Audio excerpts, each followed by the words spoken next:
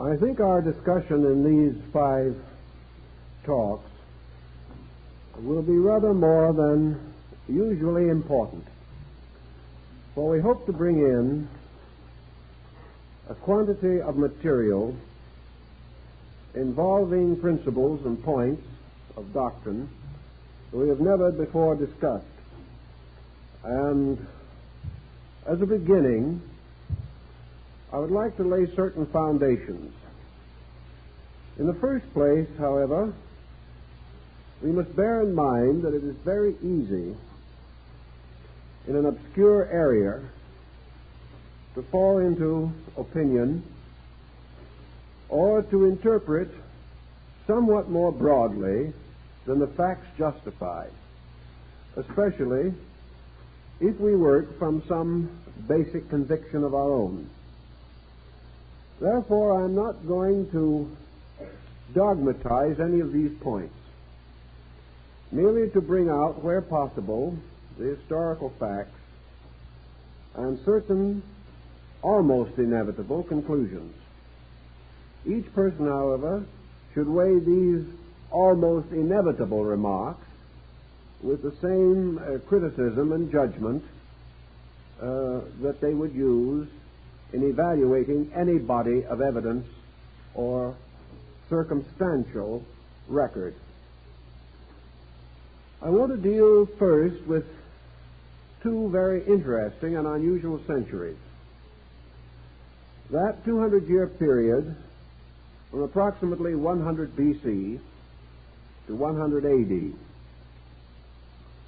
The more we become interested in comparative religion, the more we realize that this particular period has interest and importance in widely scattered areas of human culture. Of course, in the midst of this period, the Western world received the impact of Christianity. But it must also be borne in mind that the Christian faith for the first 2 or 3 centuries was a minority doctrine developing within a very restricted geographical and cultural area. We cannot, therefore, assume that Christianity of itself was responsible for all the other changes in distant regions, far from the possible contact with early Christian activity. Nor can we more readily assume that far and distant areas moved in upon the Mediterranean region to completely change European culture. We must therefore move from a generality to be weighed and considered. We know that about 600 years before the beginning of the Christian era, a group of extraordinary religious and philosophical leaders arose within the space of 100 years. Many of these men were contemporaries, and each left an indelible mark upon the culture of his own time and the area in which he lived. China received Confucius and Lao Tzu, who were contemporaries, although Lao Tzu was the elder man. During the very lifetime of these men, India received Buddha, another of the great teachers of the world. We have the suspicion that there was a marked renaissance of Persian culture about this time, perhaps under the last of the Zoroasters, who it is said Pythagoras of Samos was personally acquainted with. In Greece it was Pythagoras who established the foundations of the great age of philosophy, which may well be termed the golden age of Greek learning. Here were a variety of impulses bestowed almost simultaneously in different parts of the world. From this period, there moves a cycle of approximately 600 years. Let us say between 500 and 600. In each case, within its own area, these foundations, laid in the 6th century B.C., began to mature and evolve and develop systems of thought. We know what happened in Greece and how the Platonic philosophy rose definitely from the Pythagorean theory. We also realize that Pythagoreanism and Platonism became the dominant Mediterranean philosophies and attained this distinction between the 4th century B.C. and the 1st century B.C. We also realize that in China, the peculiar nature of Confucianism caused it to remain a very steady and comparatively unchanging structure. Confucianism was almost totally an ethical conviction, and it could scarcely be changed or outlawed any more than we could actually change the Golden Rule. Its very structure did not permit it to become much involved in any religious or abstract formula. But Taoism, the teaching of Lao Tzu, at about the beginning of the Christian era, moved from a philosophical to a theological foundation. And we find a tremendous expansion of Chinese metaphysics, coinciding closely with, say, the 1st century A.D. At about the same time, we find a tremendous internal change in the structure of Buddhism. We find, as the result of the discovery of the mysterious secret books of Buddha in the Iron Tower by the Buddhist patriarch Nagarjuna, that Buddhism moved from a lofty philosophic agnosticism into a very involved, profound, and emotionally mature metaphysics, with the advent of the Pure Land doctrine, or the Northern School, Mahayana Buddhism. As soon as Mahayana arose, the entire course of Buddhist history changed. And while there are still groups clinging strongly to the old way, most of the progress in Buddhism has been the result of the Mahayana groups operating in China, Korea, and Japan. They have represented the spearhead of the modernism of religion in Asia. About the same period, there were marked changes in Hinduism. The rise of mystical and transcendental schools for the interpretation of the ancient Vedic and Puranic writings. This change was also an enlargement into mysticism, a tremendous growth of metaphysical speculation, and the development of systems of meditation and various types of mystical experience doctrines, which were to play an important part in Asiatic culture. Even while Christianity was in its infancy, its direction was abruptly changed at almost the same time by the ministry of St. Paul. The Christianity of the four Gospels has gradually been absorbed into the Christology of the epistles. And St. Paul stands forth as the person who transformed the moral code of Jesus into a highly transcendental, universal doctrine of regeneration and redemption. Similar changes were occurring in Persian metaphysics. And we find the roots appearing also in Greek speculation. For about the beginning of the Christian era, the simple philosophic clarity of Plato's thinking became involved in the highly mystical speculations of the Neoplatonists and the Neo-Pythagoreans, seated in that melting pot of commerce and culture, the ancient North African city of Alexandria.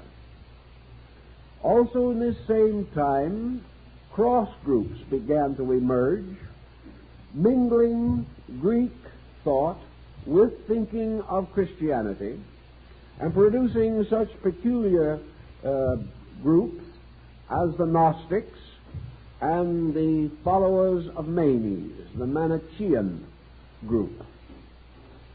In all of these instances, one simple point stands out: the gradual transformation of older doctrines into highly mystical revelations.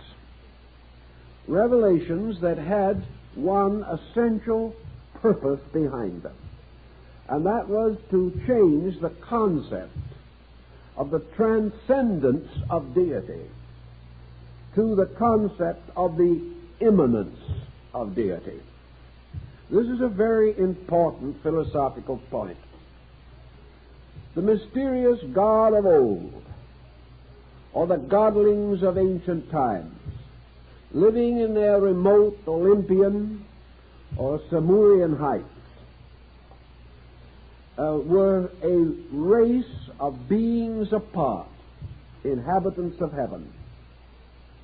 But in this gradual change that took place, deity was transformed into an eternal power, everywhere present, always invisible, beyond definition, yet immediately available through certain transcendent achievements of human consciousness. We know that this change marked not only the shift in the psychological integration of the Mediterranean region, but that it swept across the world. There are even vestiges of this change occurring in the Western Hemisphere among the primitive peoples, perhaps not so primitive peoples, of Central America. We find a gradual tendency to associate the rise of religious mysticism among the Mayas at a time approximating the beginning of the Christian era. This phenomenon was so remarkable that Lord Kingsborough, one of the greatest 19th century authorities on Central American culture, felt that it was almost certain that the mysterious deity Quetzalcoatl, the feathered serpent, who came so strangely to Mexico, must have been one of the original apostles.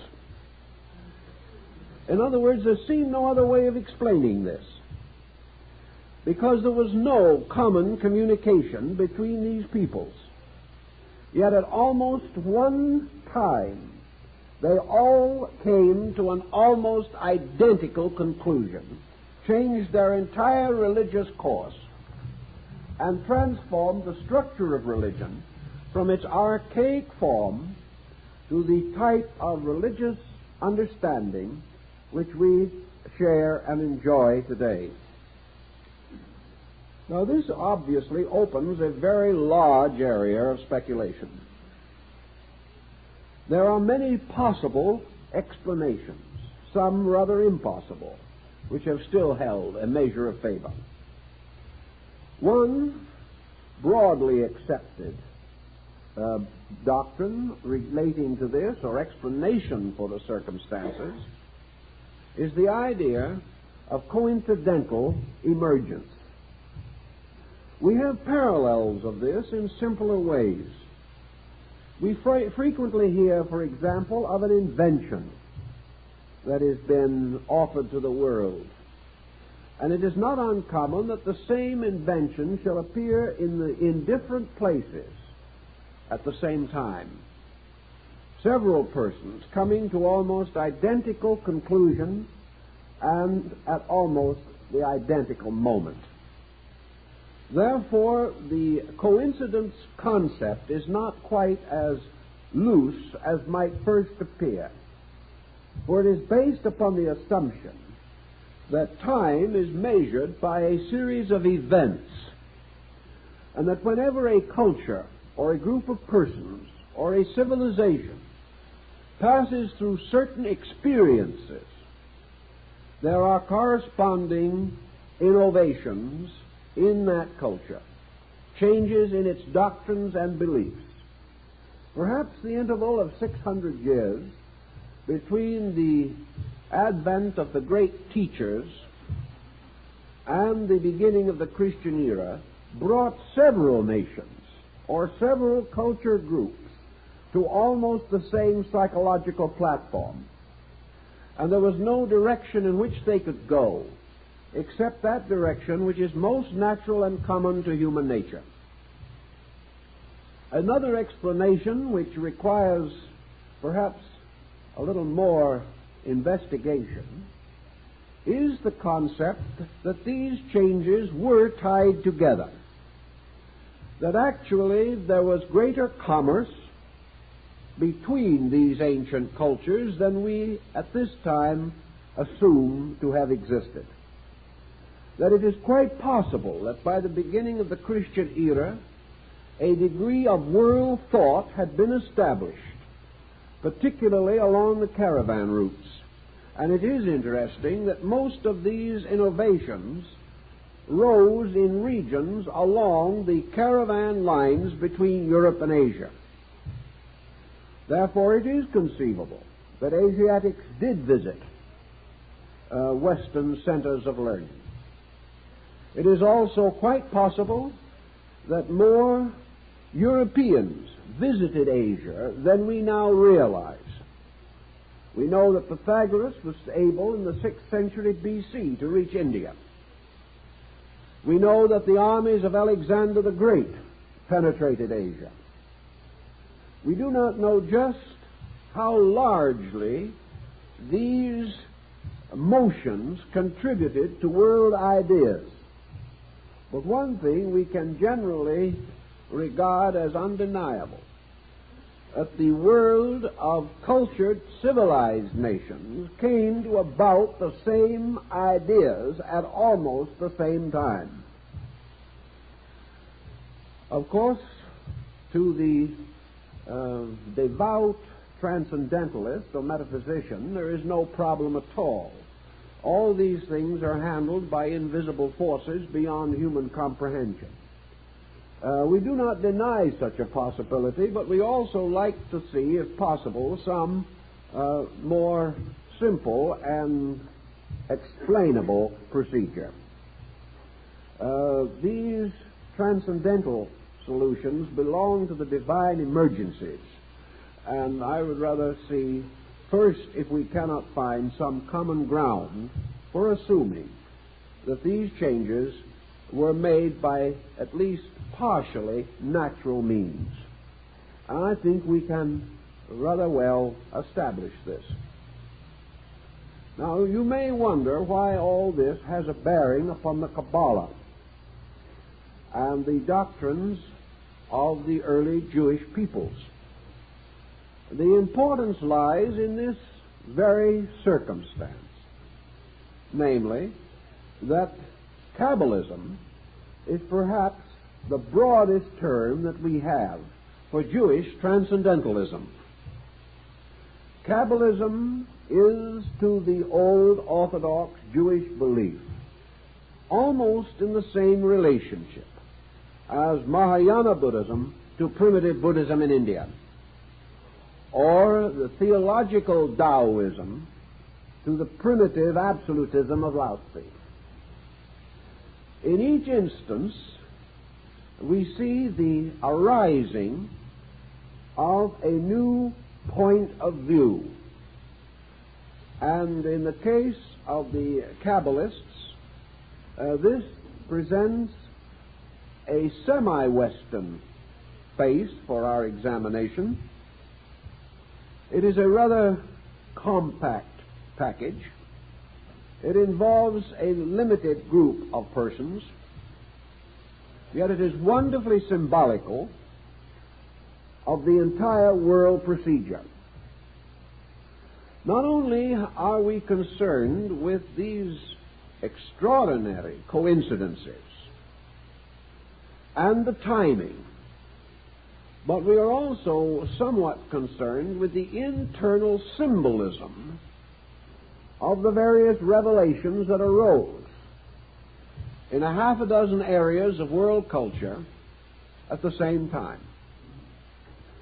In the symbolism, we also seem to sense a relatedness.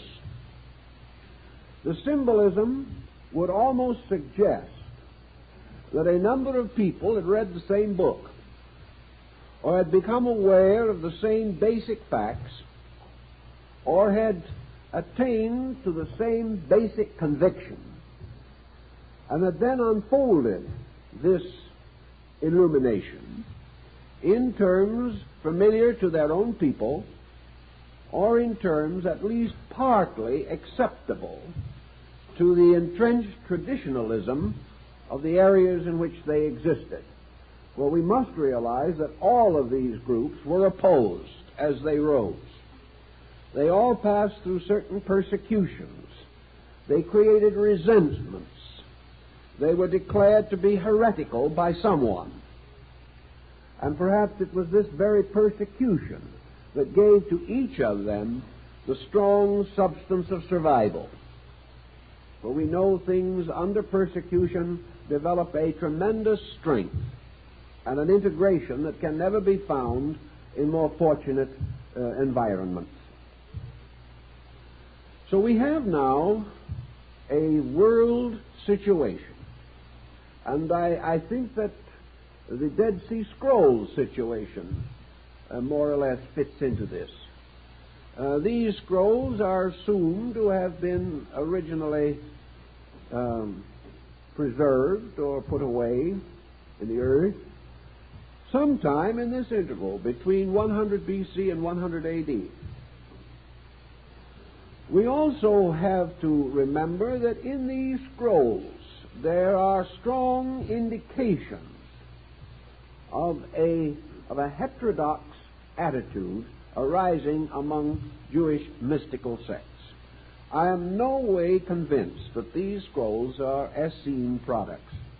I do not think the Essenian community can be actually the source of them, although it may well have been the preserver of the old manuscripts.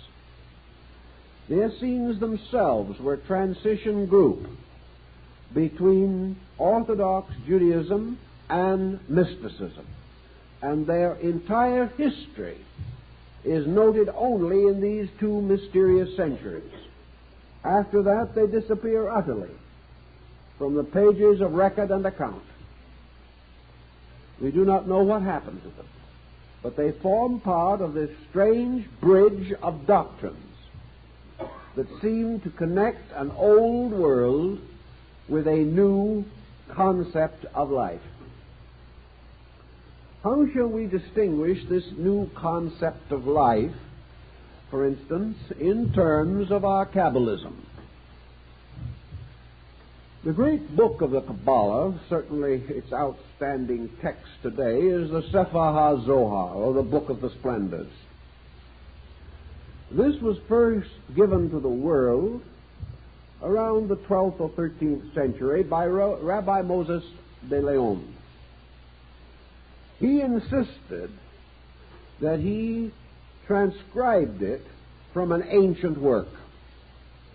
For nearly 300 years, perhaps 400 years, historians have thrown the lie to his teeth.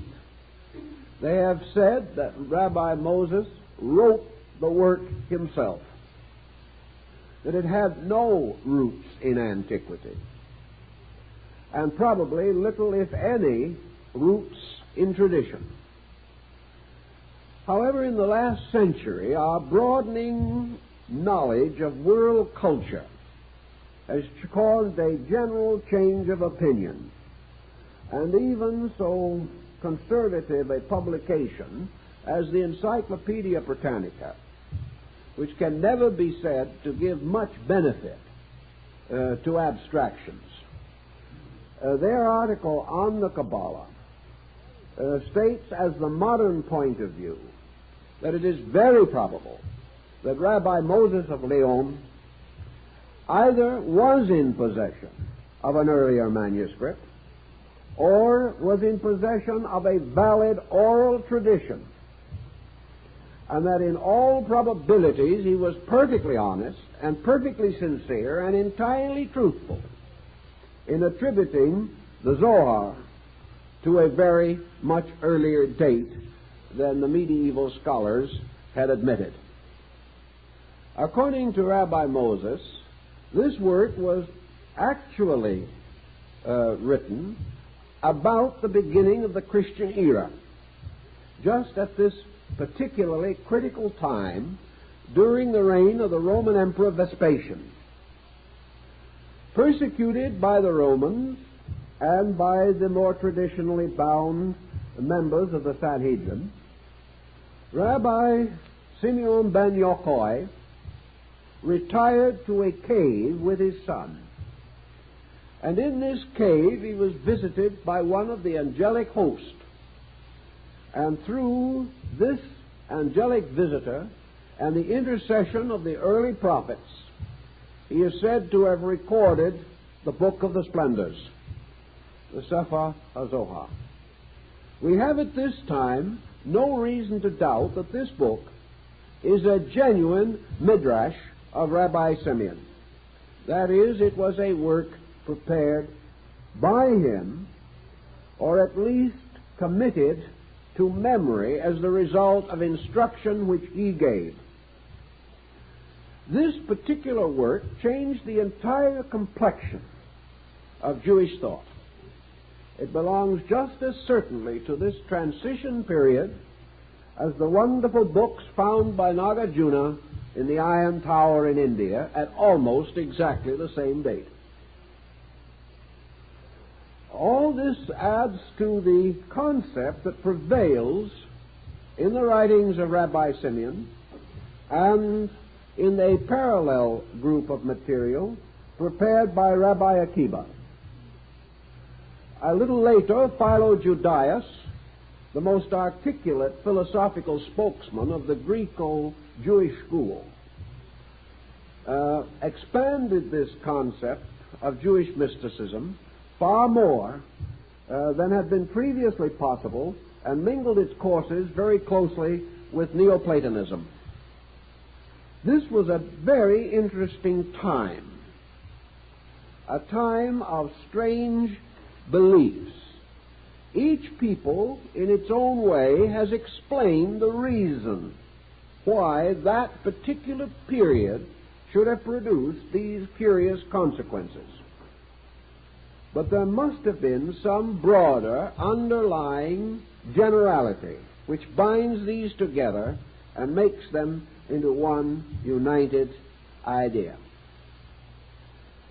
For example, among the teachings that arose among the Kabbalists and probably may be traced back to Simeon ben Yochai in the first century is the doctrine of Gilgulim.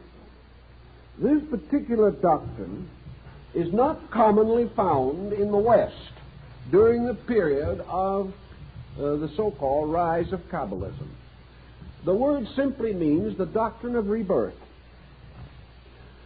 Now, the Orthodox Jewish people had certain beliefs about this, but they were not at all clearly defined. It is held that the Pharisees did hold this doctrine in some estimation, and certain sects also regarded it highly. But with the rise of Kabbalism, it burst upon the philosophic mind of Europe. Now, here's one of the points which I think we are mentioning perhaps for the first time, and that is the descent of the doctrine of rebirth in Europe from the fall of the Greek schools to the rise of modern knowledge. This doctrine was perpetuated in Europe. It was perpetuated not only by Jewish Kabbalists, but by Christian Kabbalists. And there was a thin thread of this belief, even in the Dark Ages, and in the period of the Renaissance, and down through the dawn of the modern way of thinking, with its indebtedness to Galileo, Harvey, Descartes, and other dawn thinkers of our modern generation. So this teaching suddenly flares up among the Jewish mystics. Why? How is it that a doctrine which had so little sympathy from their Christian neighbors and so little support from the Torah should have been developed in such exquisite detail in the Sefer HaZohar? This book was widely read and was widely influential among the literary-minded Jewish people. It attacked many principles of Orthodox Jewry. It did not permit much of the psychological pattern that has always dominated Jewish personal and family life. It violated, in many respects, at least the prevalent interpretations of the Torah and the Mosaic Code. Yet it flourished in Spain, in Italy, in France, and was held by a large number of scholarly believers all the way down through the reigns of the Medicis and the Borgias. It's almost incredible to assume that a whole series of these doctrines moving westward, doctrines which were essentially so close to the Asiatic pattern of life, could simply have come from nowhere or merely represented the speculations of single persons. Here we have another example of the development of traditions. These traditions bore very heavily upon the nature of the divine being at the root of life. And in the rise of the Zohar, we see the Jewish concept of deity undergoing marked changes. Changes which were later to profoundly influence the Christian faith. How did these changes arise and where did they come from? Were they indigenous to Europe or the Near East, or did they come from far Asia? As time goes on, I believe the general tendency will be to suspect far Asia. I think we will gradually be forced by the development of more adequate records to recognize that religion is a common motion, and that it is like a river that may flow through one country but have its headwaters in another. And this diffusion of ideas was possible at the time with which we are most concerned. And it is very possible that the reason for this sudden outburst of similar doctrines in assorted regions came as the result of the maturing or developing of more adequate travel facilities, particularly the increase of caravan trade. The trade was to provide luxuries for the Romans and the Latins, but the byproduct was the communication of ideas. For these traders brought with them their beliefs and their doctrines. We know that this trading process a few centuries later was to be the principal foundation for the rise of Islam. But for our present concern, I think the transformation of the nature of deity is the first matter to be considered. Our primitive ancestors gradually passed from the worship of nature to the worship of spirits, from the recognition of visible forces to the acceptance of invisible causes beyond these forces. These causes themselves passed through innumerable reformations on the part of man. As his experience increased, it became essential to revise his theology, to keep his theology abreast of his intellectual achievements and his physical experiences. Gradually, the concept of deity as represented in the Mosaic Code took form, not in one area, but in many areas. And deity emerged as a being, a transcendent person. As the system was patriarchal, the deity assumed the aspect of the great father power. It was usually personified or impersonated as a most venerable person, a great superhuman being. A being, however, fashioned in the likeness of a man. A being like the mysterious and noble figure casting from his hands the sun and moon, as represented on the ceiling of the Sistine Chapel in Rome. This being was the great patriarch and was compounded out of the elders, the heroes of long ago, the fathers of tribes, the venerated sages and scholars, the great priests and saints of long ago. All of these contributed their parts to the creation of the God image. And this God image was great of power, universal of authority, but subject, like the creatures that fashioned it, to the whimsies of disposition and temperament, subject naturally to favoritism in bringing particular advantage and security to its chosen people. This God image was remote, like perhaps the great golden figure of Zeus at Olympus. It was power, but it was a power inscrutable, a power with which man could have very little intimate understanding association. It was a power that ran all things according to its own will. And in this power, men were but pawns in a great game. The gods could sweep away men merely by the will to do so.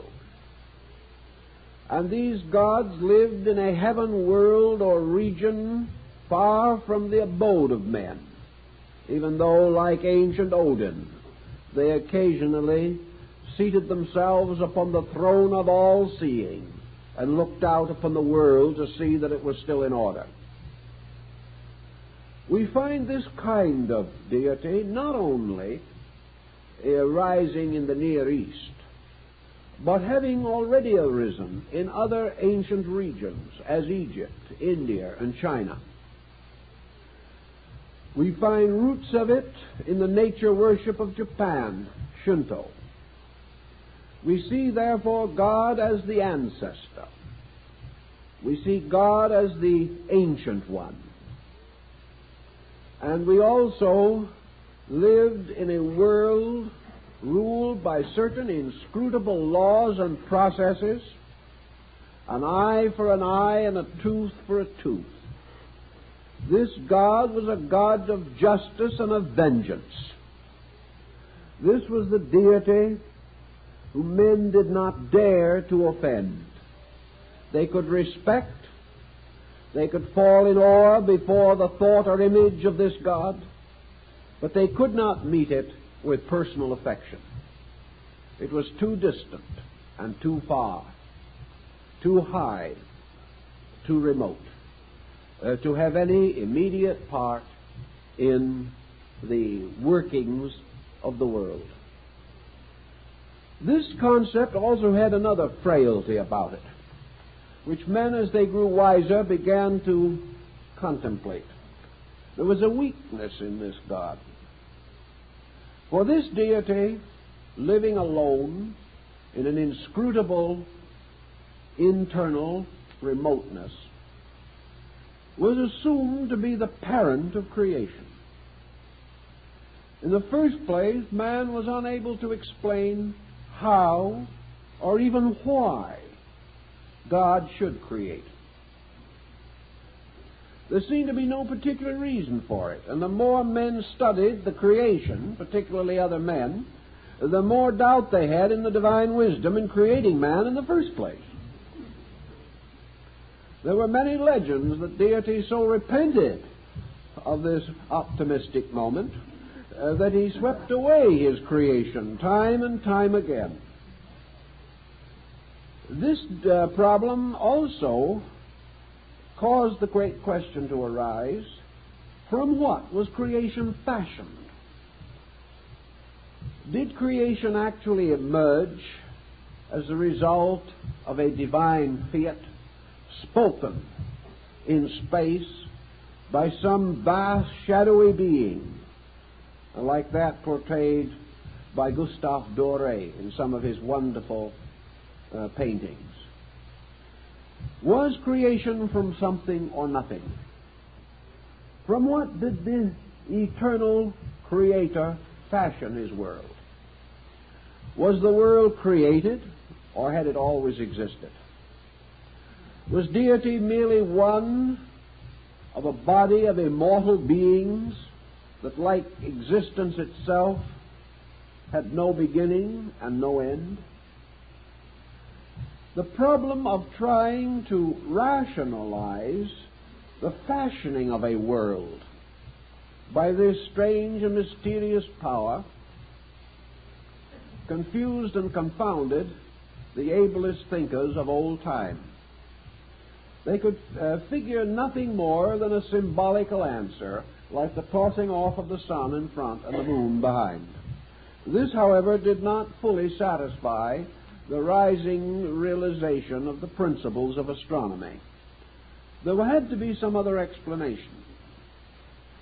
This explanation needed also a warmth in it.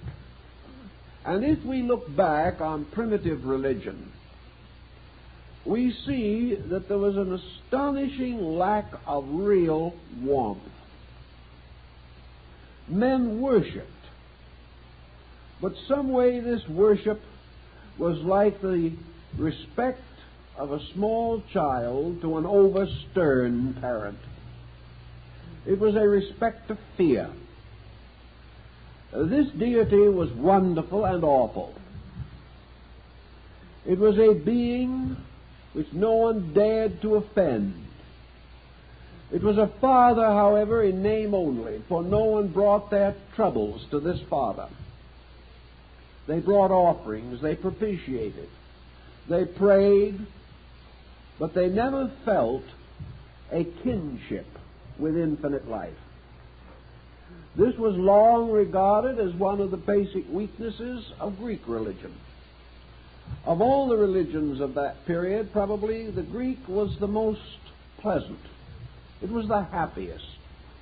It was a worship of nature, and the rituals were well arranged, so there were festivities for every season.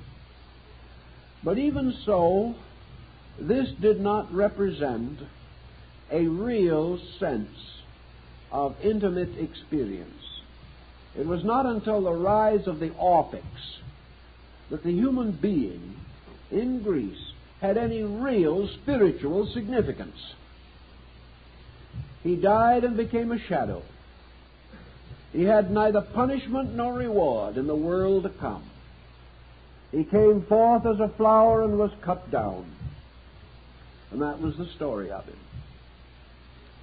It was only after philosophy began to ripen these concepts and the human heart began to sense an internal need that it turned away from the strange theological materialism of antiquity.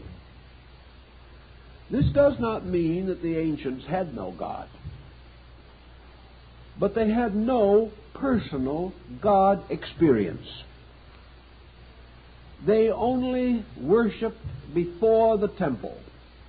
They never seemed to go in to find that which was hidden in the adytum. They did not walk with God. Perhaps the old story that before the fall of man, God walked in the garden in the cool of the evening, carried some remembrance of other and better ways. But in the great rise of theology, God did not walk with men. He ruled them. He governed them. He punished them and rewarded them according to his own will and fancy.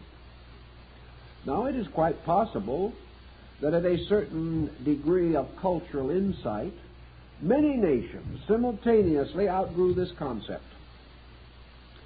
We know that most of the countries where these changes took place were comparatively advanced in their sciences, their literature, their art, their poetry, their drama, and in their morality and ethics.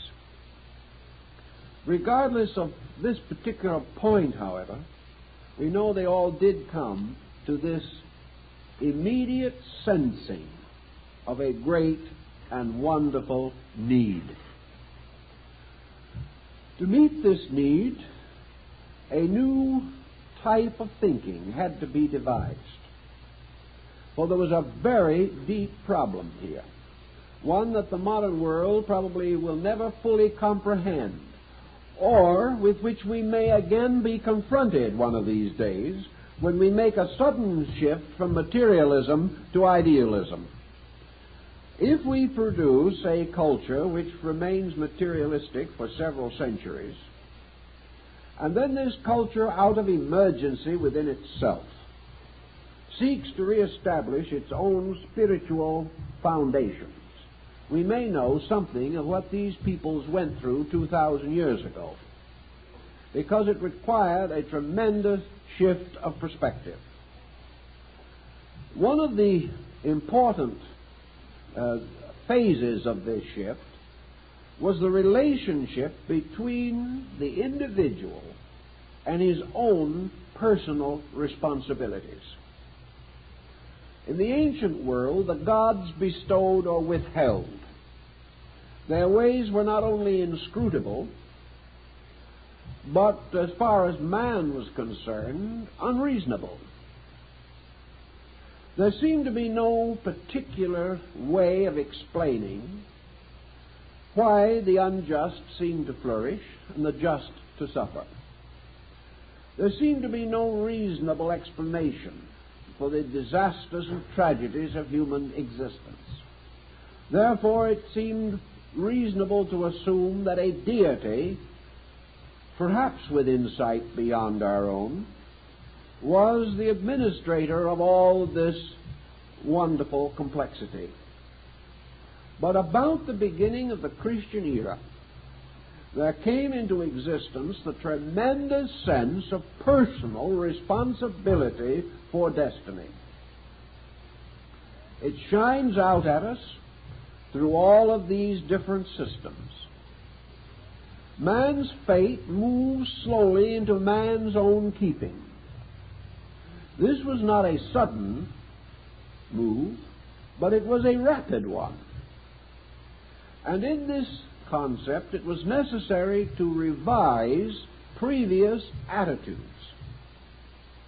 So we see a marked change in a number of beliefs.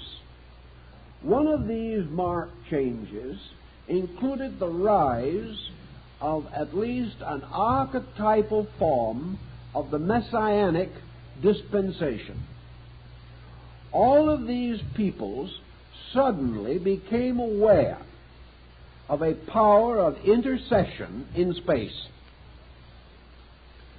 This is particularly obvious in the Jewish instance, for among these people the power of intercession had been comparatively slightly developed as a doctrine. But among the Kabbalists it arises in a very powerful way. We find also in India the strict teachings of Buddha are enlarged. Buddha passed through two processes after his death. By one of these processes he was deified, and by the other process he was, we will say, absolved into a structure of bodhisattvas, of celestial beings and attendants who ministered to the spiritual needs of mankind. A Savior concept emerged. Now, at almost exactly the time of the rise of the mystical dispensation in Christendom, the Buddhist concept evolved their belief in a deity whom they called Amitabha, the Buddha of boundless light. This Amitabha power was seated like a remote deity in the effulgency of space. But Amitabha was not a god in fact or substance. Amitabha was a human being deified by merit. After Amitabha had preserved his vow, or kept his great vow, which he made before attaining to the estate of an arhat, he became the ruler of the Golden Land, the land of peace, the New Jerusalem of Christianity, the city four square, represented often in this actual way in China, Tibet, and Japan. Amitabha then caused to emerge from his own nature the Bodhisattva Avalokitesvara, his beloved son. This Bodhisattva became his representative, his intercessor. And it is in the keeping of this Bodhisattva that Amitabha entrusted his world. And it was the duty and responsibility of Avalokitesvara to bring all souls to salvation through the grace of his own nature. Now, this concept was in vogue in Asia, rising mysteriously and miraculously in the 1st century A.D. Avalokitesvara later becomes a male-female being, and in China and Japan is often disassociated entirely from its masculine attributes to become Kuan Yin or Kannon, a purely feminine representation, now depicted carrying a small child in her arms. And this particular circumstance so disconcerted the first Christian missionaries in the area that they were convinced that in some way these people were perverting the idea of the Virgin Mary. But here we have this concept arising on the opposite side of the world. We have a similar concept gradually unfolding into the later religion of the Egyptians, where a comparatively unimportant local deity, Osiris, finally became the principal deity of Egypt, and then became the father of his own mysteriously, immaculately conceived son, Horus, who in turn becomes the savior of the world. The story of Horus is almost identically, in function, the story of Avalokitesvara. We find also in many other systems either personified beings representing salvation, as in the emergence of the Persian Mithras, but we also find the rise of doctrines of salvation revealed by beings who so loved mankind that they opened the royal roads of revelation. the whole picture fits together in a strange and interesting manner. Now, in the beginning of Amidaism, as it is called in Japan, or the doctrine of Amitabha, we have the meaning. The Amitabha exists in two forms in Chinese Tibetan philosophy. One is Amitabha, the Buddha of boundless light. The other is Amitayas, the Buddha of boundless life. These two are reflexes of each other, and in the Tibetan art are regarded as aspects of one being. And the Word was light, and the light was the life of men. And the light shines in the darkness, and the darkness comprehendeth it not. This is practically a Christian statement of Buddhist philosophy. Now, how did the doctrine get across? Or, let us go to the Cabala now. The Kabbalists no longer accepted the mysterious name of deity that is concealed under the acrostic of the Tetragrammaton, or the great name of four letters, which we have translated Jehovah.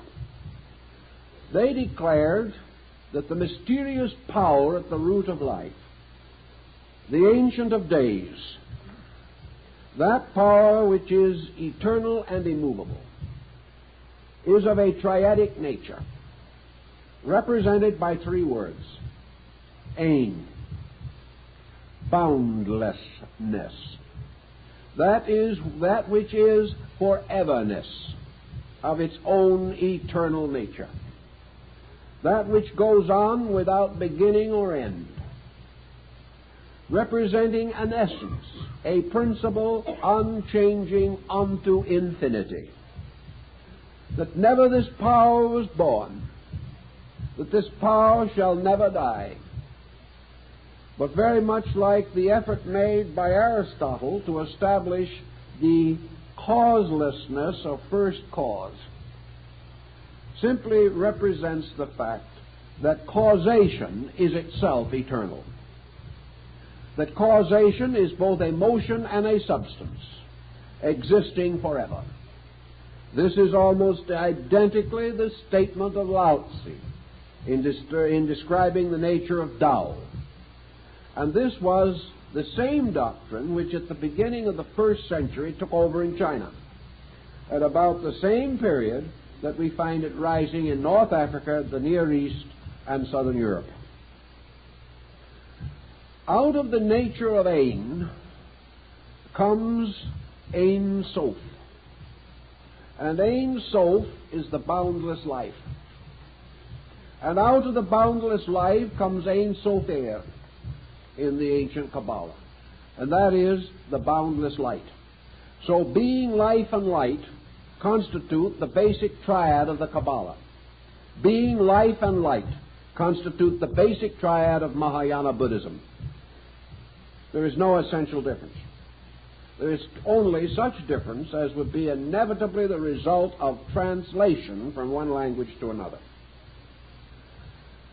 So Buddhism no longer remained a doctrine of the world of illusion and the total reality of a nirvana beyond.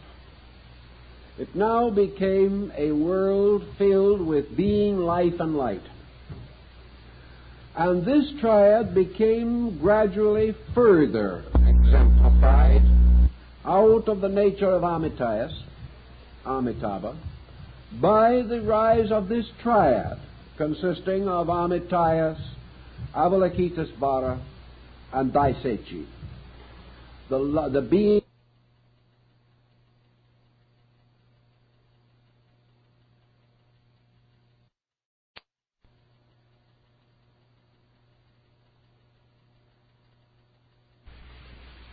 This being consists of essence, of a supersubstantiality, a changelessness. And this being exists in the innermost and the furthermost. It is diffused beyond dimension. It is called azoic. in that it has no place nor placelessness. This being then suddenly steps out of the heavens as a person and steps into the atom. And that is where the Chinese put it. That is where the Hindu put it. And that is where Buddha himself said it was, because he actually referred to the atom by name in one of his discourses. Thus we have now a power as an absolute diffused ens, or quality. A power from which nothing can be either more distant or more proximate. That actually, therefore, deity is the substance from which all substances arise. Deity is substance and substantiality. Deity is not only the creator, but in his own nature and substance the very material of creation. Therefore, God truly creates all things within his own likeness. And within this likeness, all things live and move and have their being. You can see quickly how this would shift the perspective from transcendence to immanence. For instead of deity being here or there, which was, of course, one of the great problems of Omar Khayyam, deity is always everywhere. The Hindus gradually developed the concept in relation to Brahma, who ceased to be a 3 or 4-headed deity seated on a lotus, and became the symbol of the all-pervading presence of universal substance. Now, when we refer to substance in this case, we do not mean matter. By substance, we mean that which is substantial, or has a reality in itself. That which is not substantial is that to which a reality must be conferred. Therefore, that which is in itself innately the cause, the substance, the sustenance, and the power of itself may be said to be substantial. This substantiality carried with it into infinite diffusion its own essential properties. Therefore, every inconceivable or conceivable unit of energy or of substance or of essence anywhere in existence was itself triadic, consisting in its own nature of the essential completeness of the Godhead.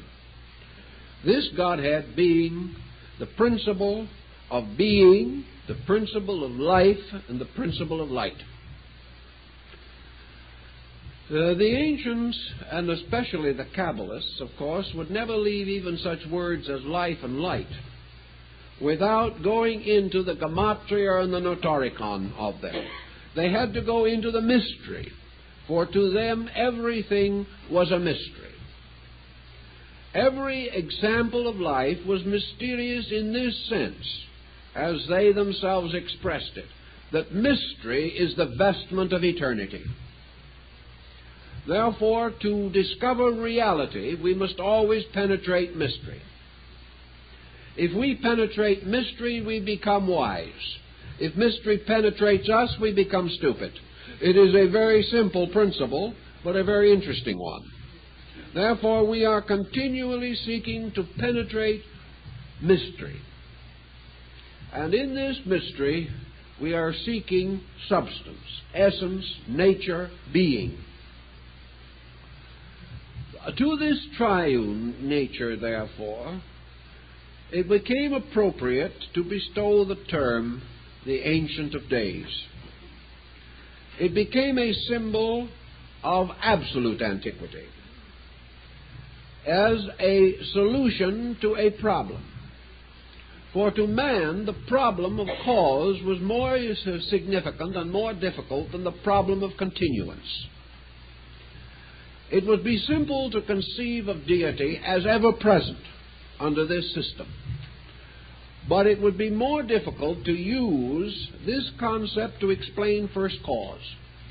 Therefore, in their interpretation, the Kabbalists began to explore the meanings of life, light, and being in order to answer these essential root questions.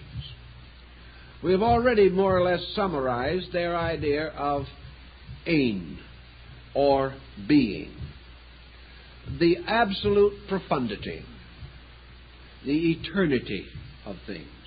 Not an eternity of time alone, but an eternity of condition and an eternity of limitlessness. So that this eternity had within it at all times the roots and rudiments of an emergence or a coming forth. Thus the Pythagoreans gradually developed the concept of being as seminal or full of seed, like the mysterious statue of Serapis in Alexandria, the body of which was covered with growing plants. Life to these people meant the emergence of active, creative processes. Things become alive when they move, when they bear fruit, when they continue. The first manifestation of life is involved with continuance. Therefore, absolute life is absolute continuance, which again relates to essence or total immortality. Life, therefore, is manifested as a continuing unfoldment of the divine nature within itself, from itself, and by means of its own power. Light to these ancient peoples carried more than the illumination of the sun or the separation between day and night. Light to them was the light of internal comprehension. Therefore, into this mystery of creatures was introduced the element of comprehension, so that these creatures could know, could be aware, could ultimately become conscious. And the end of light was that it should reveal the nature of the creating power. For the final purpose of light was that it should reveal truth. And truth in this system is nothing more than the total statement of the reality of being. Consequently, they had a very interesting and dynamic interpretation of what had once been an almost unassailed vastness of speculation. No man had dared to think of Zeus as other than an ancient bearded tyrant. But now came this new concept, the concept of the God of the Cabala as appropriately represented as paternal because of the absolute paternity of being. But this paternity now manifested through an absolute involvement in creation. In this way, it was possible to bridge the mysterious interval between God and man. It brought God and man together somewhere. And it also brought creation and creator into the power of creating, which was their common meeting place. This concept made way for mysticism as we know it. It made way for the possibility of the God experience in man. For if God dwelt in man as an essence, embodying or containing life and light, then this essential being could be, under some condition, knowable by man. Now, the problem of knowability recognized this important special phase, namely that to know a thing, one must be that thing which is known. And man's power to know God resides in the beingness of God in man.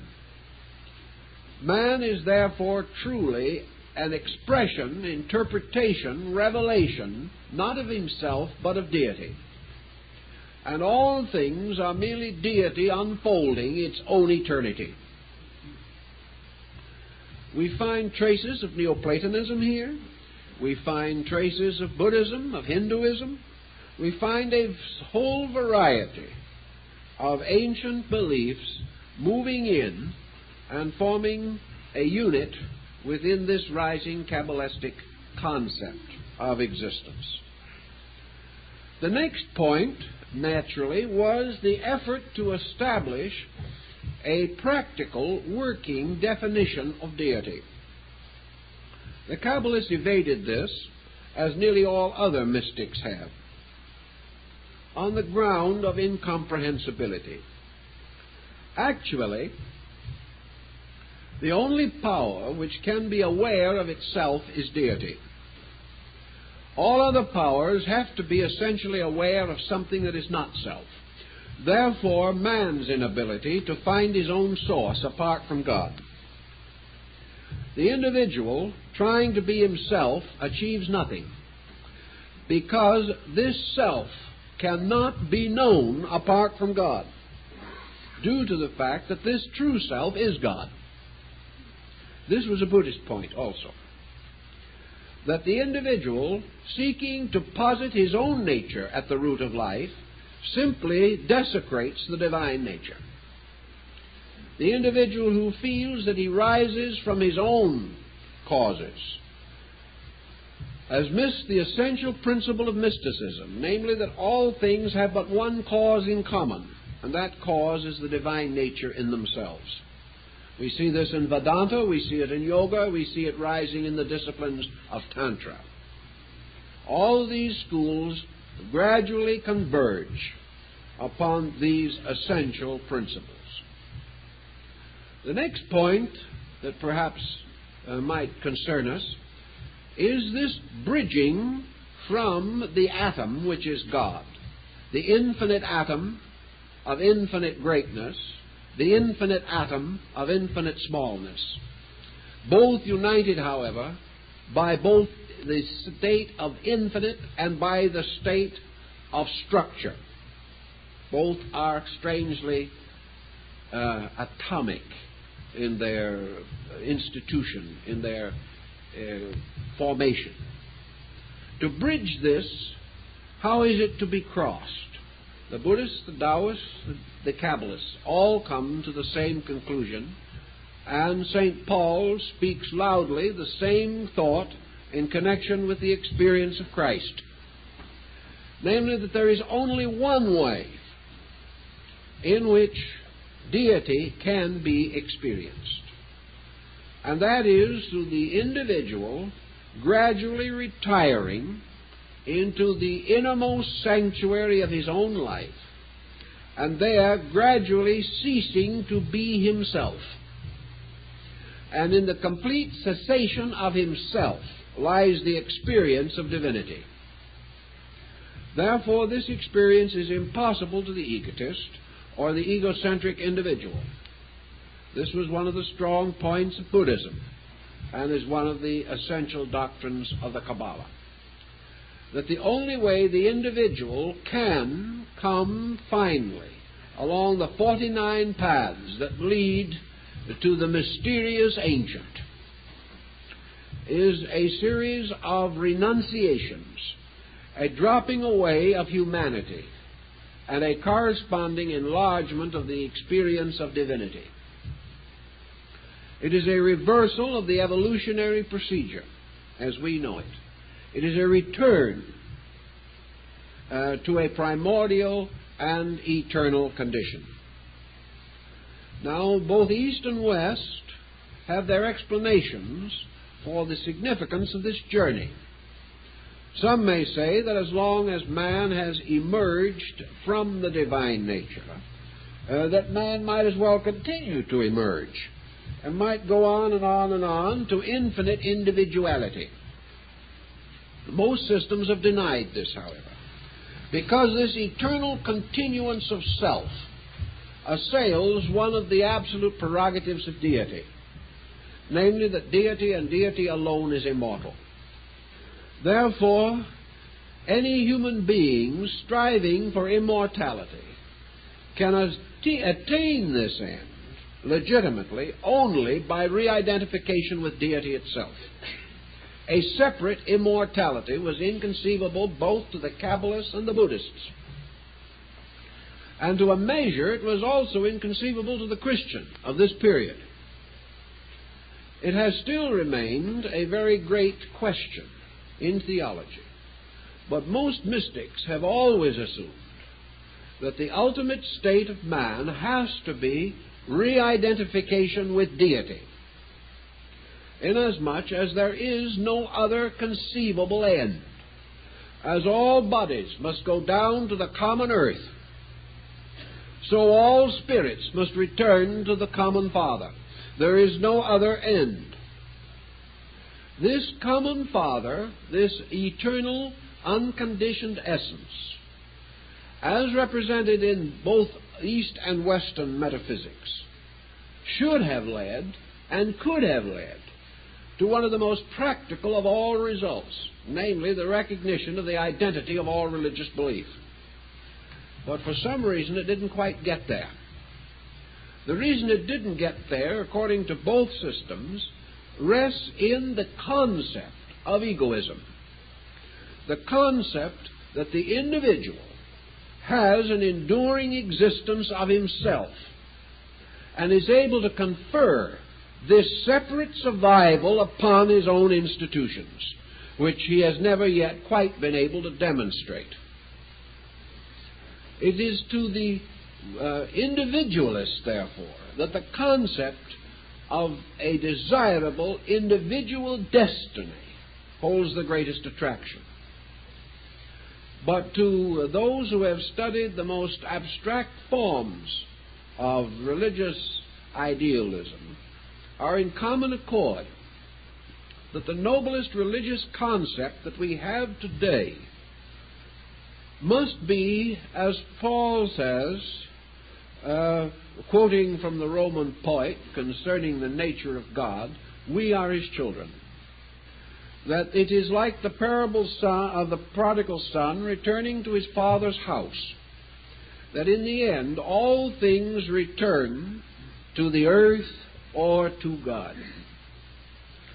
Therefore, in a sense, deity becomes a symbol of earth, and earth of deity. For as earth swallows up the dead, so deity absorbs the living. There cannot be anything left suspended between these opposites and going nowhere.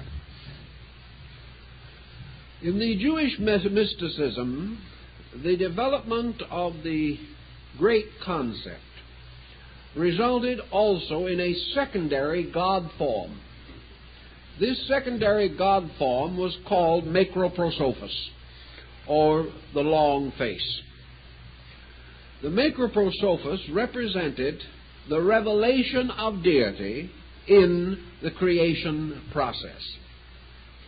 And there emerged out of the mystery of infinite being the gigantic figure, like the giant of the vision of Nebuchadnezzar, a mysterious and colossal figure with one foot upon the oceans and the other upon the land, around whose body the stars and planets moved, and whose face was always in profile, because deity was represented always with one eye. This mysterious Macroprosophos, or the long face, was the clothed God, no longer clothed as an old gentleman, even with the most ecclesiastical habiliments, but clothed in creation. God as creation, God as cosmos, as an infinite diversity of universes and solar systems, as made up of a great cluster of stars, holding in its hand the jewel of the universal cosmic galaxy. The vestments of this being were like the radiant fringe of the Milky Way, and it was surrounded by angels full of eyes, which were the stars. And its vehicle was the Merkava of Ezekiel, the chariot of righteousness.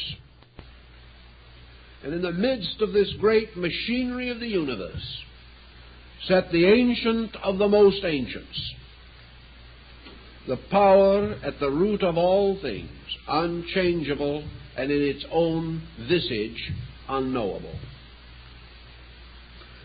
We now have Ein Sof, and Ein Sofer revealed through the great face with its threefold forked beard. The hairs of the beard being the streamers of energy moving from the three powers of the deity. These are the mysterious lines of energy that are also seen moving from the heads and hands and hearts of Eastern deities. This Macroprosophus, or the long face, rises above the horizon of infinites, like a sun rising from darkness. And because this horizon of infinites resembles more than anything else a great ocean, it is represented as a mirror. And as the face rises above, the reflection of the face inverted appears in the ocean beneath. And therefore we have the two great faces, one looking down, one looking up from the shadows below. These two faces therefore represent the aspects of creation. Creation being a divine power moving, and a great natural area moved. And the spirits of Elohim moved upon the face of the waters. And the firmaments were divided. And the heaven which was above the earth was divided from the heaven which was beneath the earth. And the universe was therefore divided between the aspects of the two great faces, the one the reality and the other the illusion. For the inverted face was illusion, and the inverted face had no substance because it was reflected from the great rising visage coming over the horizon of eternity. Here are your two essential worlds of Buddhism: the world of being and the world of not being, the world of truth and the world of error, the world of divine mind and the world of mortal mind. We have the truth and the dream, with the dream merely being truth inverted. And the inverted truth becomes evil. And the inverted truth becomes the spirit of negation. And daemon as deus inversus. God, or the devil is God upside down. This was one of the oldest of the rabbinical beliefs of the Kabbalists, that in the material world of things, everything is apparently reversed. That which is truly the highest shall appear to be the lowest, and that which appears to be the lowest shall be the highest. And that which was apparently in the beginning shall be the end. And that which was in the end, or is in the end, shall have been that which was in the beginning. Every one of these patterns strangely inverted. Inversion to the Kabbalist impelled the concept of the perversion of power. Therefore, to these people, mortal knowledge was truth upside down. To them, the wisdom of the wise was as the ignorance of God. All mortal knowledge has to be truth seen wrongly. And all divine knowledge is truth seen rightly. Thus, we have in both of these systems the concept of false value as recognized again in the words of Christ, where he tells that those who save their lives shall lose them, and those who lose their lives in the service of truth shall gain immortal life. Everything is the reverse of the appearances of things. So Macroprosophus, the great face, has real meaning and tremendous interest to modern science. And I am told, I do not know that this is true, but it's been reported to me that Einstein was a student of the Cabala, and that he was profoundly impressed by the abstractions of this ancient knowledge, sensing in it, perhaps, the keys to grand values as yet comparatively unrecognized in the fields of specialized learning. The Macroprosophus, or the great face therefore, represents to a measure the space we are seeking to conquer. It represents all of the great outside spaces. For if we put all eternity together, it forms the features of a divine face gazing down upon us, or gazing at us from the infinite and the remote. Now, the ancient Kabbalists devised another term, Microprosophus, or the small face. Now, the little face has its relationship to man in the same measure that the great face has to the universe. The little face rises in the sunrise of the soul in the human heart. As it rises, it casts also its reflection upon the illusionary parts of man's nature, so that man, watching the sunrise of truth within his own nature, at the same time experiences the birth of error, again the inversion of the fact. And in this inversion comes also the perversion of purposes and principles. Buddha said, of course, that the primary perversion was the attempt to achieve externally in this world a degree of security that can only be attained internally. That man, therefore, seeking to perfect his outer world, was a slave of illusion, for that the primary purpose was the perfection of the inner world. Was it the intention of deity that man should perfect his outer life? Then his outer life would by its own nature be stable, which is not the case. And the individual, having given 60 or 70 or 80 years to the advancement of his physical estate, finds that nature steps in and takes him away. Therefore it becomes uncertain that the perfection of this state is his primary project. That this represents to a measure the inverted face, the face of things not in themselves true, but having a likeness of truth. This likeness being the most dangerous of errors, a falseness masquerading under a reasonable or attractive guise. Thus, as the sunrise of Macroprosophus, or the great face, brought forth the mystery of the worlds, so the rising sun of Microprosophus brings forth the child from the womb, establishes the soul in man, and causes it to be appropriate, therefore, for the universe of the human body, or the composite man, to be called a microcosm, and the universe of the great face to be called a macrocosm. Terms very common in medieval thinking, but less frequently found among modern scholars.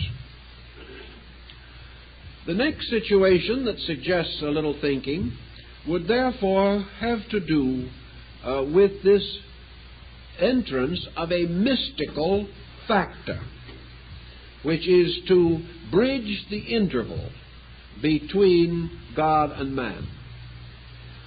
In Christianity, this interval is indicated or suggested by St. Paul under the idea of the practice of charitas, or love. Love, beauty, unselfishness, all of the most noble of human emotions, were recognized as bridges by means of which man could approach the reality in his own nature. This reality was not primarily intellectual, either in the Cabala or in any of the other systems.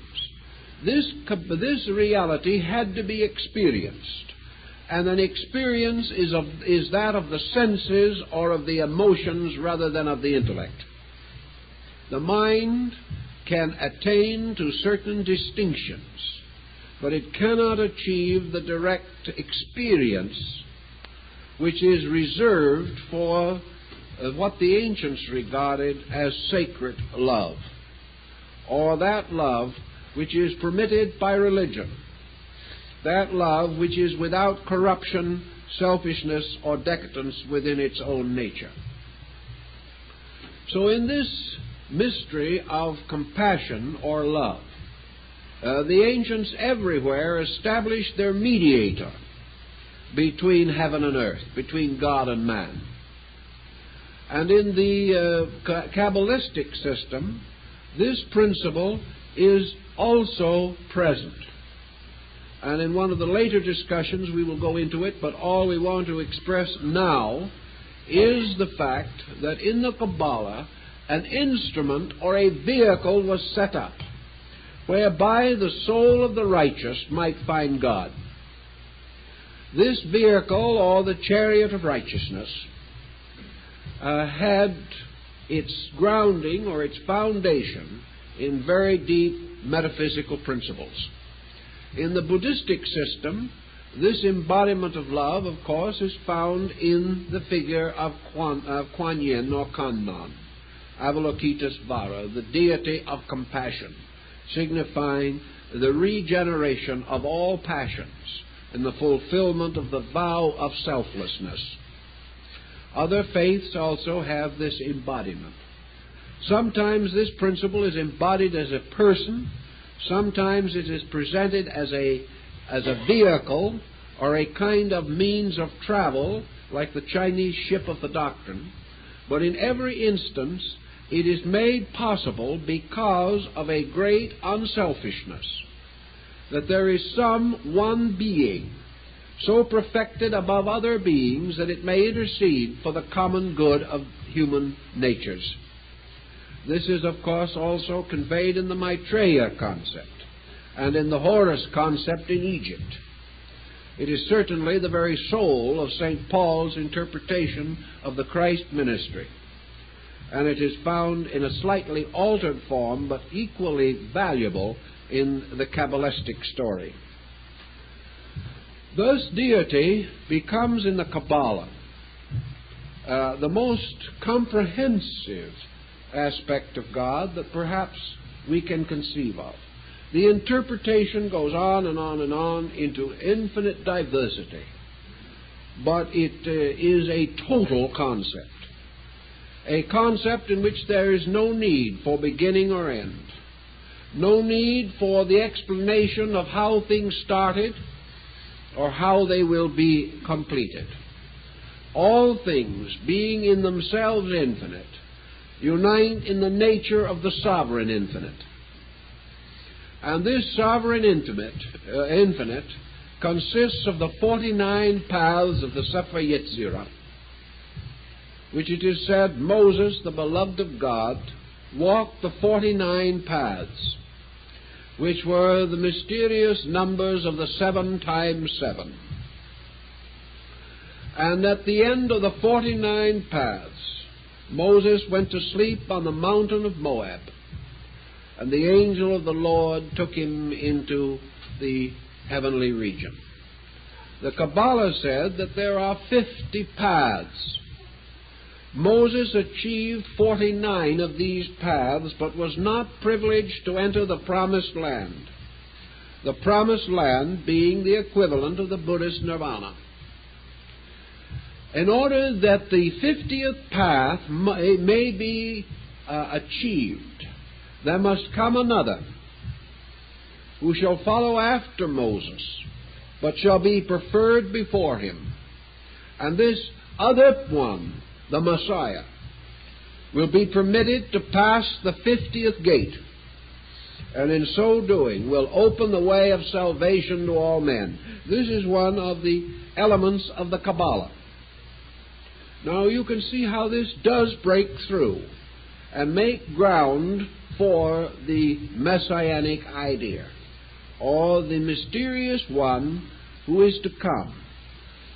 Now in Orthodox Jewry, the waiting for the Messiah continues. In the Cabala, I believe that the concept of this Messiah principle is innate in the entire nature of deity. In other words, the Messiah is not a separate being from God. The Messiah is the love of God added to the previous attributes, so that deity becomes being, life, light, and love.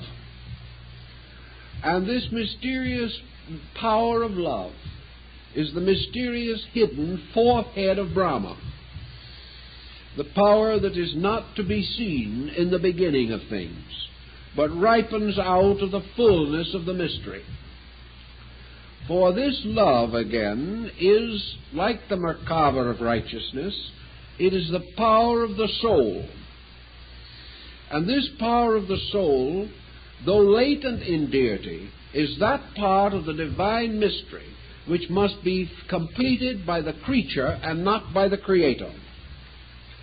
Therefore, in the process of enfolding life, in the process of growth, man experiences the rise of a new relationship with life.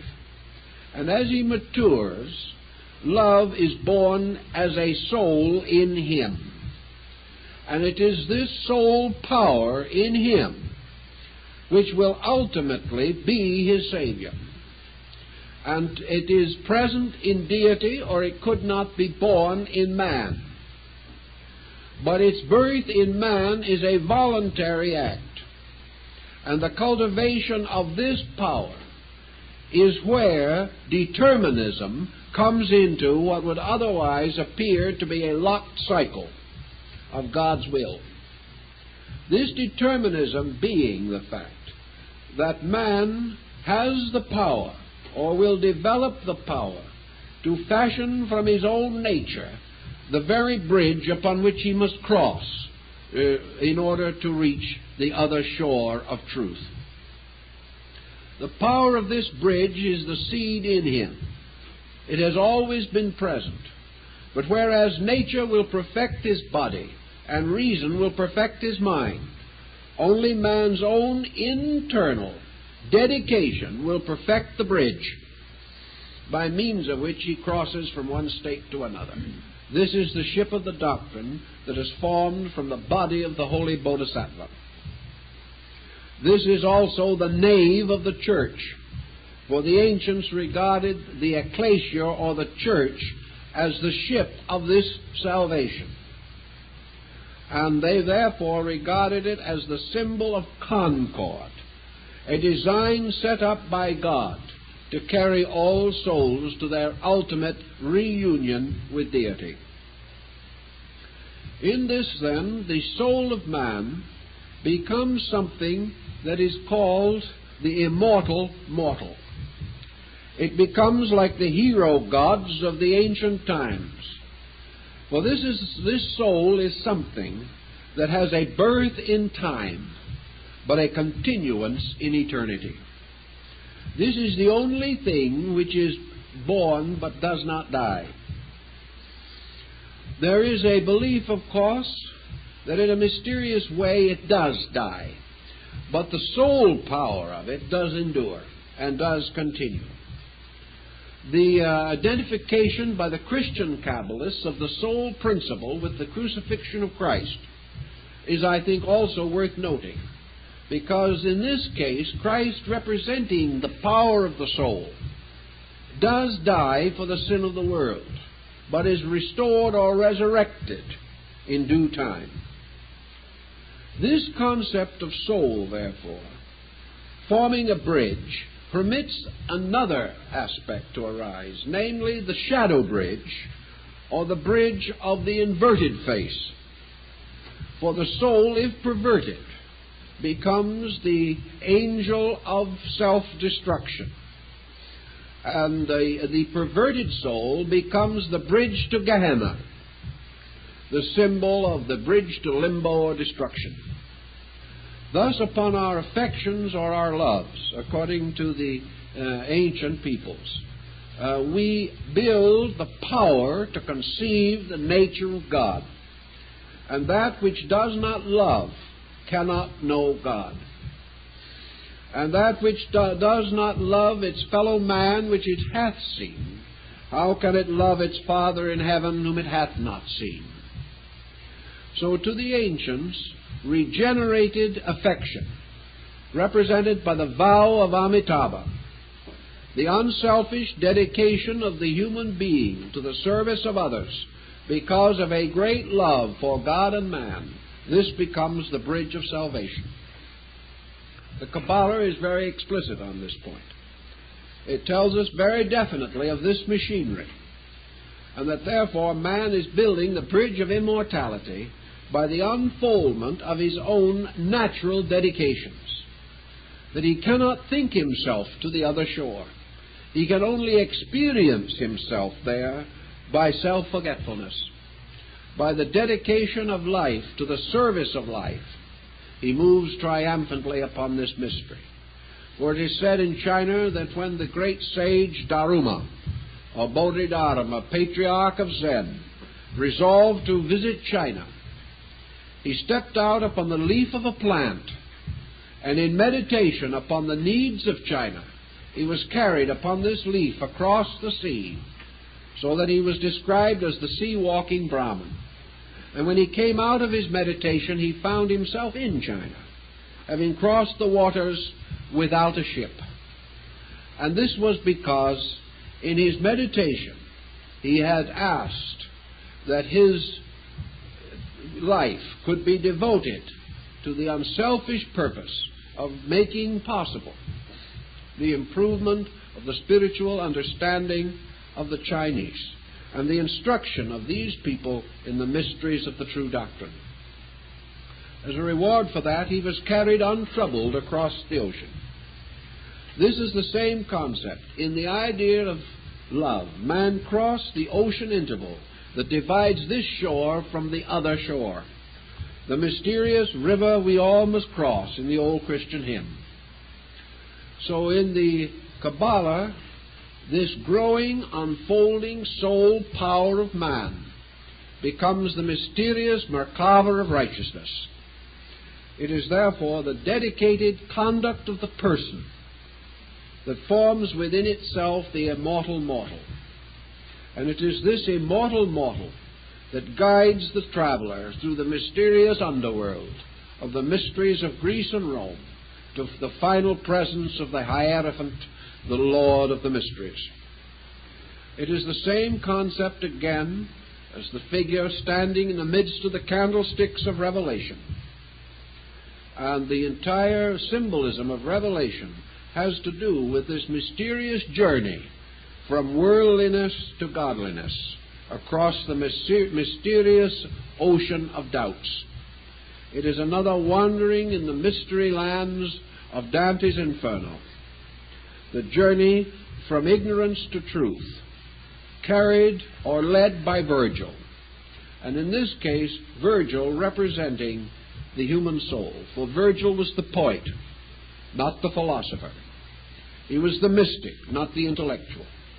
And the muse of great poetry, the mysterious winged horse Pegasus, was the one that carried the souls of the illustrious into the wonderful worlds beyond in the old legendary and lore. And the poet, the way of the poet, was represented as the way of the heart doctrine. So the heart doctrine is found in all of these philosophies and principles. And it is by means of the heart doctrine that the child returns to the parent, and man comes again into the mysterious experience of the presence of the Great One, whose face is veiled with 10,000 veils, as it was seen by Moses upon the blazing crest of the mountain. All of these principles were involved in Kabbalistic speculation, and I think they have considerable meaning to us right now, and we hope you'll think so too as we go on with this next week. Thank you very much.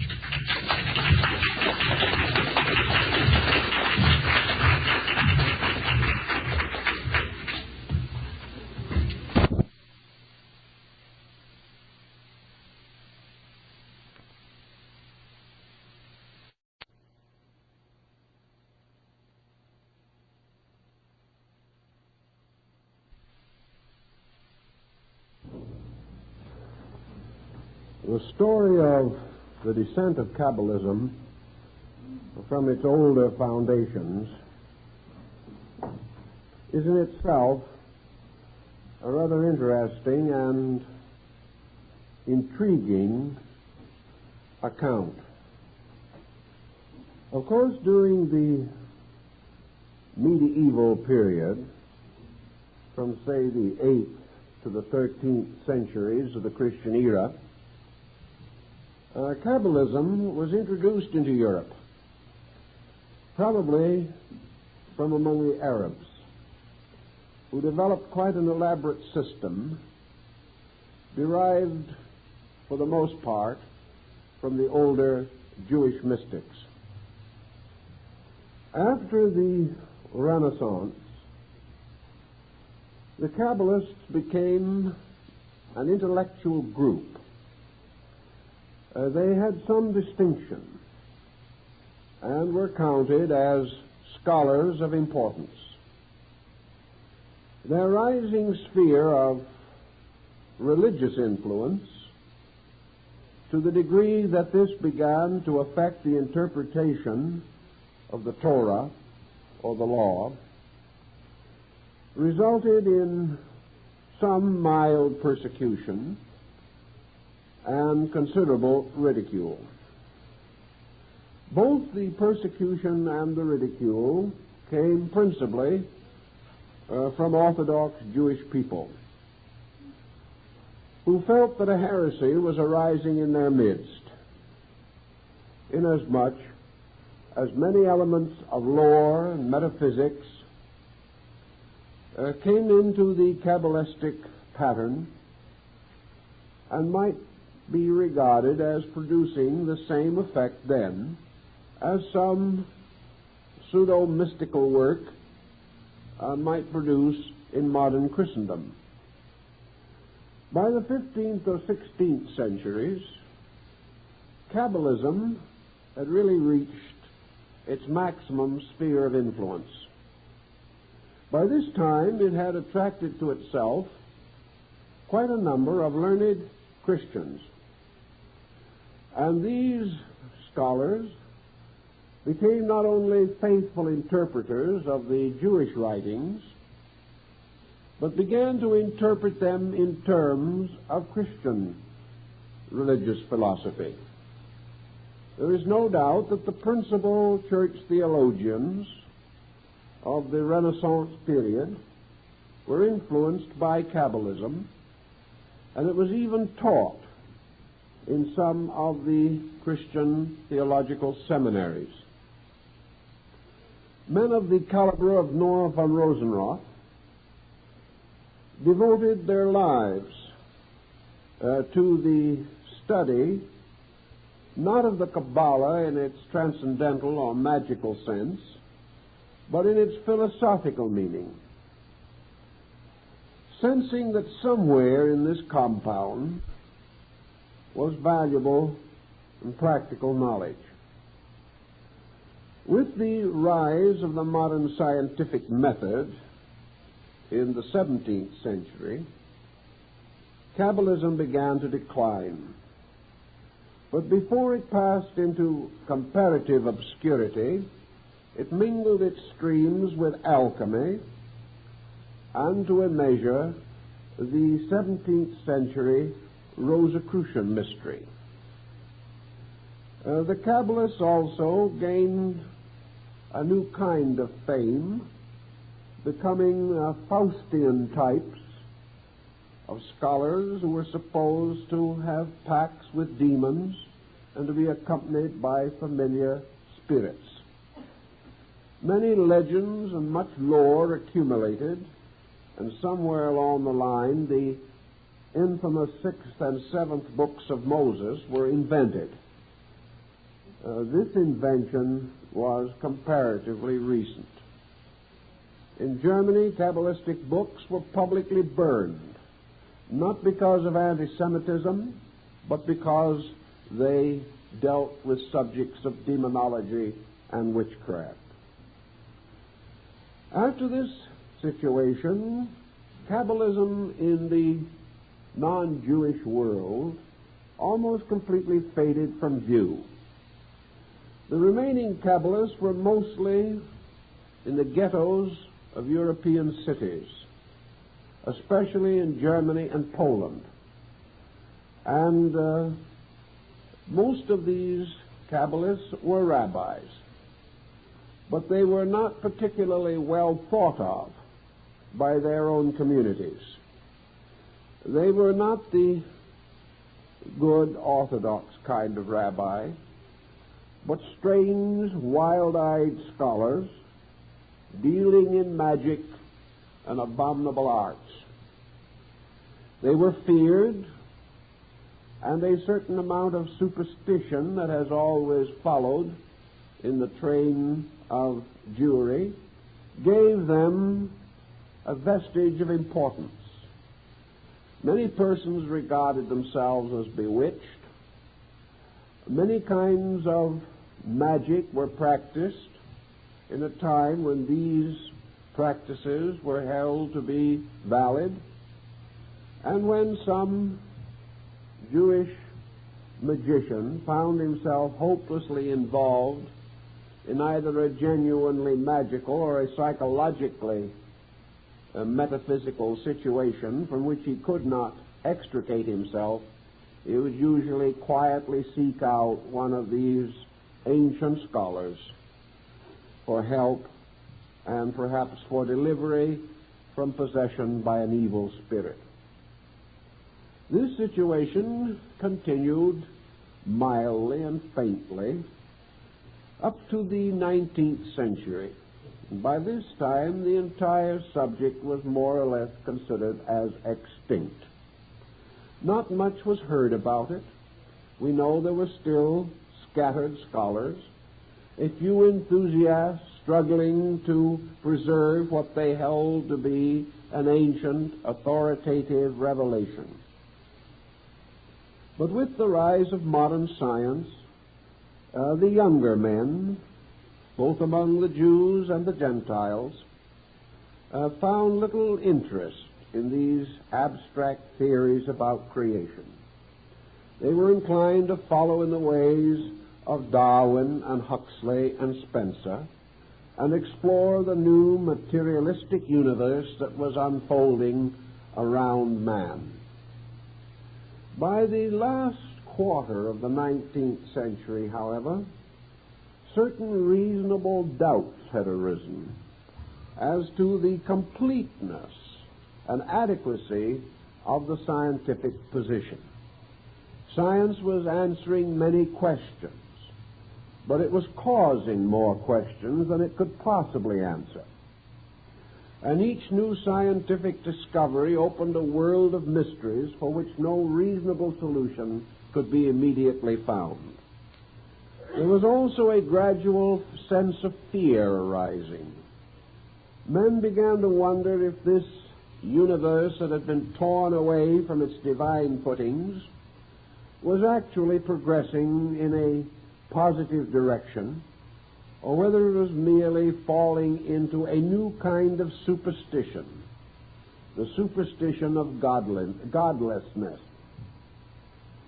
This led to a considerable revival of interest in Kabbalism, mostly among Gentiles. And we find that the various metaphysical movements that developed in the United States and Europe in the last quarter of the 19th century often included this subject among matters for further investigation. The 20th century found only a few articulate Kabbalists. These wrote on the subject, collated the available literature, and their findings were tucked away in library shelves and in old bookstores when only a few found interest in them. About 1925 to 30, however, there was a new interest in this subject. This interest seemingly began to manifest itself simultaneously in two areas. One considerable area in Germany, where both Jewish and non-Jewish scholars began to take the Cabala very seriously. The second area was in Jerusalem itself. And from what we are able to learn, in Israel today, the Cabala is no longer regarded as merely a medieval superstition.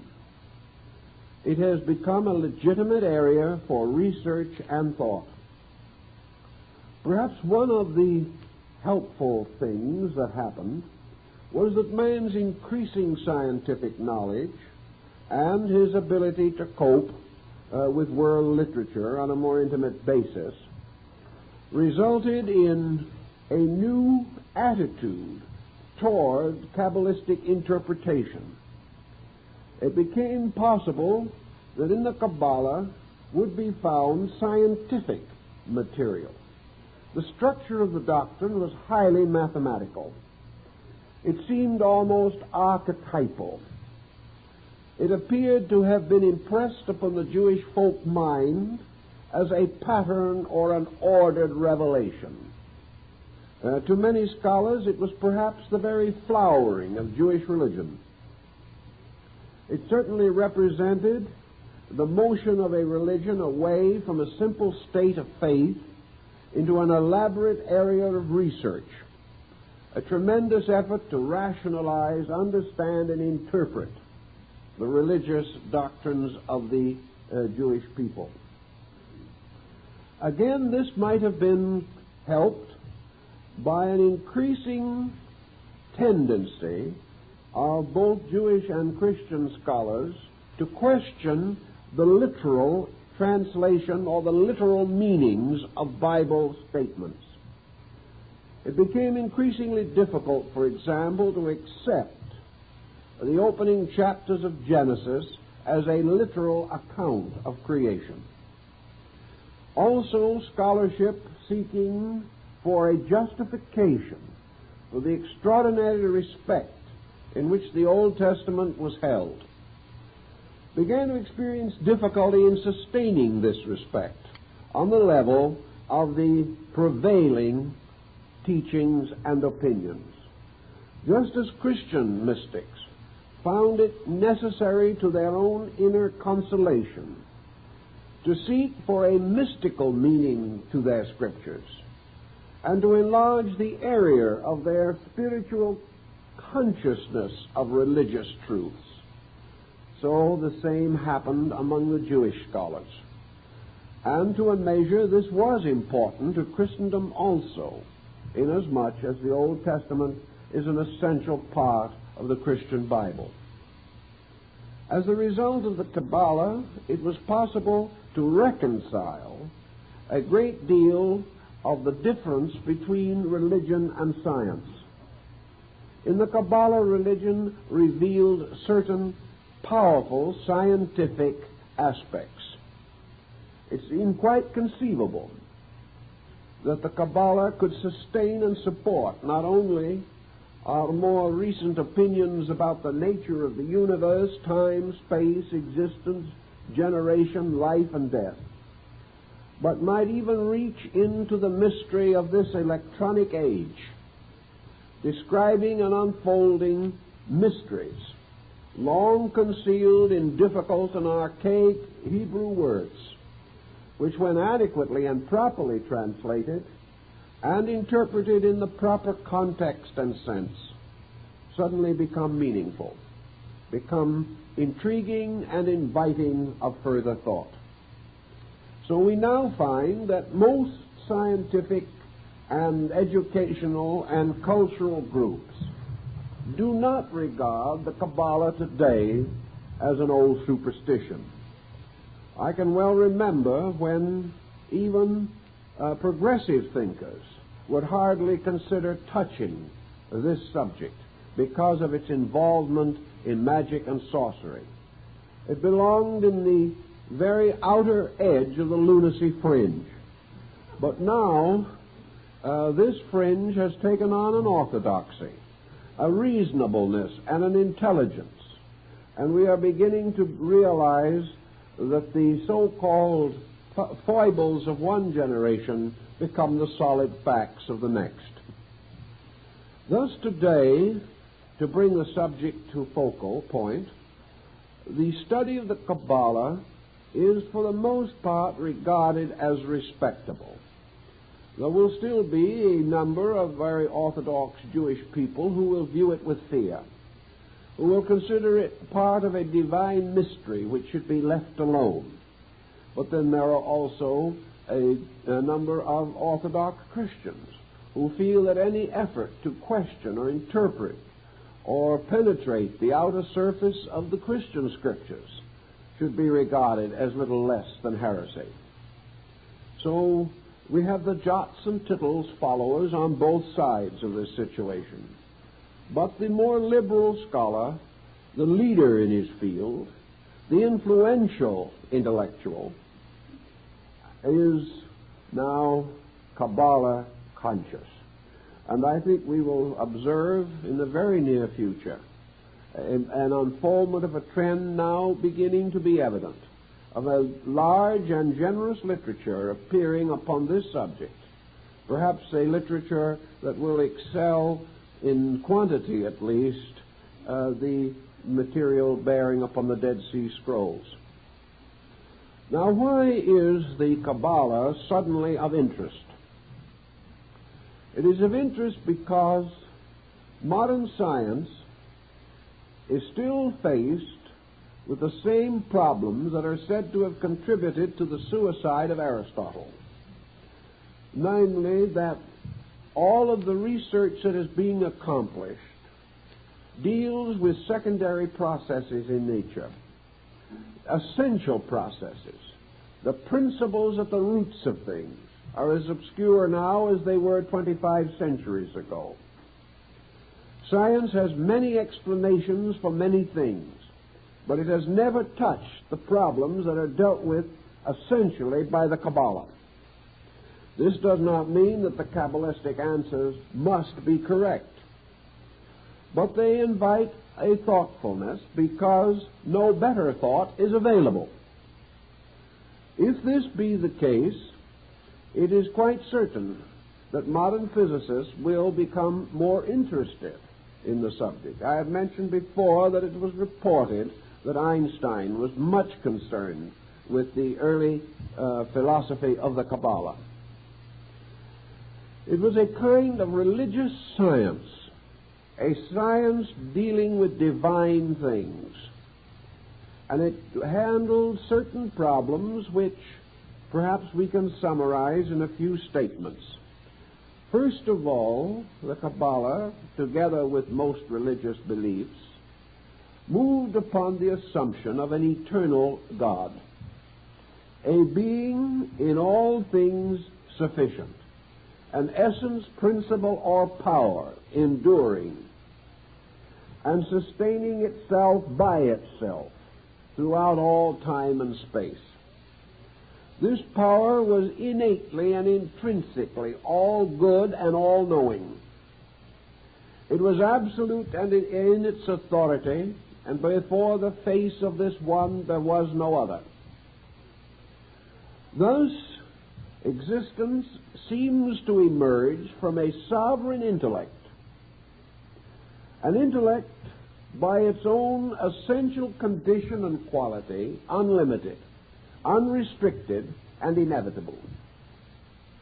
So the Cabala asks a very simple, direct question that many others have asked, a question with which Plato and Aristotle both struggled, a question which has disturbed St. Thomas Aquinas just as much as it perturbed Socrates. The question is this: how can that which is of itself perfect, in no way deficient in anything, all-knowing and all-powerful, produce from itself a secondary state less than itself. In other words, how does it happen that from an eternal good, that which is not so good can come?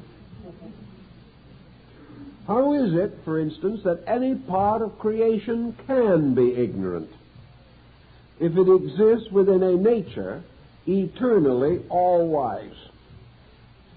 If our own constitution is composed of a substance, itself in turn composed of consciousness and intellect, how does it happen that we are able to enjoy so much unconsciousness and so little intellect? Also, by what reason, purpose, motivation, or authority would that which is already all in itself, beyond which there can be no more, why should this enter into a state of creation at all, for any reason, at any time? What can it create that it is not already possessed of in its own nature? In what way can creation be more than a diminishing of the power of that which is without limit and without adversary, without obstacle, without obstruction? The second question that probably the Kabbalists have been most concerned with is the creation of man, the evolution of species and types of life. The Kabbalists were for the most part pagan to the degree that they recognized a universe of living things.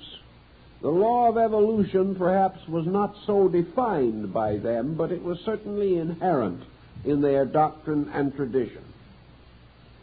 Therefore, we have the all-good, the eternal Father, producing from himself a being in his own image, empowered with his own attributes, and being actually an extension of himself. The first thing that this image does is to become tempted and fall. Now, what is the weakness in this image?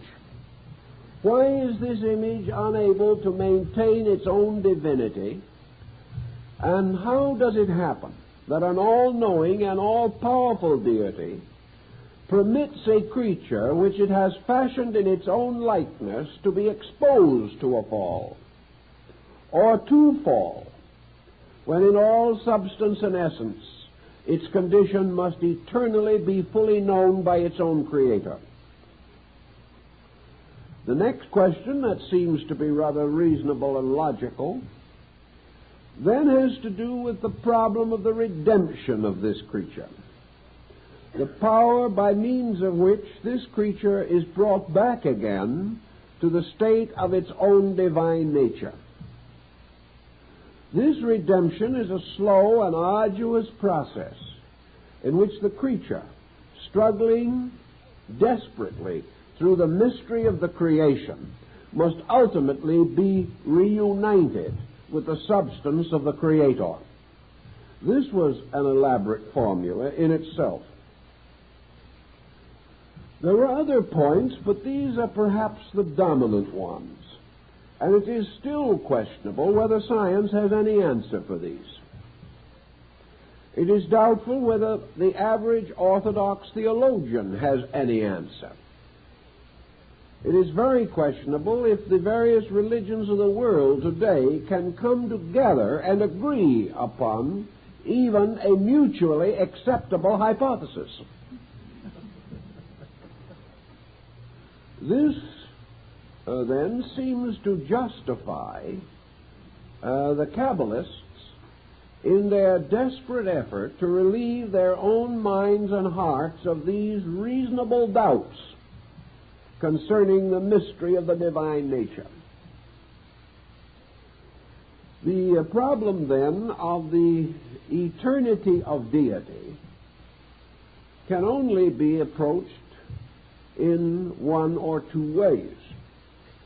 First, is deity actually ultimate, final, eternal, inevitable, and all-powerful?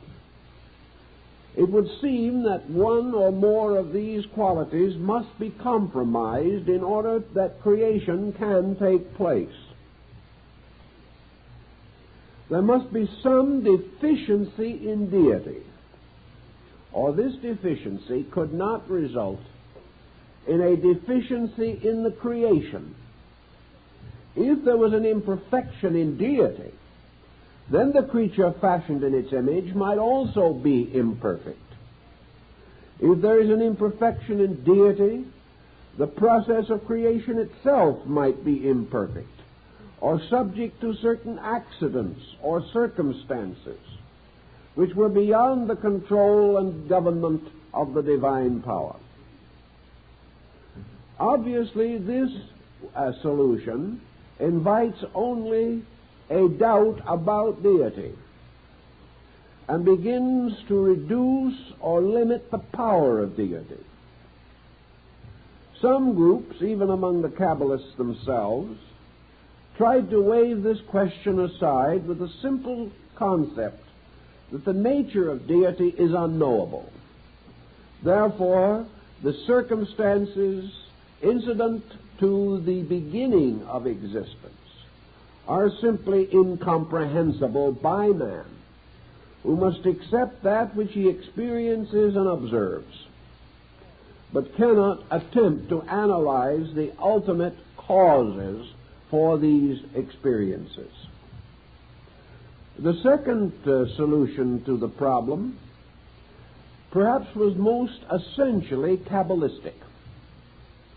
It is actually innate in the Old Testament, because the deity of the Old Testament is essentially anthropomorphic. That is, it is a deity existing in a condition of great power, but also existing in the presence of an adversary, also greatly empowered. That the universe arises from a dual principle rather than from a single principle. This dual principle is a polarity.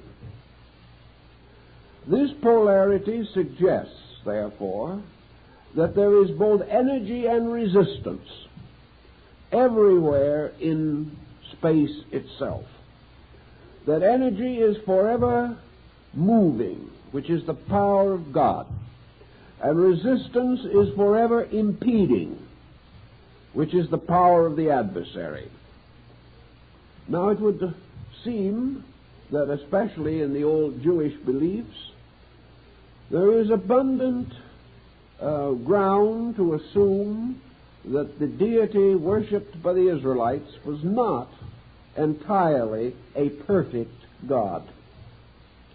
Yet this deity was gradually advanced, not only in Jewish mysticism, but later in Christianity, to a condition of total paternity, total fatherhood over the entire creation. So as men began to build more and more upon the power of the one God, they became more and more involved in the desperate effort to explain how one God, eternally good, could either cause or permit evil. The more they stressed the one God, the more they forced evil upon that God as being the only possible solution to the fact that the all-powerful was not all-powerful in all things. The Cabala goes into this in a little different way and gives us a new kind of comprehension. A comprehension which was later picked up by medieval mysticism and finds considerable expression in the Rosicrucian theories of Robert Flood and Michael Meyer. Deity as a being might be regarded as the supreme or superior apex of beings.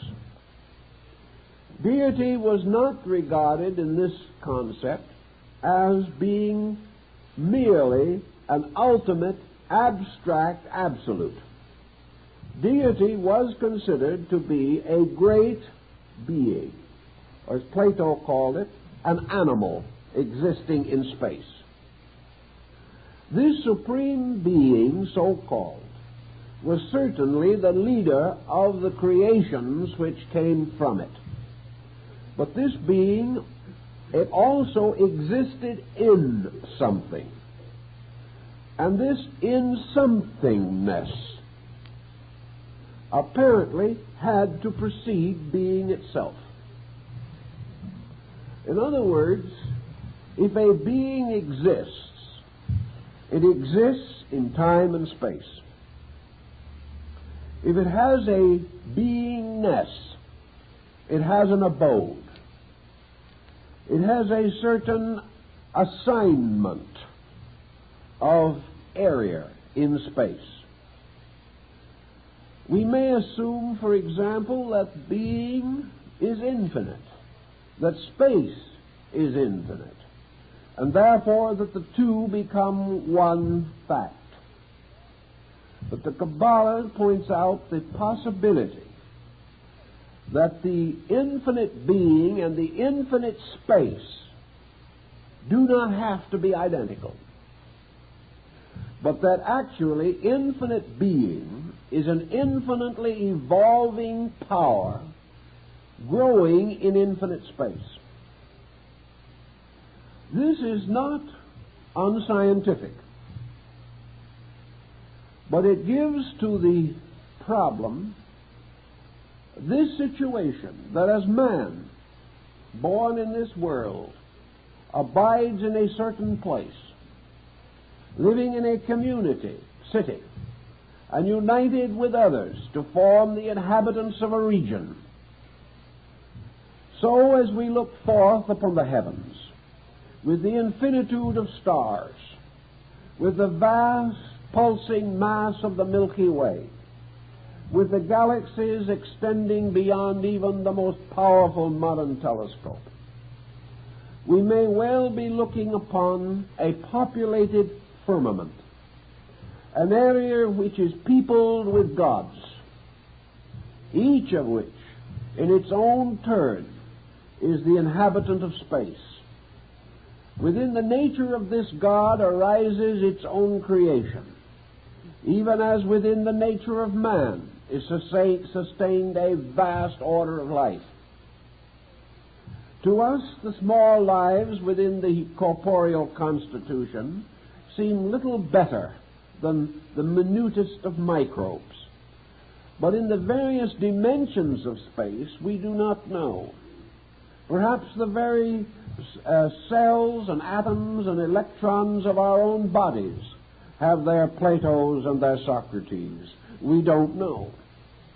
It is beyond us. We cannot even estimate. That which we cannot estimate because it is smaller, we look down upon. That which we cannot estimate because it is greater, we look up to. But we are not sure of the meaning of either look or the direction in which we turn. We are not sure that bigness is the secret or mystery of authority, or that smallness is the true indication of humility. These factors may be completely arbitrary, created by our own minds, and having no meaning or existence outside of the intellectual processes of the Homo sapiens. This, then, caused the Kabbalists to contemplate a very interesting thought.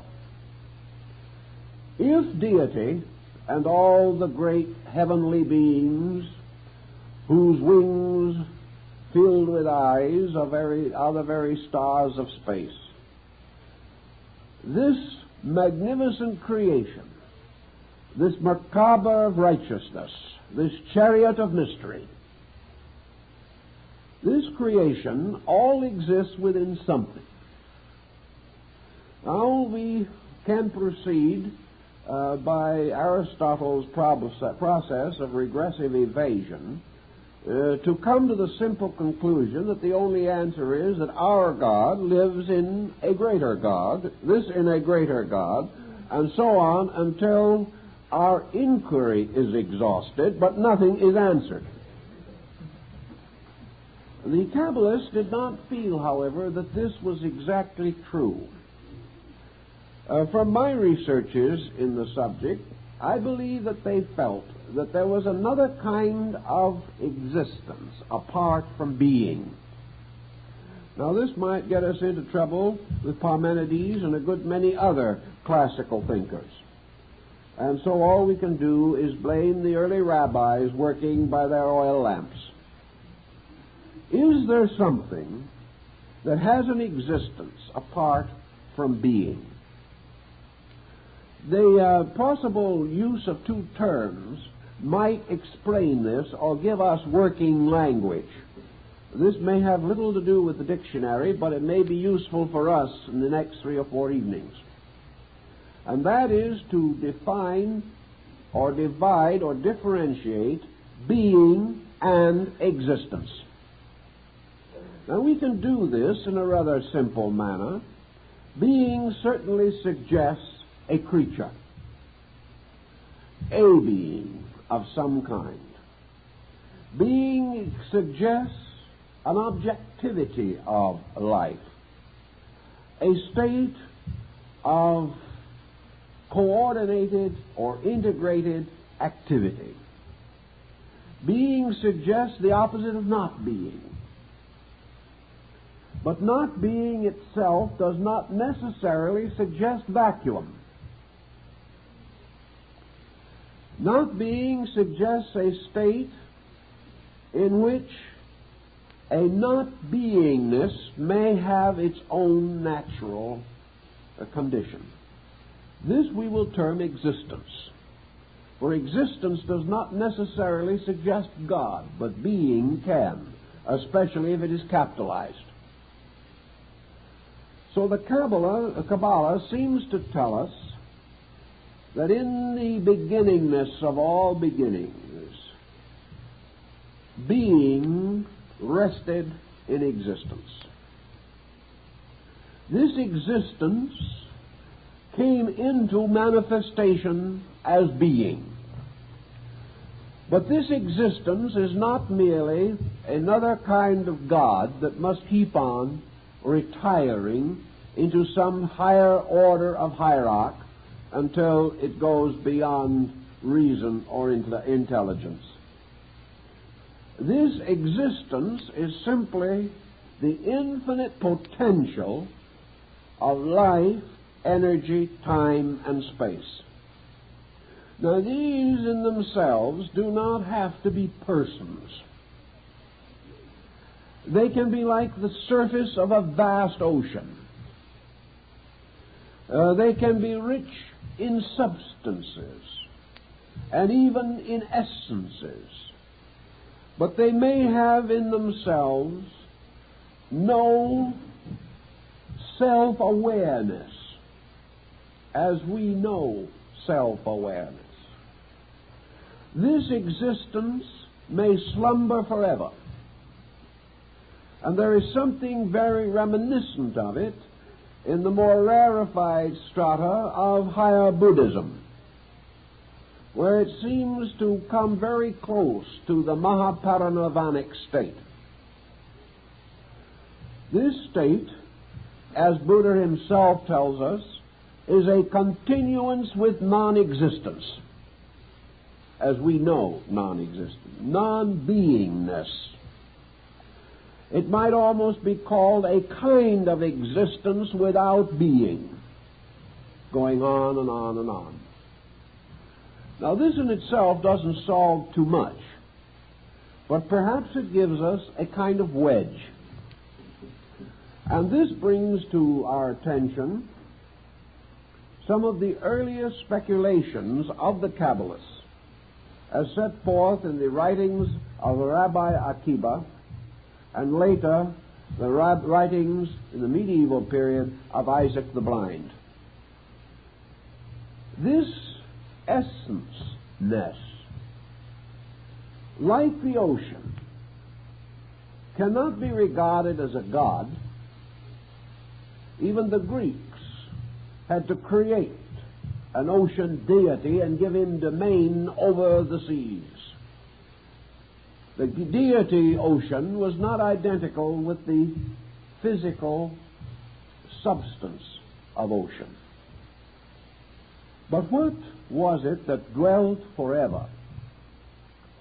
Not as a being, but in existence, indivisible from it, innate in it, continuing through it. Something that had its authority from the infinites beyond the infinite. Something that was old before gods were fashioned. Something that goes on like the strange antiquity of race, so that all men are descended from an old line that goes back to a dawn which cannot be measured. And in the Cabala, that which exists in the substance of existence, apart from being, was called Torah. Now, in Torah, we have usually the concept of the law. We are of the opinion that the term Torah should be applied to the Pentateuch, the first 5 books of Moses, and sometimes the 6th volume. Not, however, the 6th or 7th book which I just mentioned. This Torah, to the Kabbalists, therefore, was nothing more nor less than the absolute, immutable law of existence. A law which both gods and men must obey. A law from which even the creating power could never escape. For it was no more possible for the Creator to fashion a universe outside of law than it is possible for a chemist in a laboratory to make an experiment succeed if it is contrary to the laws governing that experiment.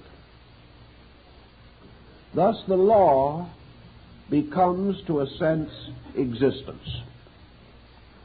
The law is not a person, nor an intelligence as we know it, but the intrinsic, inevitable pattern in energy. It is something which we all must use. It is something that is present in every compound to integrate that compound. It is not the life in the compound, but the pattern determining the fact of the compound. This law can be, and sometimes was, considered to be equivalent to the will of God. But according to perhaps some schools at least, the will of God was only the obedience of God, by means of which deity moved only according to that law, by means of which all motion, movement, or existence must be regulated. This law, then, was the tremendous sleeping giant. This law was in everything. But in all these substances, it was not a consciousness, but an archetype. It was not necessarily a being any more than an architect's drawing is a being. It was a vibrant, inevitable process inherent in energy. And no matter what we do or how we do it, everything accomplished must be according to the law of its kind. And to the Cabala, even the ancient of ancients could not exist beyond, outside of, or superior to the law of existence. Thus it is written in the Cabala that when the ancient, whose name be blessed, was resolved to create the universe, this great one, the Ancient of Days, first called loudly into space and brought forth Torah, the law, and communed with Torah, and obeyed and followed the instruction of Torah, thus grouping the 22 letters, or the shining diadem, into the patterns that were decreed by Torah. We almost have the same feeling in the great opera of The Ring, Wagner's wonderful story of the Norseland, when Odin calls forth from the earth the mother of all mysteries, the Ancient One, Erda, the Earth Woman, Nature, the great mother who can never be denied. In the opening section of the Cabala, therefore, when the Ancient One called forth Torah, it is written that he spoke to her. Therefore, in this context, Torah becomes the mother of mysteries. Torah becomes the mysterious, invisible, silent partner of God. And it is Torah that reveals to deity the maximum of its powers and prepares or ordains for it the processes and procedures which it shall follow. It is as though a man shall say, I shall build a house. The first natural thought is that this house must have a plan. The power to create this plan involves a knowledge of stress, a knowledge of construction and pattern, a knowledge of materials to be used. And if this knowledge is not adequate, the house will not be perfect. Therefore, the Great One calls forth the architect spirit to decree the way in which the house shall be erected. And in the Cabala, deity calls forth Torah as the one who has always existed, the one who can be brought out of darkness by will and energy, but also the Torah as the great mother of mysteries is the one who must be obeyed. The very concept, then, gives us a rather interesting point. Now, this point has perhaps some merit to us in our modern thinking. Science, perhaps, in its desperate search after a godless universe, has pursued the phantom of Torah and has failed to recognize that this existence remains only itself until consciousness moves upon the face of the deep and calls forth the world. Thus, the anthropomorphism of the Cabala is not good and evil, but God and law. We have assumed a certain despotism kings make laws and break them at their pleasure. We have invested celestial royalty with these attributes. But at the same time, we are inclined to believe ourselves that although the laws of men are corruptible, the laws of heaven may not be corrupted. Perhaps we will then not find it too difficult to conceive the possibility that the primordial substance or essence from which is fashioned both the body of God and the body of men has its own rules by which this fashioning must take place, and that these rules are not imposed by an outside will, but are Zen-like. They are the effortless efforts of space. They are that in which there is no need for consciousness. For consciousness is not necessary for the continual motion of the law in its own nature. Consciousness is only necessary for an exceptional motion of law, or the adaptation of law to a particular purpose. The river flows from the mountains to the sea, like the Yangtze, mother of waters. The motion of this river to the Chinese was an eternal fact, and was much like law itself. But the Chinese, recognizing by degrees the power of law, began to make use of the current of the Yangtze. They put little wheels in the water to be turned by the current, and with these wheels they gained a certain power to turn other wheels and stones and grind grain.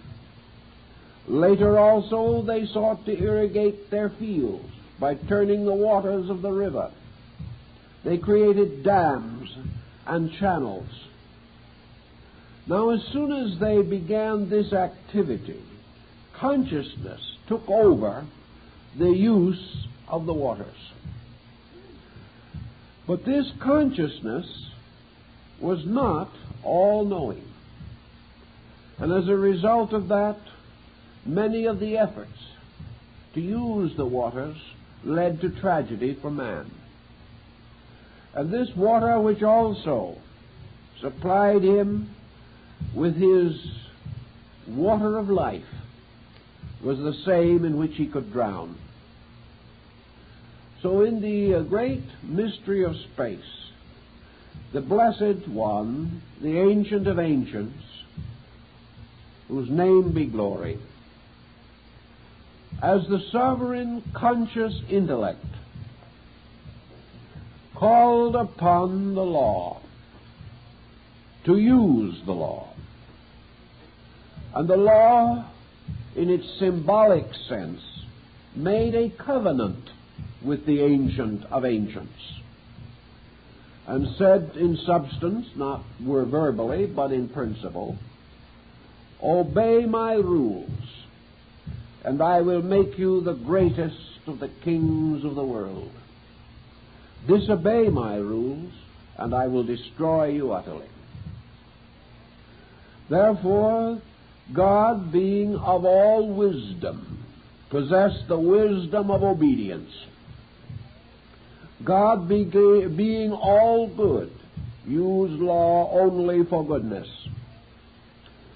God, being all mind, administered law with mindfulness. But actually, this mysterious power was the dynamic. It was this dynamic, then, by means of which the emanation or existence of the world became possible. Creation, then, was simply an unfolding of the will of God according to the law of existence. It was an unfolding within law. For creation itself was a monument to its own law, for it had its origin, its beginning, its infancy, its childhood, its maturity, and its fullness of years. It became populated with orders of life, and every one of these lives was under law.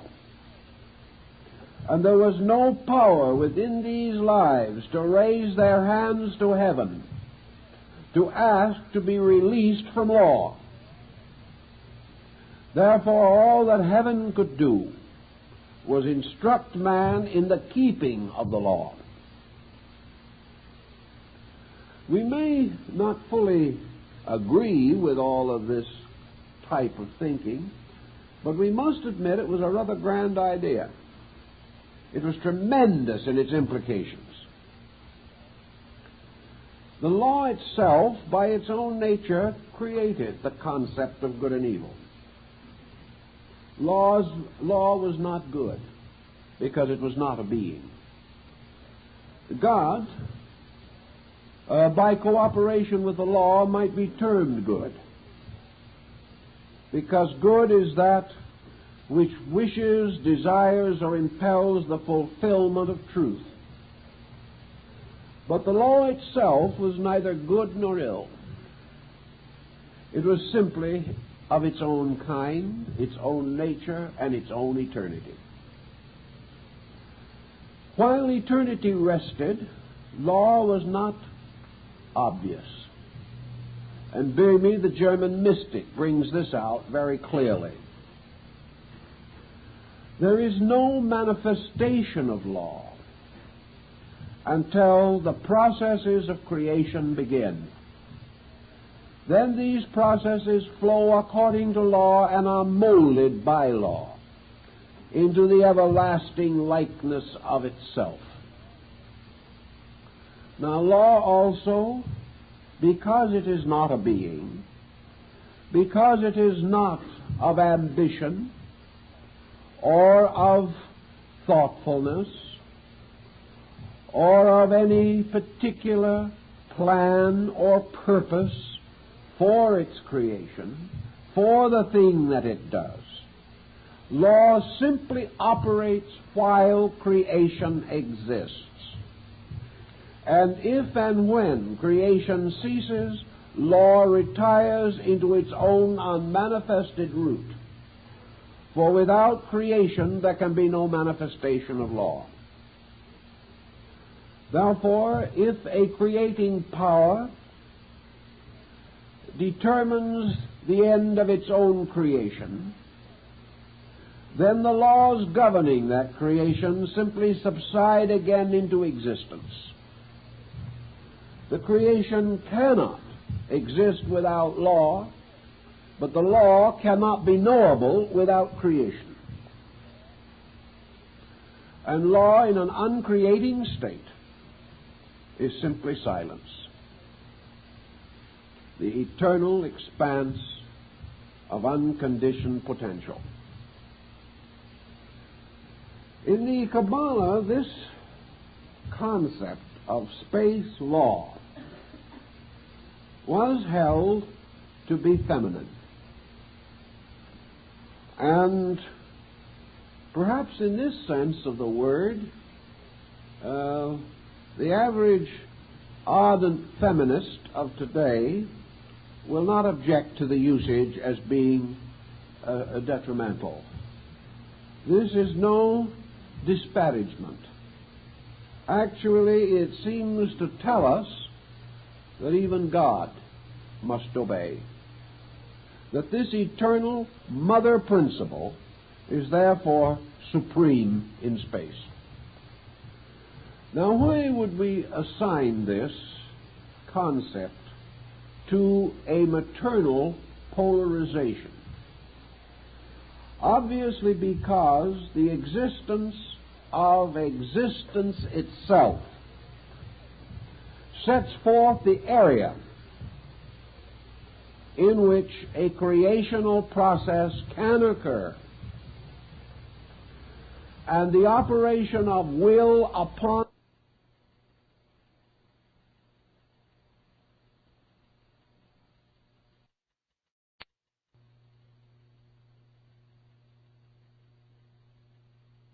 no man hath ever lifted.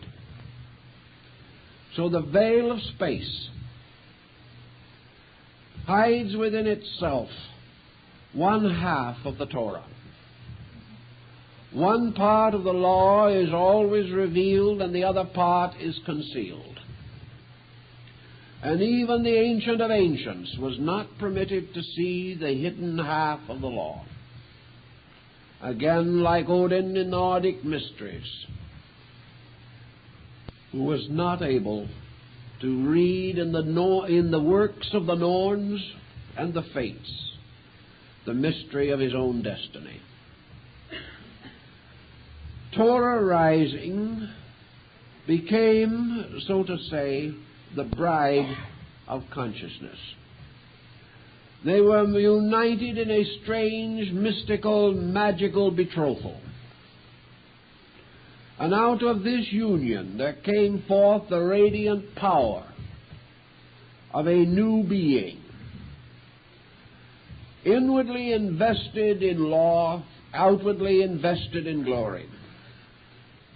And this new being now stood triumphant as the great archetypal androgyne, the father-mother, the Ishvara of the Hindus, the one who was able, therefore, to create totally from itself, because it had already united within itself the two great polarized attributes of space, being and existence.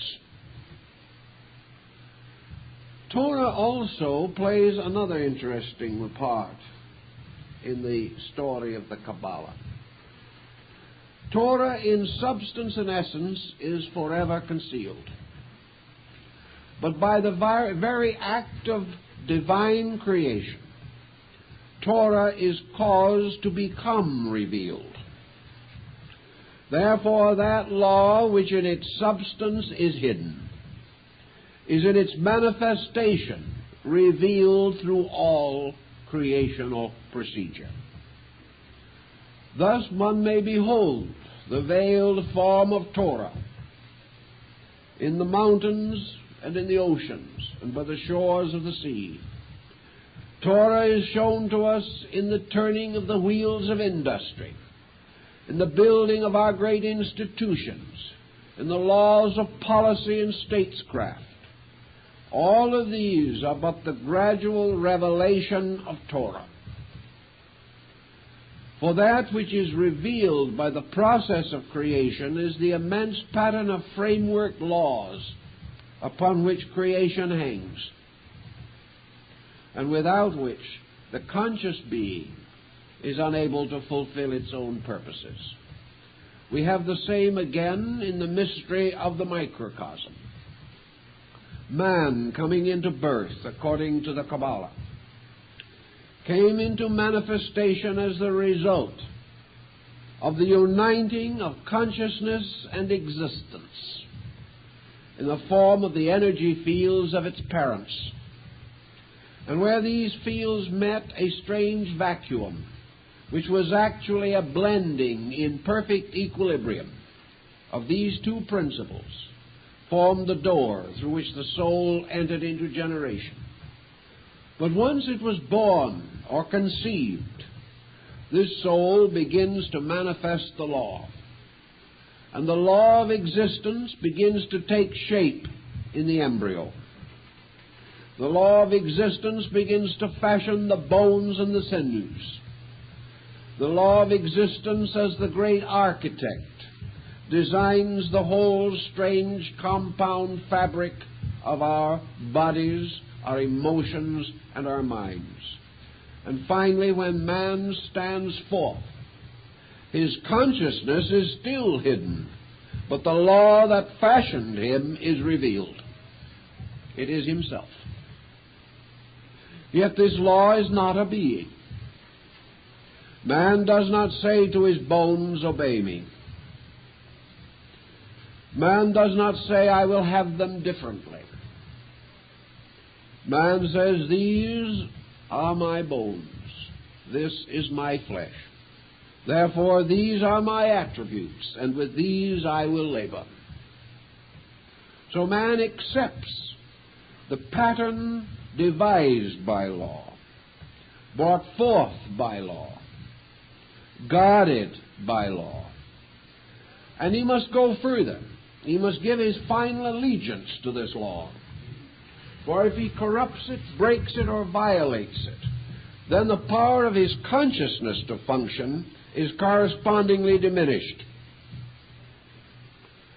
This, applied to the macrocosm, or to the workings of the great face, the macroprosophos, means that in the same way, divine consciousness may labor through the body which it has fashioned, but in its labors it must protect the laws of that body. For if consciousness does not protect the body, it loses the power to express itself in this area or field of manifestation. So even the power of will must obey the law of the inevitable. And the struggle between will and inevitable might almost seem to be the struggle between evil and good. For finally the law must be good, and that which conflicts with it must be the evil. From this point, it is not entirely impossible to conceive of the struggle between will and the inevitable. It is possible to understand the rebellion of the angels and the pride of Lucifer. And it is also possible to understand the establishment of Michael as the psychopompus of the armies of heaven, the hidden God of Israel. For Michael was the archangel of the law, a form of the great power that was gradually and inevitably to be revealed in the nature and substance of Metatron, the angel of the face. In this same mystery, then, Torah, or the Great Mother, finally becomes revealed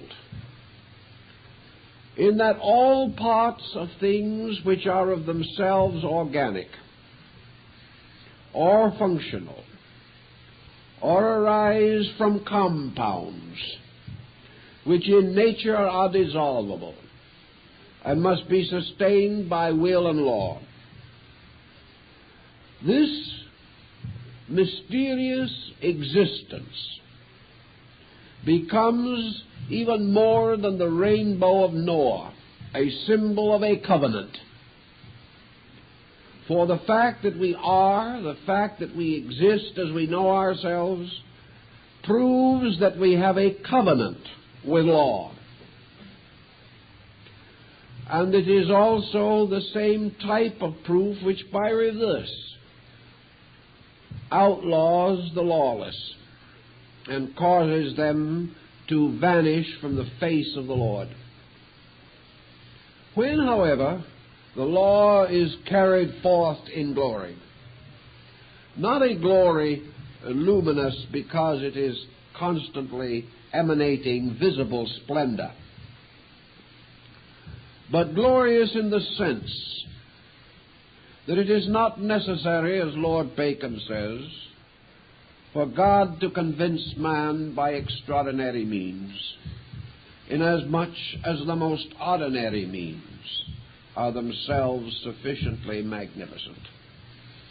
This concept, therefore, is that the glory of the Lord, or the glory of the law, is made manifest in all things. It is present everywhere. It is present in the growth of the tree and the rising of the sun. No exceptional glory is necessary that the law may be revealed. But the revelation of the law was given its own symbolic form. And when Torah, the mother of mysteries, had become invested in the eternal and inevitable forms of things, in the infinite diffusion of the evidences of law, everywhere operating, everywhere uniting in a wonderful symphony of coordinated purposes.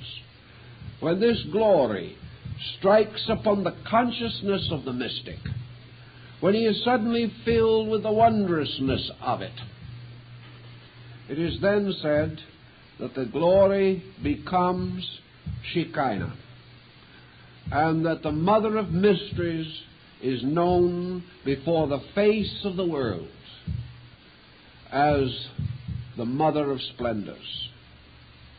And the Sefer HaZohar, the book of the splendors, is therefore the book of the splendors of the glory of the Shekinah, the splendors of the revelation of the law, the revelation of the silent mother at the root of life.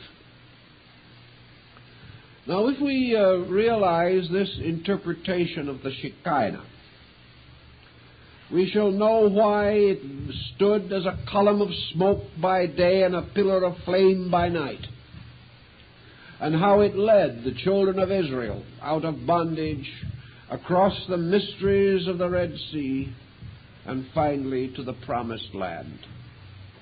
The glory of the Shekinah was the covenant, the proof that the way of Israel was a way of righteousness, and that the children of Israel were obedient unto the Lord.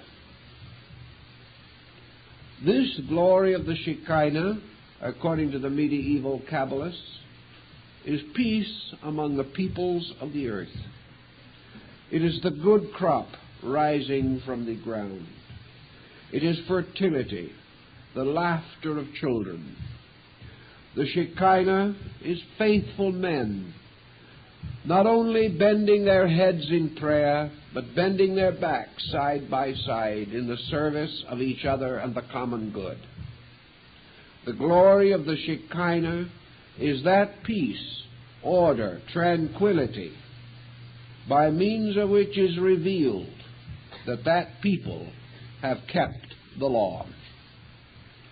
Therefore, happiness is a form of the Shekinah's radiance, reserved for those who have fulfilled the doctrines which are of old.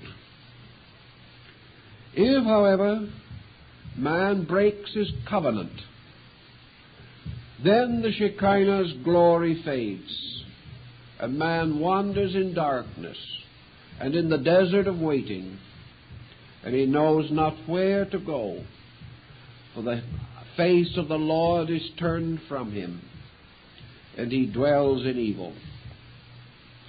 This symbolism, while again it is rather a poetical extension of ideas, suggests more meat than might first appear.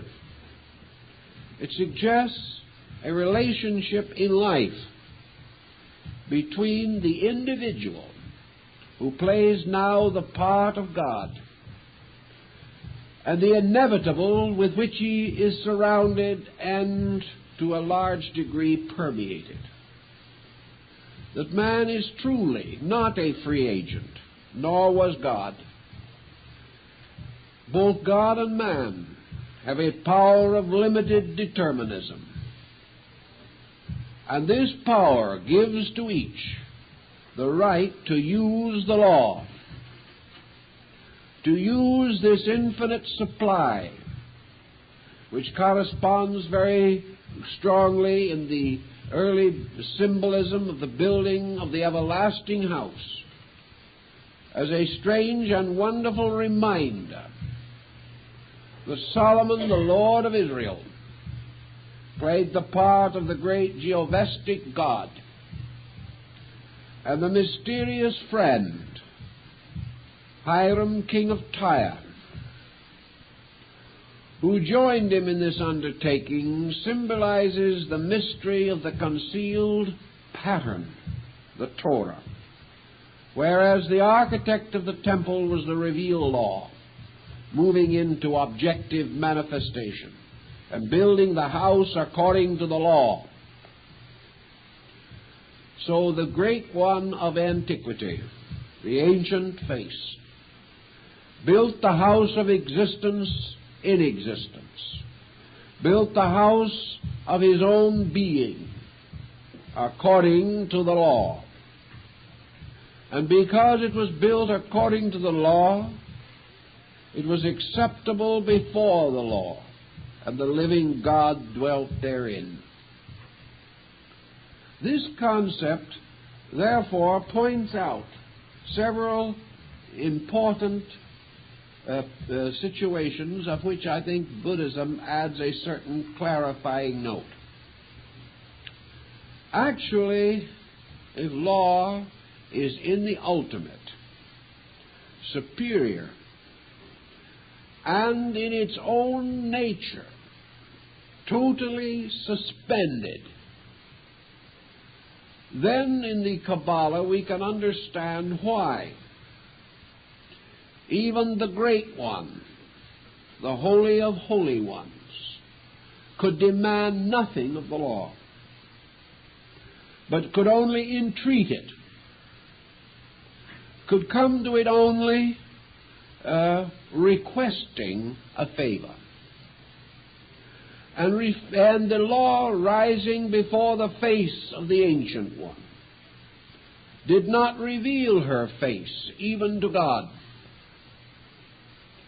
but spoke from the strange veils that concealed her nature, and her voice was as an oracle. And she said unto the Ancient of Ancients, "It is not meet nor seemly that a great king should be without a kingdom." This was the statement of the law. And by the power of the law, therefore, the Holy One was empowered to bring forth his world, to set forth his generations, much as in the story of the Greek creation myths of Hesiod and the Orphic theology. Therefore, with the sanction of the law, the Great One brought forth his kingdom. And because the law was forever veiled and concealed in its own essence and substance, it is also said in the Cabala that when the streams and the rivers mingle, who shall know the compound? That in this great process of creation itself, the operations of law became so strange and mysterious that the mind of neither God nor man could fully comprehend them, because the law was infinite, and all minds must be in some way finite. The law was infinite, and even consciousness, because it was consciousness, could not be unconsciousness, therefore could not be complete. Therefore light, by its very nature, cannot be darkness, and the mysteries of the darkness cannot be known to the light. For wherever the light goes, it hides the darkness from itself. Now, this is a very interesting point, for it tells us, therefore, or causes us to come to the comprehension that in the processes of creation, the mystery of the interaction of consciousness and existence, universal will and law, resulted in a series of intermediate conditions, conditions in which one condition imposed itself upon another. The attributes of one law impinged upon the manifestations of other laws, and there arose a vast net of lawfulness.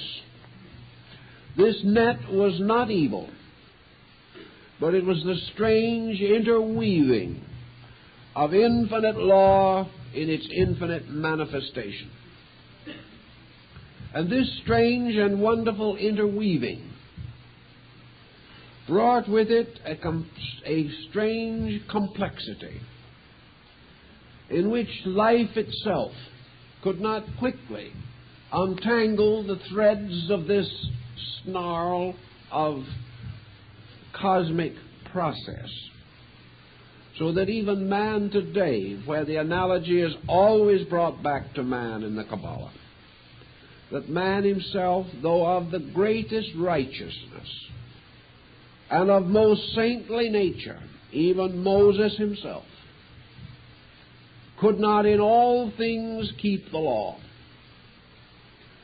Therefore, being unable to fully comprehend that which was in excess of its own comprehension, man inherited the mystery of death. For death is merely the ultimate incapacity of the conscious being to achieve an absolute harmony with the eternal pattern. Thus all things, by falling short of the law, fall short of their own survival or of their own continuing existence. And through their falling short of their own perfection, they are therefore subject to the infirmities of imperfection. And this is no reflection upon either God nor man, but the simple insistence of the Kabbalist that both gods and men are laboring with an infinite that is ultimately unknowable.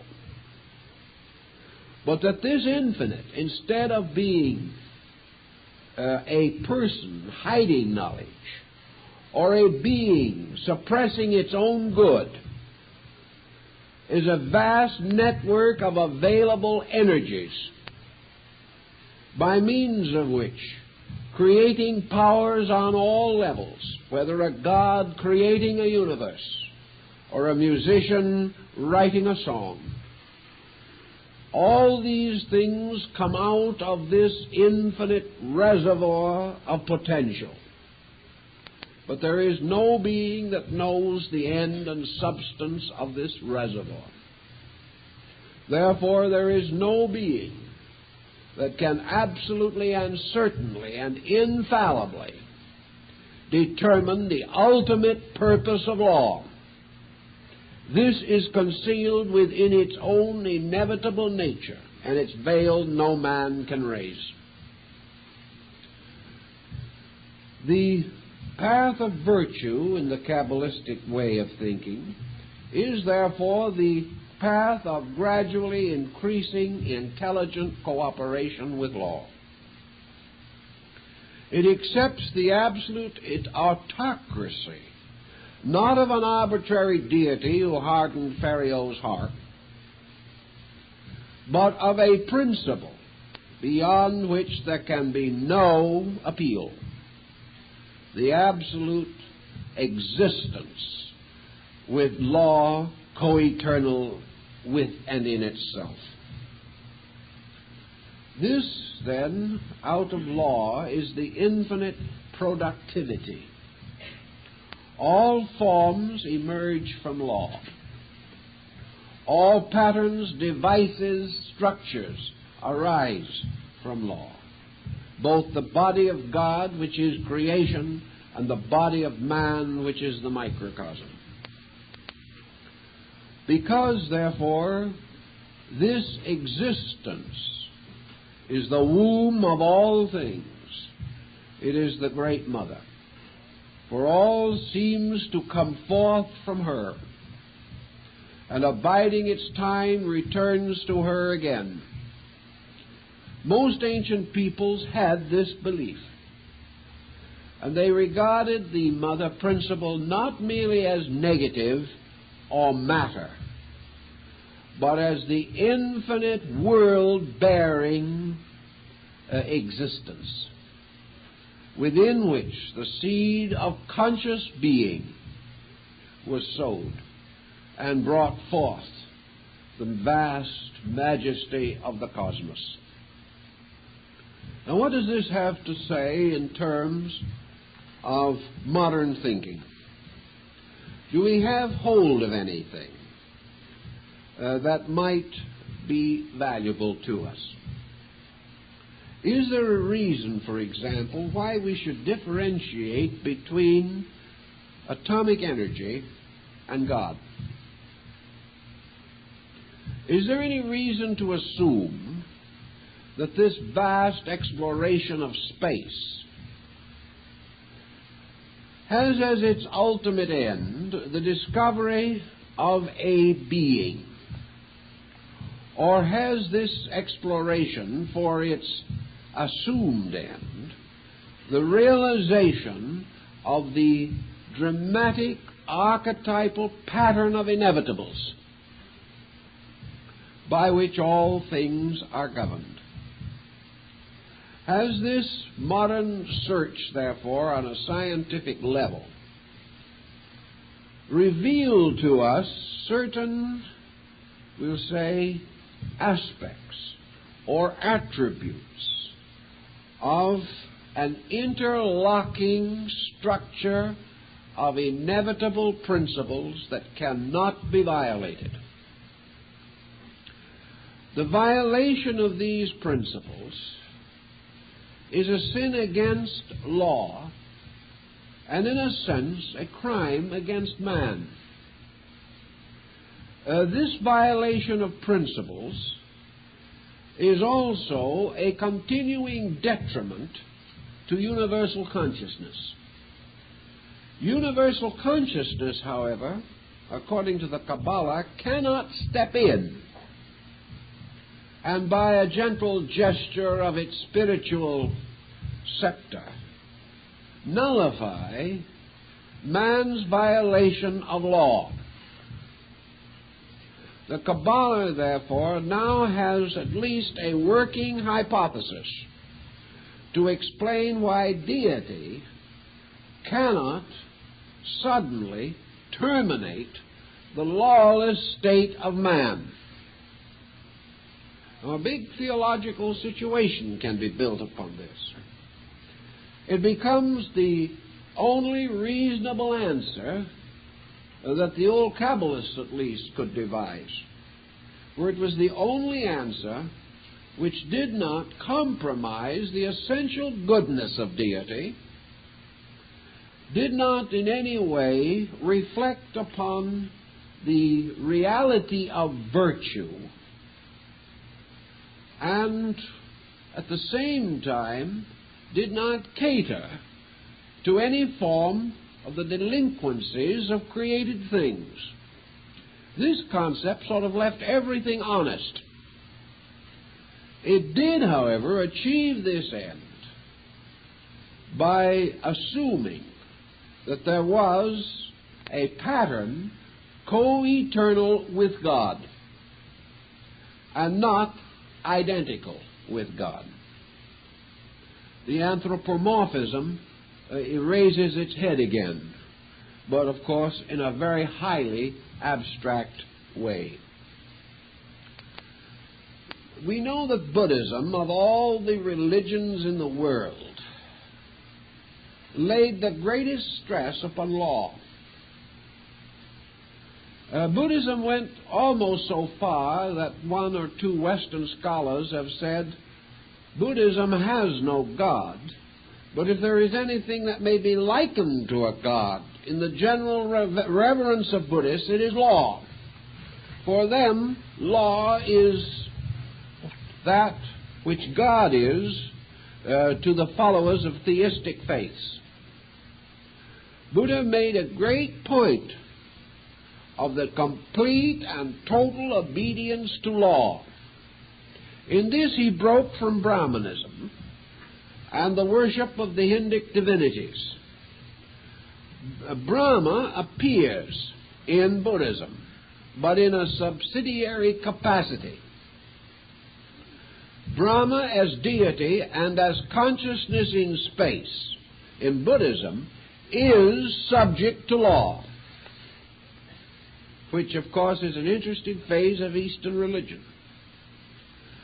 But ultimate release is not found by pleasing God, but by obeying law. Only in this obedience can truth be achieved. But the byproduct of the obedience to law is that deity is glorified and made satisfied. Therefore, man adds to the glory of God by obeying the law. This would be very similar to the Kabbalistic position. Buddha now also goes on to explain that involvement in law is existence as we know it, and that as soon as the being becomes disentangled from the mysterious interoperation of the skandhas, this being slowly disappears. Being as we know it, then, is a network of laws, and man exists only to the degree that he is unable to fulfill the law. Existence in Buddhism, therefore, is a condition of inadequacy. Because if everything is brought to a state of absolute harmony, existence as we know it disappears. Therefore, in Buddhism, we might assume that consciousness corresponds to God. Law corresponds to the Torah or the Great Mother. And when these are brought into equilibrium, universal existence as we know it is suspended. Consciousness and existence are returned to their primordial states, the state in which they have dwelt prior to the creation of a world.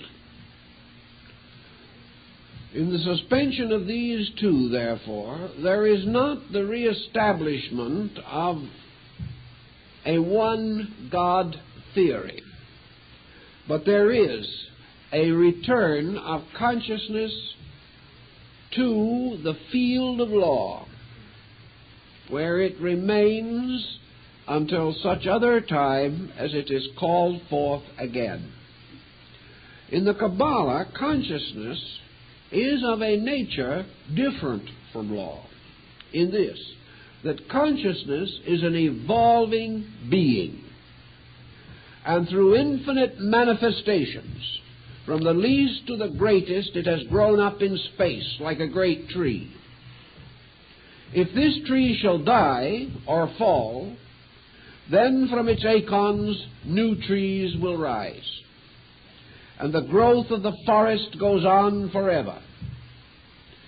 And the forest is composed of living beings, but the earth in which the roots of these beings gain their nutrition, this earth is law, the dark mother, the invisible provider, the sustainer, that becomes benevolent when benevolently entreated, but when certain conditions arise, ceases its benevolence. When law ceases its support, the thing perishes. But law does not perish. Life as living beings, however, as populations of space, must go on. Their bodies, governed by law, return to the law from whence they came, disintegrated by the conflict between consciousness and law. But the consciousness itself goes on its way of enfoldment within law. And this consciousness, by an infinite process of evolution, becomes an eternal being, continuing in an eternal state. The being is alive. The state is life. And this difference might offer a number of escapes from some of the scientific dilemmas of our day. For we now do recognize what the Buddhist also held to be true, namely that consciousness itself has a kind of nature which is a product of relationships and of values.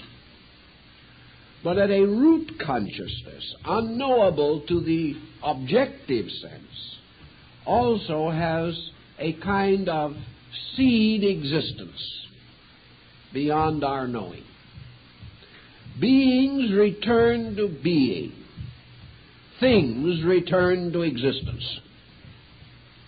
Now, everything is composed of beings, and every being is invested in things. The pattern is immensely complicated and involved, but the separation of forms by the various decays and disintegrations of existence is merely the clarification of basic classifications. Existence claims that which it engenders. Being calls for that which it gave. Therefore, all existence returns to the principle of existence. All living things to the principle or being of living things.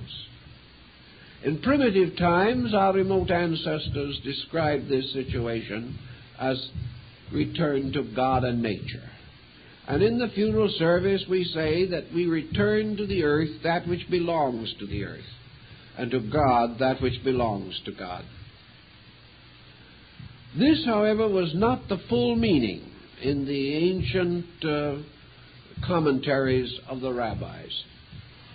For to return something to the earth was to return it to the support, to the substance, to the great matrix, to the firmest and most enduring of all things.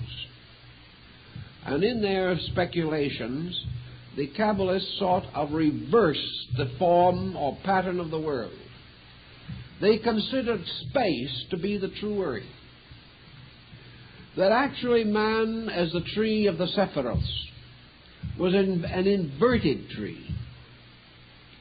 And that in reality and substance, the true earth, as the alchemists also taught, is invisible. For the true earth is simply the infinite area of existence, law, being. This tremendous earth factor tells us definitely that every compound must truly be dissolved, and that everything that is controlled by law escapes law only by its own disintegration. The moment the pattern is no longer present, the law ceases to be manifested. And as Buddha points out, when all laws cease to manifest, then the nirvana is achieved.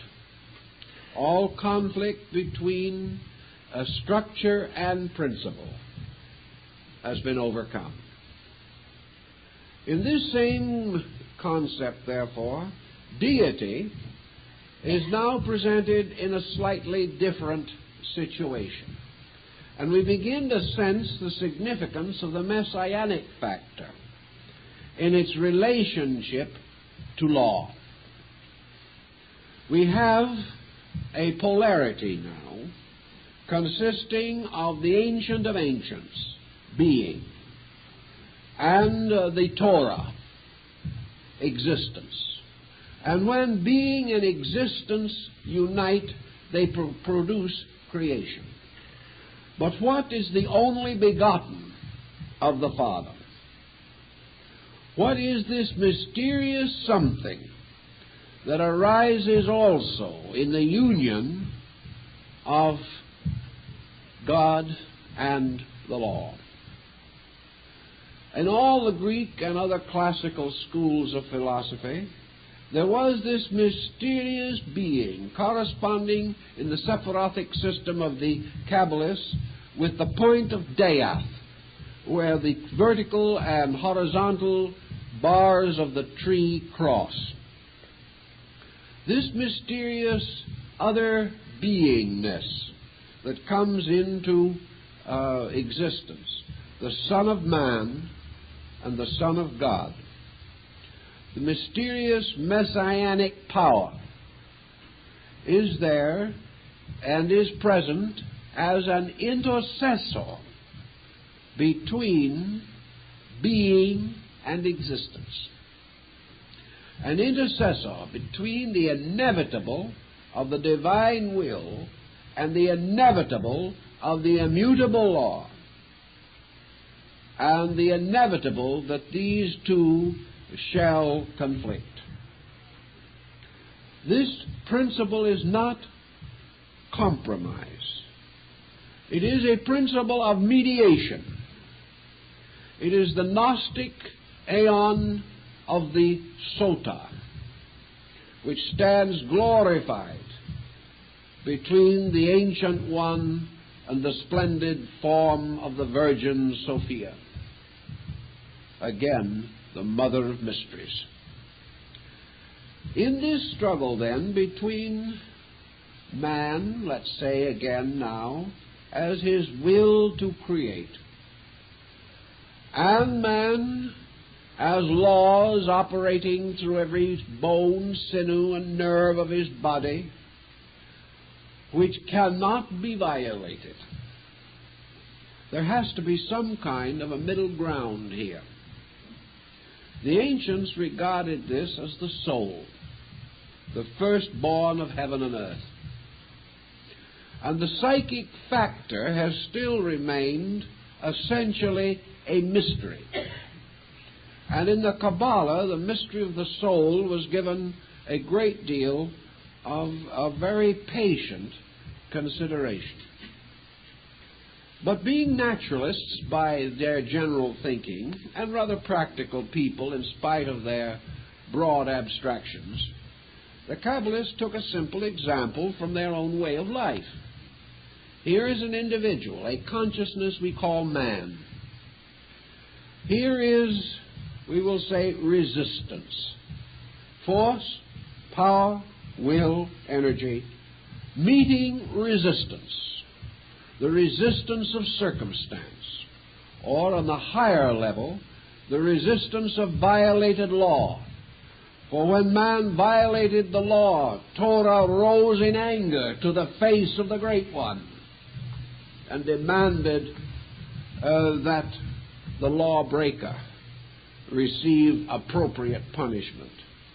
Just, of course, as Juno was forever plaguing old Jupiter, and no one was quite able to make out the meaning of the legends. Between, therefore, a consciousness and the immutability of law, a pattern was set up. This pattern was created for the primary purpose of bridging or reconciling the opposites. This pattern must be the immortal mortal, must be the world hero, must partake of consciousness, yet also must share in the mysterious mortality of the law. This being must achieve its strange position through experience. Here we have the two great powers abiding together. God as being, the Torah as law, each from the vast pinnacle of its own aloofness, pouring its resources upon the mystery of creation. Yet the solution to the mystery, the ultimate solving of the riddle, is only possible to some creature that stands in the midst of creation itself, and therefore experiences in itself the operations of these two sovereign powers. The purpose of this concept was that man should occupy that place, that man should worship God and keep the law. In this sense, however, a kind of archetypal man was devised. For man himself, as a principle of equilibrium, must also bear witness to the chemical compound of will and law. This mysterious power of mingling of will and law produced what Bimey termed the great patience, the strange power of the waiting, that which patiently and inevitably overcomes the mystery of the struggle between consciousness and law. And this mystery is the psychic integration of mind and emotion. For by mind, man seeks to conceive of the nature of God, and by emotion participate in the inevitability of law. Therefore, man may feel the law, and he may know the God. And out of the blending of feeling and emotion, feeling and thought, therefore was created a psychic entity, an experiencing mind, the mind of the great pity, the mind that was aware of the sorrows caused in the confusion of the middle distance, the mystery of the aeon that died for the aeons in the Gnostic philosophy. This problem then becomes the next essential secret of the Kabbalistic system, and that is the one that we have to take up next time, when we will go into the problem of Michael and Metatron, the angel of the face. And so I guess that's about all for this evening.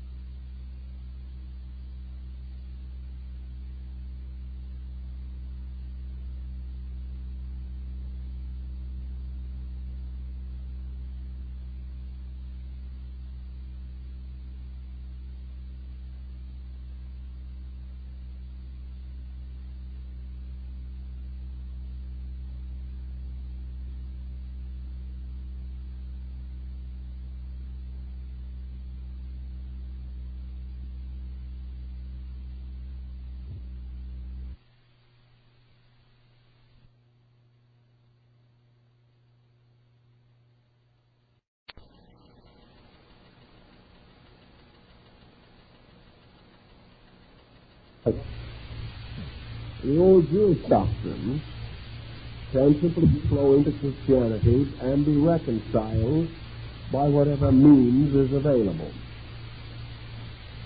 Therefore, as our primary subject this evening deals, at least in part, with the messianic idea, I think we should investigate it somewhat in its own Aramaic setting in order that we can understand it better.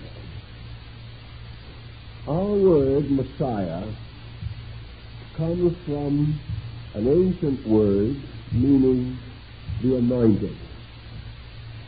Therefore, it is a person or a being set aside by a kind of rite, a ceremony. To anoint meant not only to accept into the family of the redeemed, it also meant to bestow a certain kind of destiny. The destiny of continuing a certain way of life. The anointed person was subject to restrictions and rules to punish conduct, which those who were not anointed were not required to maintain. The Jewish religion in its older time did not have the same concept of a Messiah that we know today. For example, the idea of a personal intercessing power, something to intercede between God and man, the emerging of a purely spiritual Savior. These concepts did not belong to the early period of Jewish philosophy or metaphysics. The Messiah to them was a Savior of Israel, and by extension of non-Israelite peoples as well. But it was a Savior in the sense of a restorer of the temporal power of the Judean kings. It involved both the idea of the priest and the king forever, even as in the ancient concept of the Melchizedek. Thus, the Messiah of the old Jewish people was a temporal sovereign, one who was to rise up to restore Israel. This temporal sovereign, of course, spoke with the authority of God. He was one raised up by God for the restoration of Israel. His ministry was foreordained and predestined.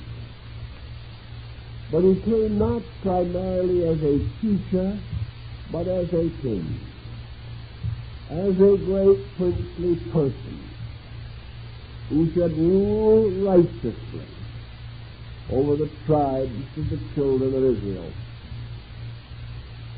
It also followed that under the rulership of this messianic ruler, Israel would flourish. Peace and tranquility would be upon the land. All men would dwell together in peace and in security and in fraternity. For this wonderful kingdom of the Messiah was in every sense of the word a righteous kingdom. A kingdom in which all good things came to pass, and in which the power of evil no longer afflicted the righteous and the God-loving. So with the Messiah came this concept of a temporal golden age,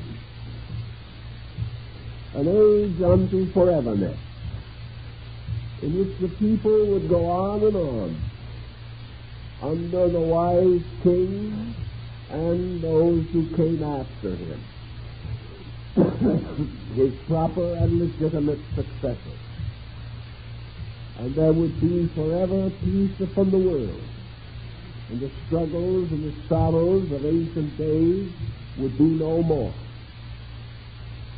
Now it would obviously follow that speculations along this line would be influenced very largely by conditions through which the Jewish community passed in its rather long and troubled history. And evidence shows that the importance of the Messiah increased whenever the temporal security of Jewry was threatened. The Messiah, therefore, became a hope image. The more terrible the difficulty, the deeper the sorrow, the more desperately the devout clung to their concept that there should rise up among them the Redeemer of their people. Thus we see during the Roman period of domination not only the rise of Messianic leaders, but even, if we may say so, the rise of pretenders, with the result that a great deal of sorrow and disappointment came into the Jewish religious life. Everywhere men were hoping, and the Messianic leaders could either be of the nature and quality of men like John the Baptizer. All of the prophecies concerning the Messiah are probably in the book of Isaiah. Yet a study of this book shows conclusively that we are not to understand or interpret it as we might one of our own more recent scriptures. The Messiah of Isaiah was a symbol, a being invested with the fulfillment of the need of Israel, a being hearkening to the cry of Israel for the restoration of virtue. Between the suffering of the people and this messianic ultimate was a dark and troubled period arising from the disobedience of man. The human being, having fallen away from truth and of virtue, having descended into the corruption of life, was therefore deprived of the blessing of the advent of the Messiah King. Two schools of thought arose upon this subject. One was that man himself must mend his own ways, must return to the simple paths of virtue and integrity. And when man lived the life as revealed and given in the Torah, then the Messiah King would come to reward man for the virtues that he had learned to practice from his own need and understanding. The second school was that the Messiah would usher in this better time. The corruption would not end until the Messiah did come. That the hour of this coming no man knoweth, for the mystery rested forever in the divine will. Thus we see two different aspects of one problem. One in which man must earn his salvation, and the other in which salvation must be bestowed, because man himself did not have the power or understanding to achieve this most important and noble of all ends.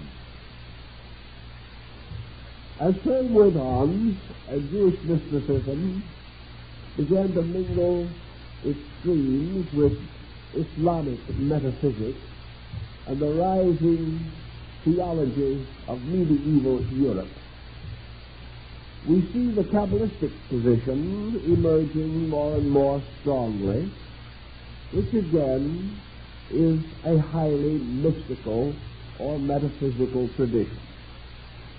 And I think the modern Jew of today more or less favors this metaphysical or mystical approach, which is not in substance so very different from that of the modern Christian. The tendency now is to regard the Messiah no longer as a temporal king, no longer a ruler over Judea, although the Zionist movement did emphasize this at one time. And there are still Jewish people who firmly believe that the rebuilding of the temple at Jerusalem is an epical marker in the development of Jewish history. That after the restoration of the temple, the possibility looms large of the restoration of the Judean kings. Our way of life, however, more or less changes this perspective. There does not seem to be so much of the old glamour in the idea that the state of Israel may become a full, functioning, and permanent member of a family of democratic states. The concept of democracy does not lend itself to the legendary and lore of the old House of David. So by degrees, these older interpretations are fading out. And the concept today is, for the Jew as for the Gentile, the hope of the rise of a spiritual leader who will restore the integrities and values of man and will lead all men of good hope, good understanding, and good character out of the desert of uncertainty into the promised land of integrity, serenity, peace, and justice. Thus, by a rather circuitous route, the old ideas have descended to us. And of course, for the majority of believers, the metaphysical aspects of the problem are merely sketchily considered.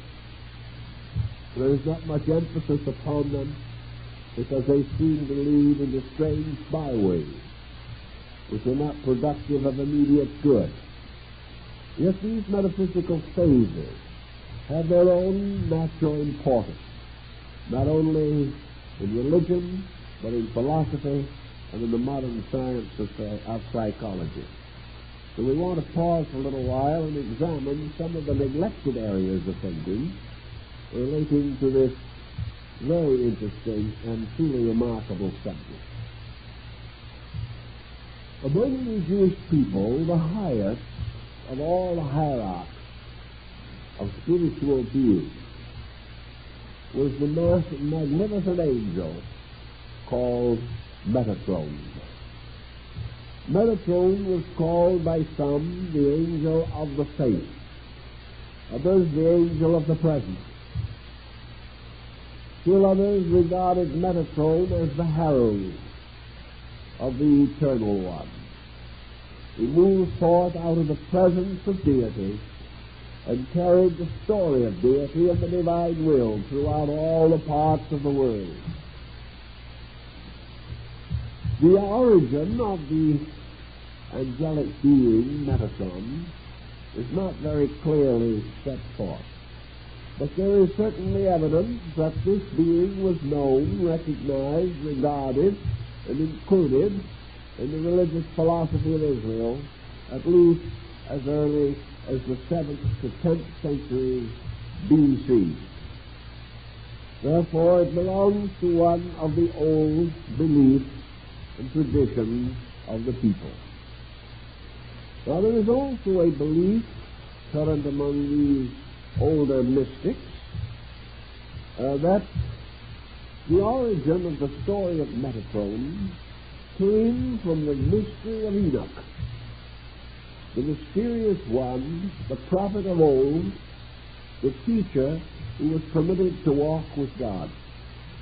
The book of Enoch carries some references and intimations of a mystery, but nothing as complete as the problem with which we are concerned tonight. But one thing is interesting. It is said that when Enoch ascended to heaven and was reunited with the divine power, deity caused Enoch to become Metatron. Therefore, that this angel was actually the ancient, rather mysterious and mystical patriarch Enoch. And later, according to the same account, this angel, Metatron, came to be known as Messiah, or the one who was to bear witness before the world of the will of Israel. And in the same ancient Cabbalas and commentaries, it is stated that the soul of Enoch entered into the soul of Jesus, and that therefore Enoch, Messiah, Jesus, Metatron, all of these elements are tied together in one or other phase of the messianic report. It is quite probable that the early writers and commentators on the New Testament were aware of some of these parallels and involvements.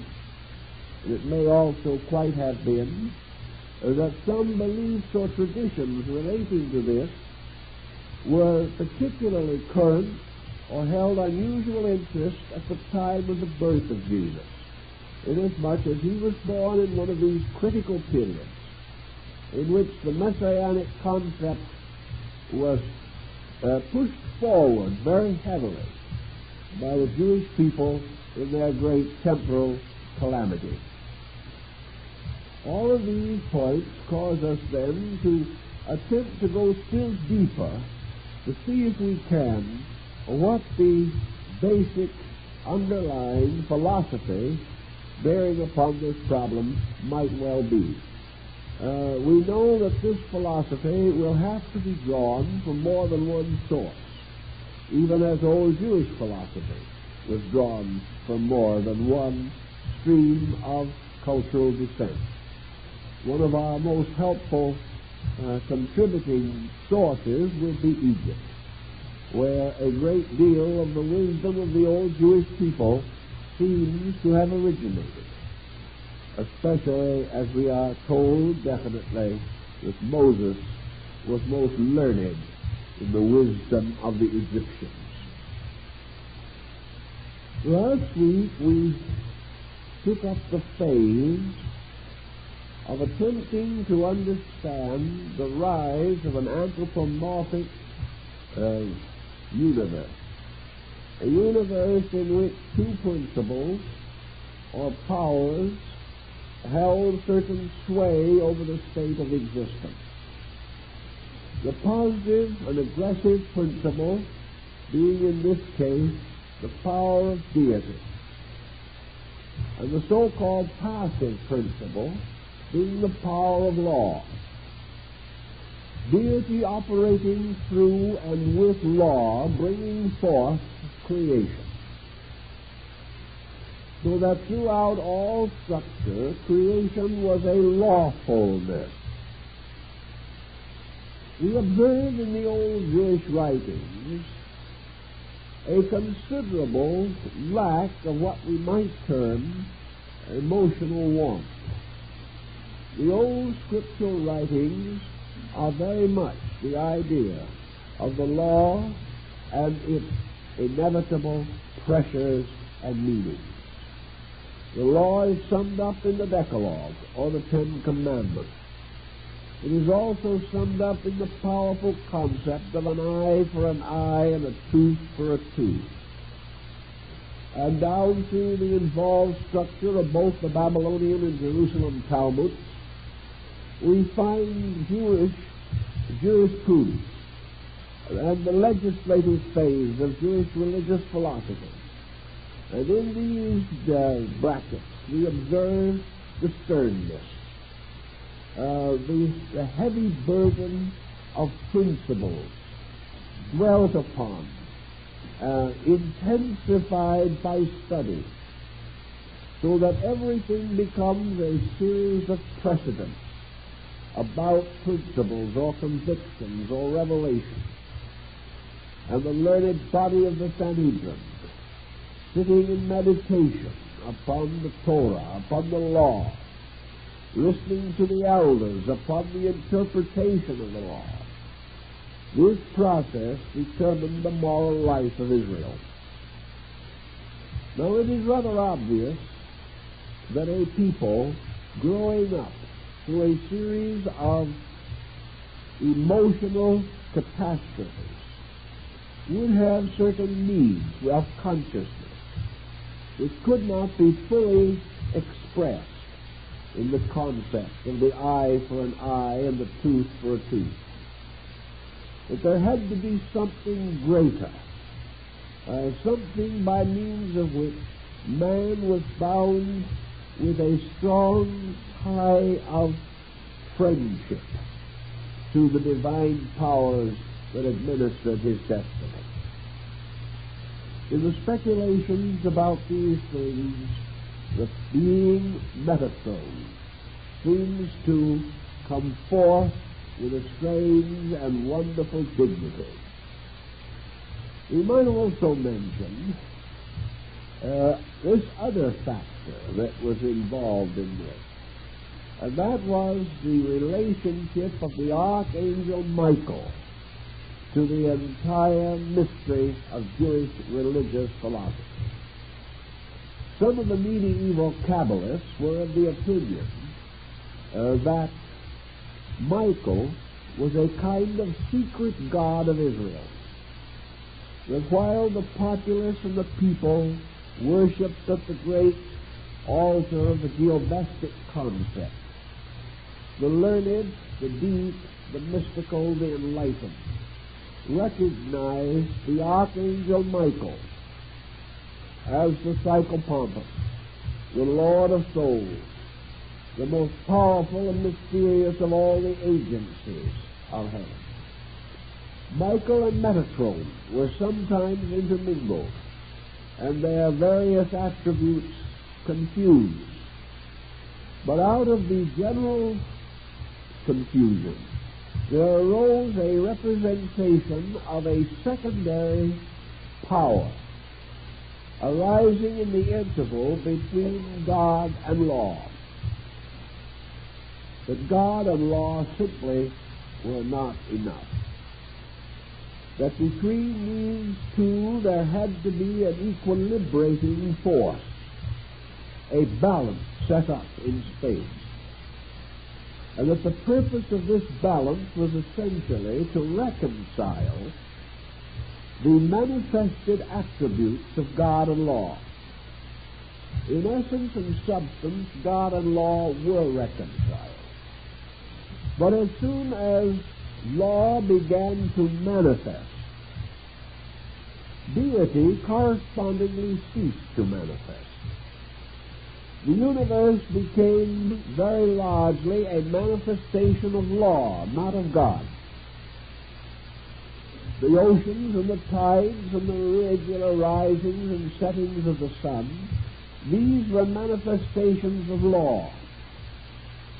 And we have a situation in the rise of the early Jewish religion that we also find in India, in China, and even among the Buddhists.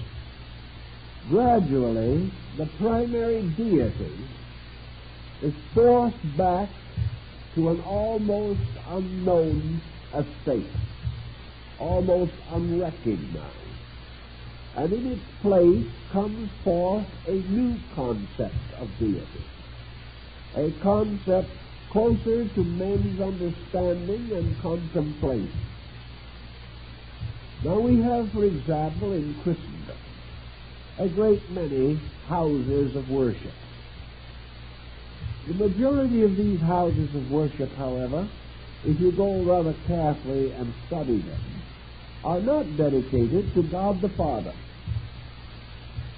Most of them are houses of worship dedicated to Christ, or to the Virgin Mary, or to the saints. You will have the Cathedral of St. Andrew. You will have the Church of St. Thomas.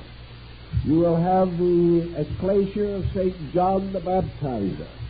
And you will go down all the way through this list.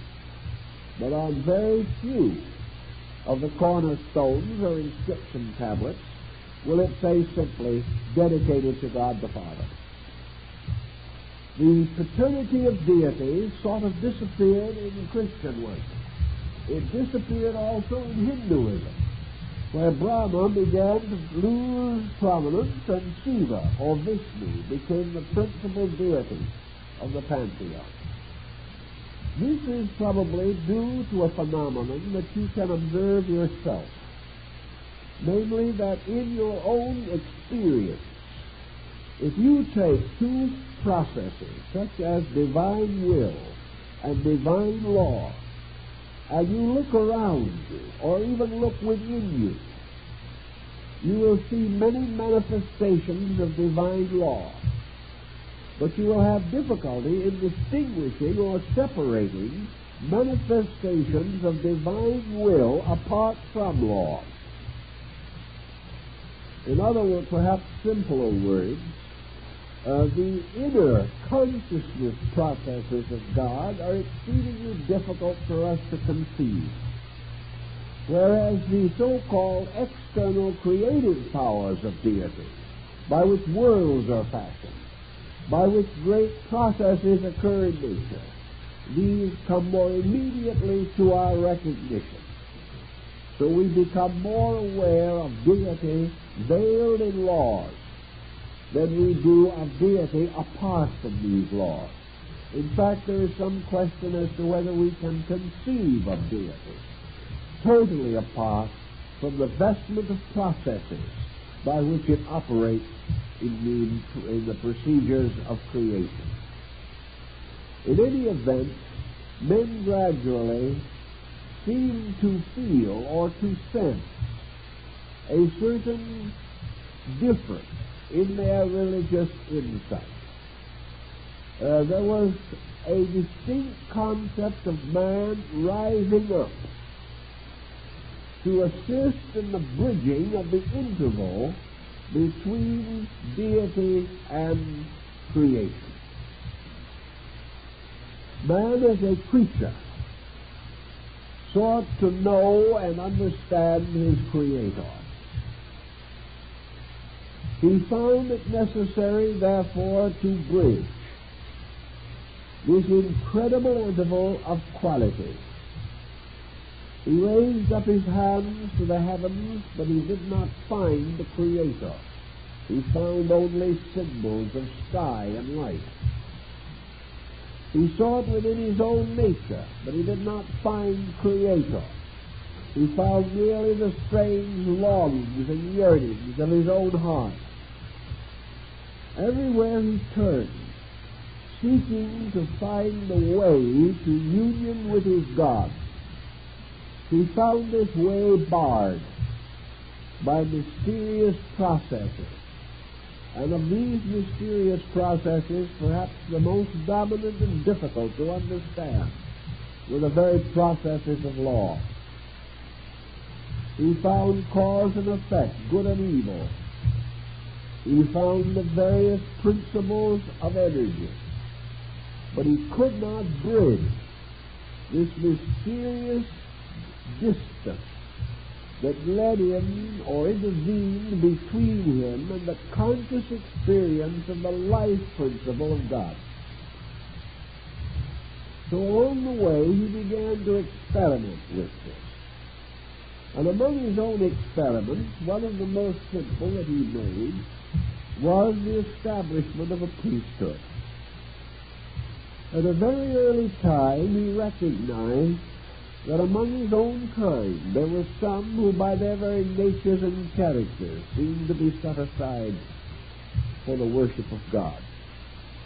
He also realized that there were certain needs for common worship, for assembly, and for the rites and rituals of faith as a means of strengthening or restoring man's remembrance of the spiritual origin of himself. So these religious institutions came into existence, and with them a pious kind of person, an individual who no longer took part in the general activities of life, but who was devoted to prayer and meditation, to the transcription of ancient writings, to art and music, and to the common public service of the needy. As time went on, this person took on a number of roles. He became the physician, the attorney, the counselor. He served in all capacities for common need of people, and he did so in the name of God, or in the name of the faith of that people. So man had the mystical kind of experience of beholding among his own kind a motion of consciousness toward God, a mysterious motion in which men seemed to be striving to break through, to climb some kind of an invisible mountain, in the midst of which was hidden the shrine or the sanctuary of the living God. And the old Jewish philosophers were quite certain that this motion was not all in one direction. That men should seek God could only mean one thing in substance and essence, namely that God was seeking them. That as man moved inward towards a contemplation of reality, there came forth out of God a mystery of compensation. Here we still had a world of law, but the fact that man tried to be better itself set up a motion in law. And law itself required its own fulfillment in the attainment of a more spiritual and wonderful internal mystery. During the process of this internal mystery, man also began to differentiate the attributes of his own consciousness more than he previously had been able to do. There arose in him, for example, a sensing of the essential difference between mind and emotion. He began to recognize reason, and he also began to recognize love. He was not able to early mature these concepts into a perfect pattern. But early in our ancient writings we find sheer and clear evidence of this. He early began to sense that in a mysterious way, reason and love had a bearing upon the spiritual destiny of things. He sensed that reason was very close to law, that therefore the philosopher, the wise man, the scholar, and the student could through reason come to understand the operation of universal law. The catch in this was, of course, that this universal law, extending on and on, was so involved and complicated in its procedures that man could scarcely grasp its infinitude, even when he possessed faculties suitable to consider it. Also, the attitude of love began to take hold upon man to represent possibly the emotion that he most liked to attribute to deity. He liked to think, therefore, that God and law could also be described as love and reason. He kind of wanted to go with the Greek, who held that at the beginning love fashioned all things with the aid of law. So out of the sternness and literalness of a very primitive revelation came the gradual recognition that deity was a being possessing rational powers, possessing emotional powers, and possessing also physical attributes. And the physical attributes might be energy. The physical attributes might be those activities which are manifested in the processes of creation. But behind these activities are other forces constantly operating, one of which is reason. things must have their reasonableness. And what is love? Or the spontaneous, emotional sense of value. The old patriarch in his tent in the desert was somewhere along the line torn between love and duty. He was torn between the law and his own personal, emotional regard. We find this clearly stated in the sorrows of David, king of Israel, and of his illustrious son, Solomon. We find in all the stories of the old patriarchs and the ancient prophets this conflict gradually taking shape. The conflict between the heart which wished to forgive and the law which wished to retain its absolute, immutable consistency. And gradually the public mind, which must be the interpreter of faith, came to the realization or came to the acceptance that love was equal to law, and that love had about it something that was lawful. Love was not a violation of law. Love was a fulfillment of law upon a level higher than justice.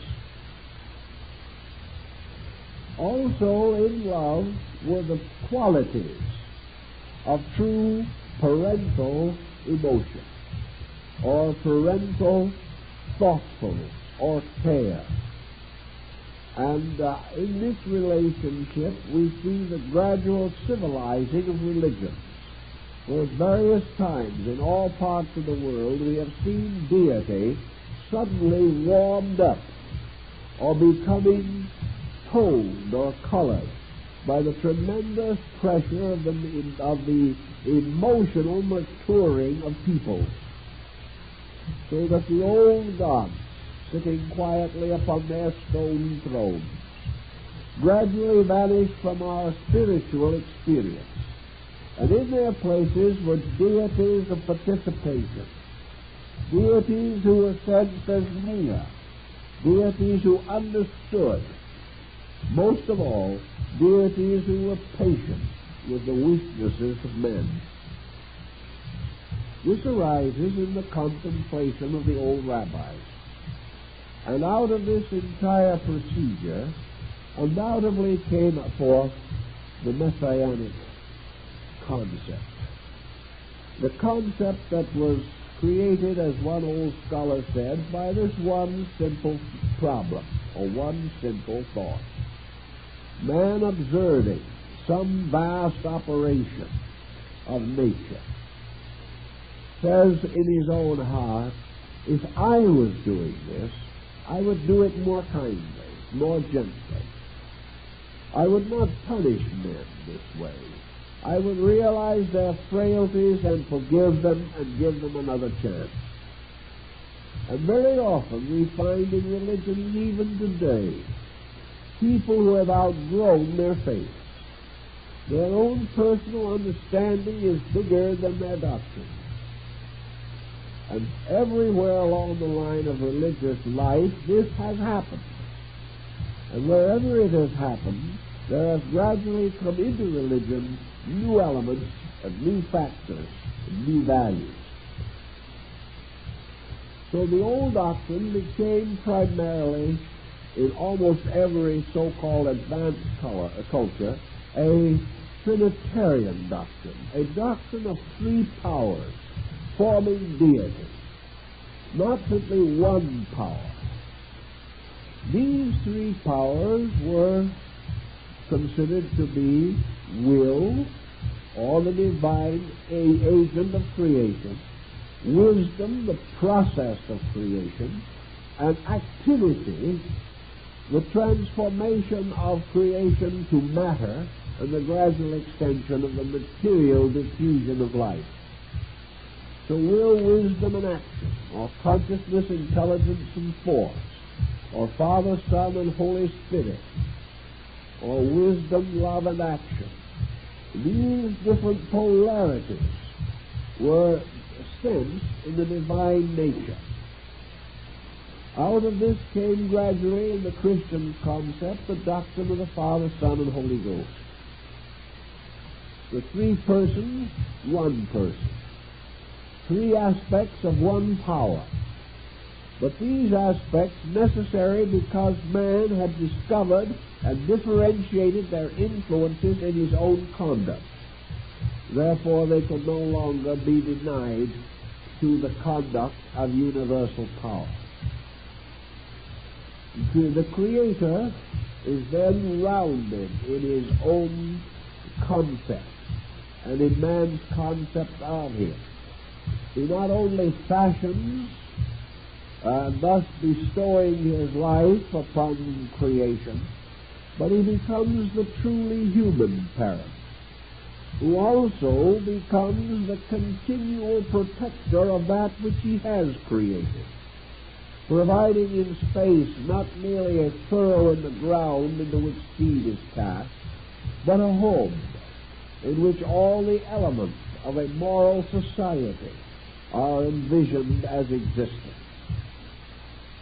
Out of this new relationship, therefore, comes the loving Father, the protecting Father, the Father who forgives, the Father who relents, the Father who is not merely a God of justice but of mercy, a deity in whose nature all the weaknesses and imperfections of man's constitution are experienced or known.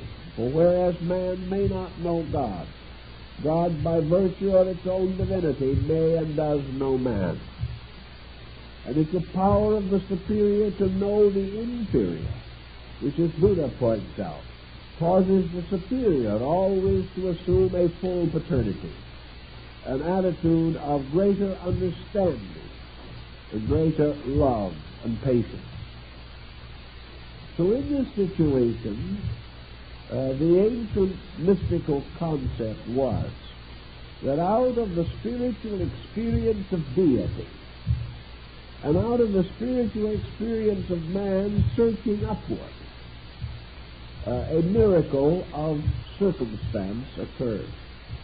Man rising from his own ignorance and searching further and further into himself and into space in quest of spiritual consolation, sought to create some form of bridge between himself and the invisible.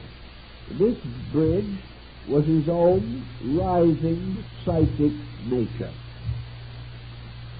This bridge balanced the mystery of spirit and body, or of God and law, because now in this interval was placed a mediator, a common ground which partook of both the superior and the inferior.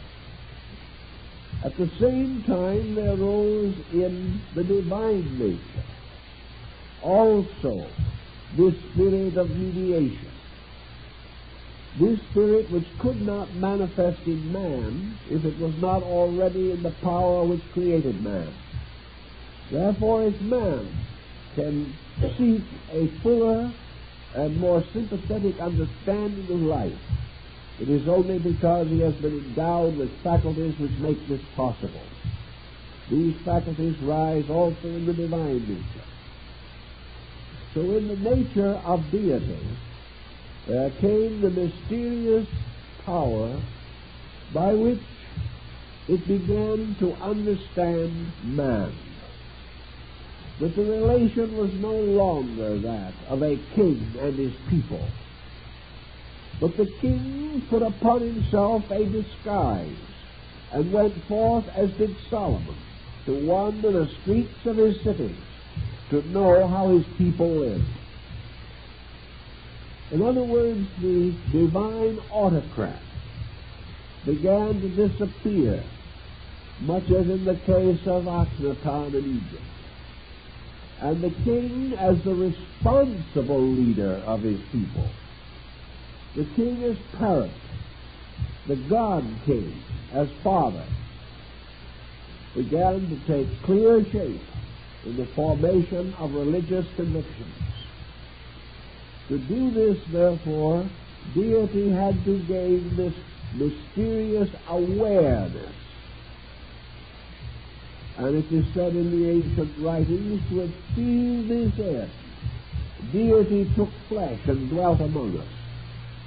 Now you'll find the Greeks anticipated this process also. For in their legends, whenever the deities are in need of information, they come down to earth, take upon themselves mortal form, wander unknown among men. The same was true in the ancient Nordic and Gothic rites, and it is believed in India today that some lowly mendicant you meet along the roadside may be the deity Shiva, still wandering the earth to test the souls of men.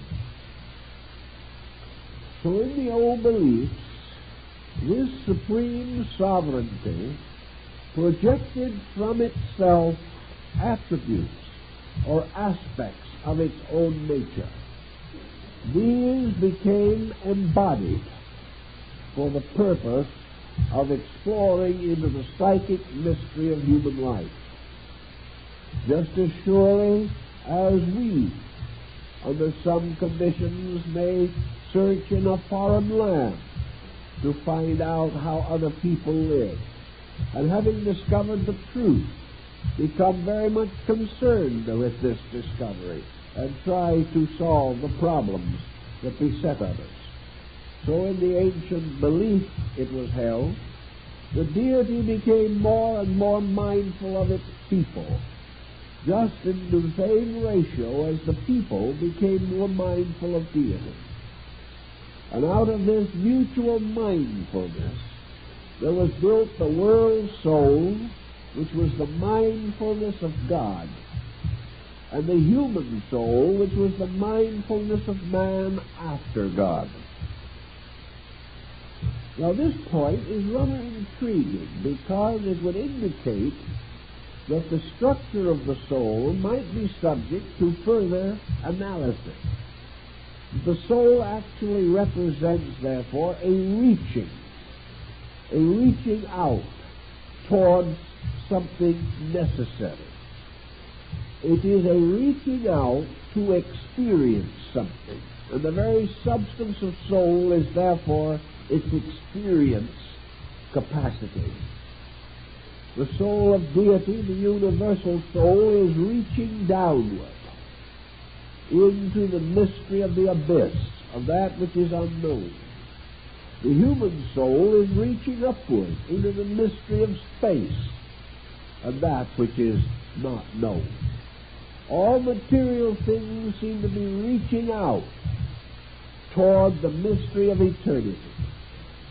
All spiritual things seem to be converging upon man himself, as though there would sometime be a strange and wonderful mingling of these two vast motions of life existence. There is no doubt in the world that gradually the personification of the mysterious soul process was the basis of the messianic concept. We find this also in medieval Europe among the Christian mystics at the time of the rise of alchemy.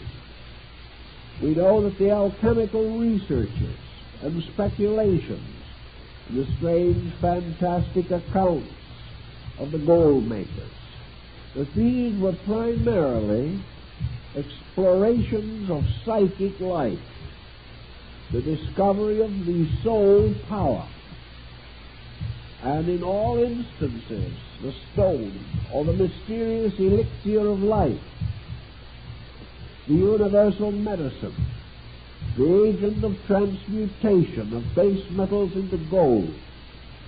This mysterious agent was nearly always symbolized under the likeness of Christ. And it was believed that the life of Christ was the perfect textbook for the regeneration of metals. This psychic mystery, therefore, did tie very definitely into a concept of regeneration centered upon the existence of a messianic power, or a third balancing factor between the two great opposites. Pythagoras points out this definite point when he insists that the primary numbers arrayed against each other, the 1 and the 2, could only be brought into equilibrium by the 3.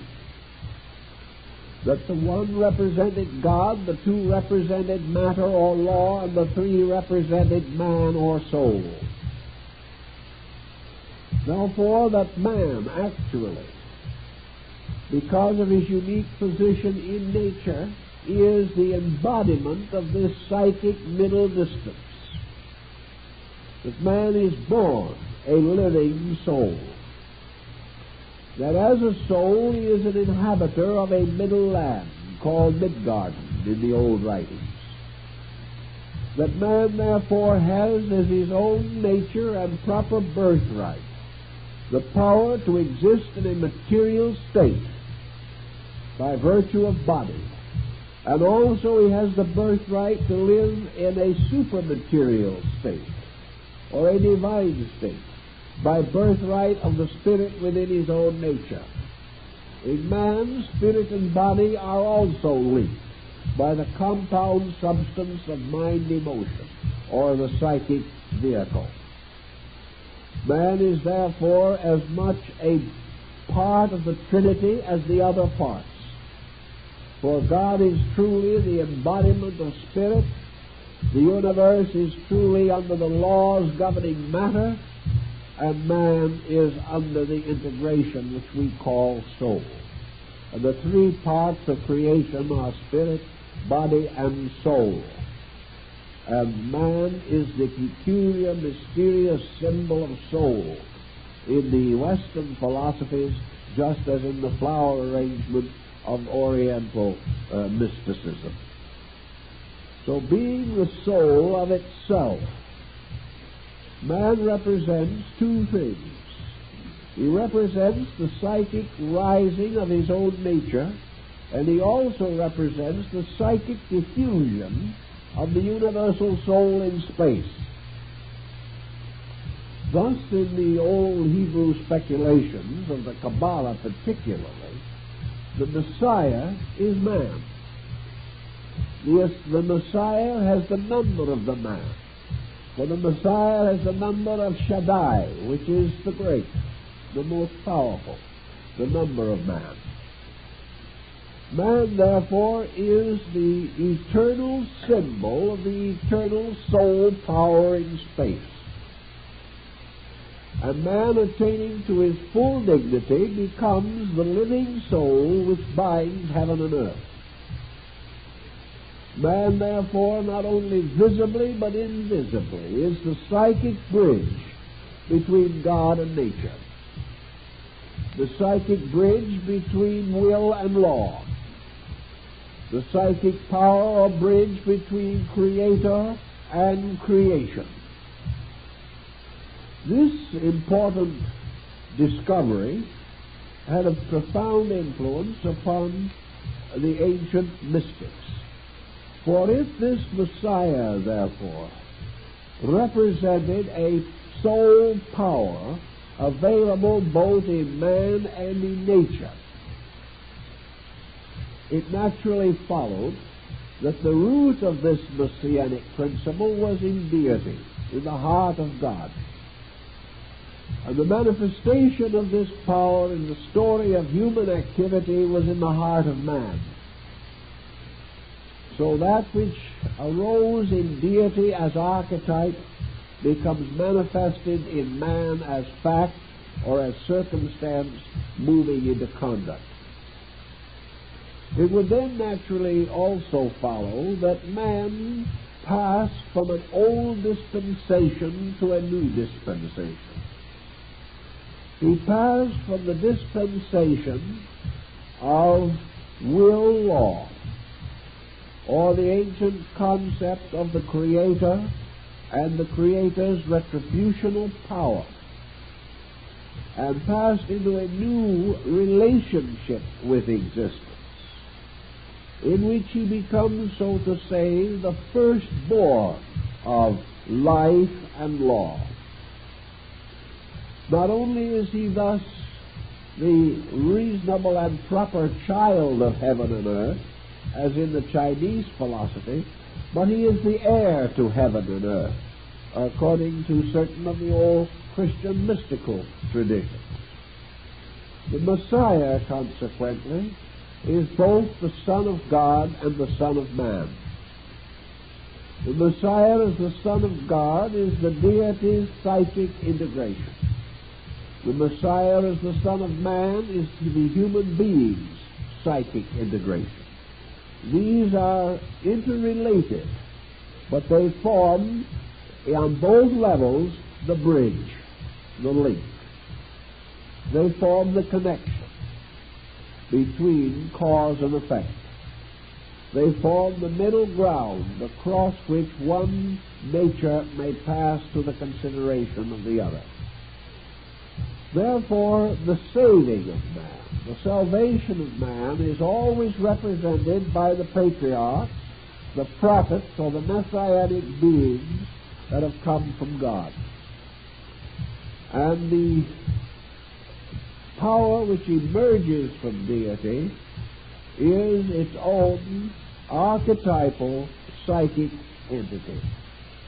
This concept of this also shows itself in the idea of the kingdom. From the kingdom of this world, which is the mortal kingdom of the Judean kings, there comes the idea of another kind of kingdom, the kingdom of heaven. There is an invisible world, and in this invisible world there is also the great city of God, as St. Augustine describes it. And over this city of God, the Lamb of the light rules supreme. There is an inner world and an outer world. The outer world is essentially the world of body. The inner world is the world of soul or psychic life. Beyond this is the world of spirit. But it is only over the bridge that we can attain to this other land, which is much like your Pure Land sect in your northern Buddhistic doctrine. And as the Bodhisattvas stand as the embodiments of human beings who have been redeemed and have become in turn the redeemers of other men, so actually the saviors of the world are the sole power of man, which revealed and directed becomes the intermediary between heaven and earth. This sole power is Metatron, the angel of the presence. This is the psychic integration, this powerful so-called prince of the face. For when man gazes upon the face of deity, he sees not the face, but the angel of the face.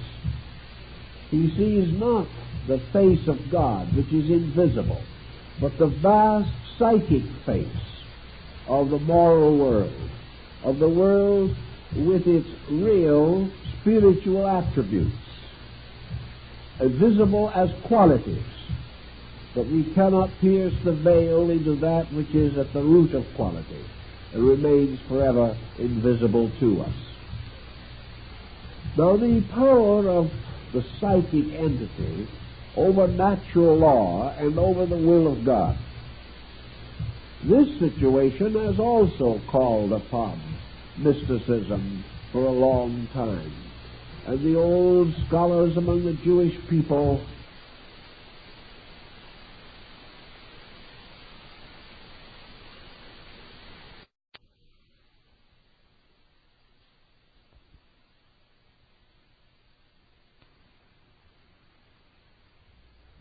good at this time, as we are approaching a rather metaphysical phase of our subject, to try to understand a little more clearly some of the psychic motivations which led to the gradual enlargement of the interpretations of the Torah and the severe books of the Mosaic Law. As you probably realize, there are in this world many persons by nature inclined to a mystical point of view.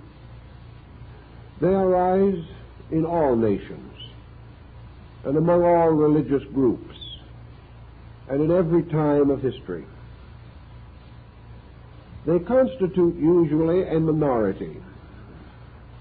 For the most part, thoughtfulness belongs to minorities. And there is only a small part of mankind that seems naturally endowed for contemplative existence. Yet such contemplation does exist, and to a measure, perhaps, it is a matter of age. Youth is not normally of contemplative mood, but the elders, after they have passed those years of immediate concern about physical things, sit together in the twilight of their age and ponder not only the world they live in, but the mysterious universe to which they shall so soon return. Thus age is a time of contemplation. And this was more so in early days when the interests and activities of peoples were more simple and natural and less stimulated by artificial considerations. But it would not be wise merely to say that the thought of Israel was only the thought of its elders. For there are those who seem to be born of great age, and others, even in the course of years, do not achieve it. So we find among the Jewish peoples a contemplative group, perpetuating itself from generation to generation, and even though scattered by the diaspora, still continuing in their own ways, not only contributing to a mysticism in Israel, but to a measure enriching the Christian mystic and the Muslim mystic. As a result of this contemplative process, the old Jewish mind sought in Scripture not only the letter of the law, but something of its spirit. And the sufferings of early Israel probably quickened this need in the consciousness of the people, where troubles, and worries, and fears gather heavily upon a tribe. The people of that tribe seek the consolation of the Spirit. They find words are not enough, even kindly words and good words. They seek for richer meaning, for broader interpretation.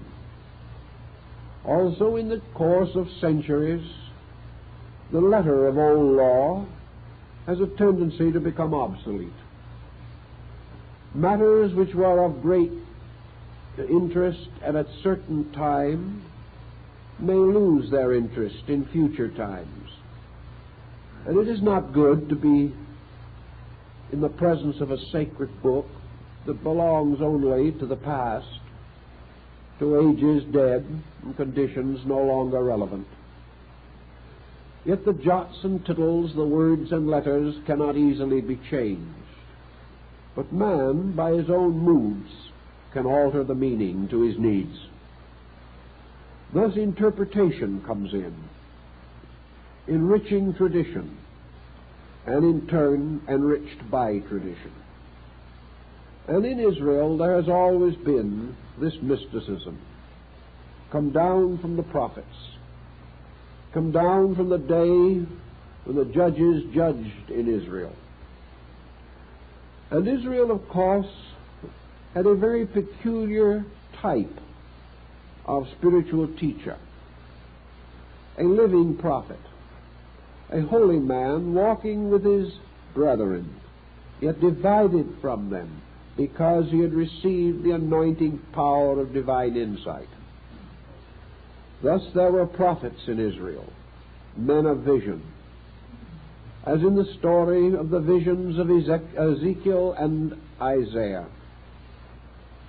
These visions were as of men picked up into an ecstasy, lifted up from the sorrow of the moment, whether it was the Babylonian captivity, or the long period of waiting in Egypt, or in the desert, or in the scattering under the power of the Roman Empire. Thus this mysticism has to live. And this mysticism is not always welcome in the very place of its own birth. For mysticism always comes in conflict with the rigid dedication of orthodoxy. The mystic is always a kind of heretic. He frightens, he amazes, he even annoys those of pious mind. Therefore, mysticism is more apt to be persecuted by its own than by the stranger. And the persecution of Jewish mysticism is also recorded, though perhaps not to the same degree that early Christian mystics were persecuted. If we try to understand this situation among the Jewish people, we may see its parallel in the rise of Christianity itself. We find the early disciples under a very close relationship with the founder of their faith, and then slowly time passes. Little by little, the doings of Syria and the Roman Empire lost general interest to mankind. Mystics felt very sincerely in themselves that the human being cannot be consoled merely by history, even though it be sacred history, nor can he be redeemed by a biography, even though it be the biography of a saint.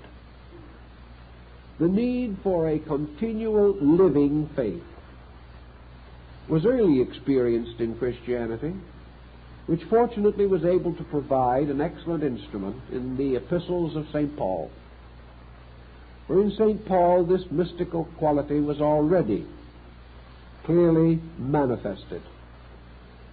And as one of the principal supporters of the early faith, Paul's position was relatively secure, though not beyond question, even to this day. But Christianity needed its mysticism through the dark ages, through the years of persecution, through the strange, troublous times that threatened the survival of Europe, through the Renaissance, through the dawn of the modern world, and even in our Western Hemisphere, where peoples went out into the wilderness to create homes and to carve a destiny in strange, wild places. Mysticism was therefore a continuing meaning, something which enabled the person to immediately experience beyond the ordinary teachings of his faith.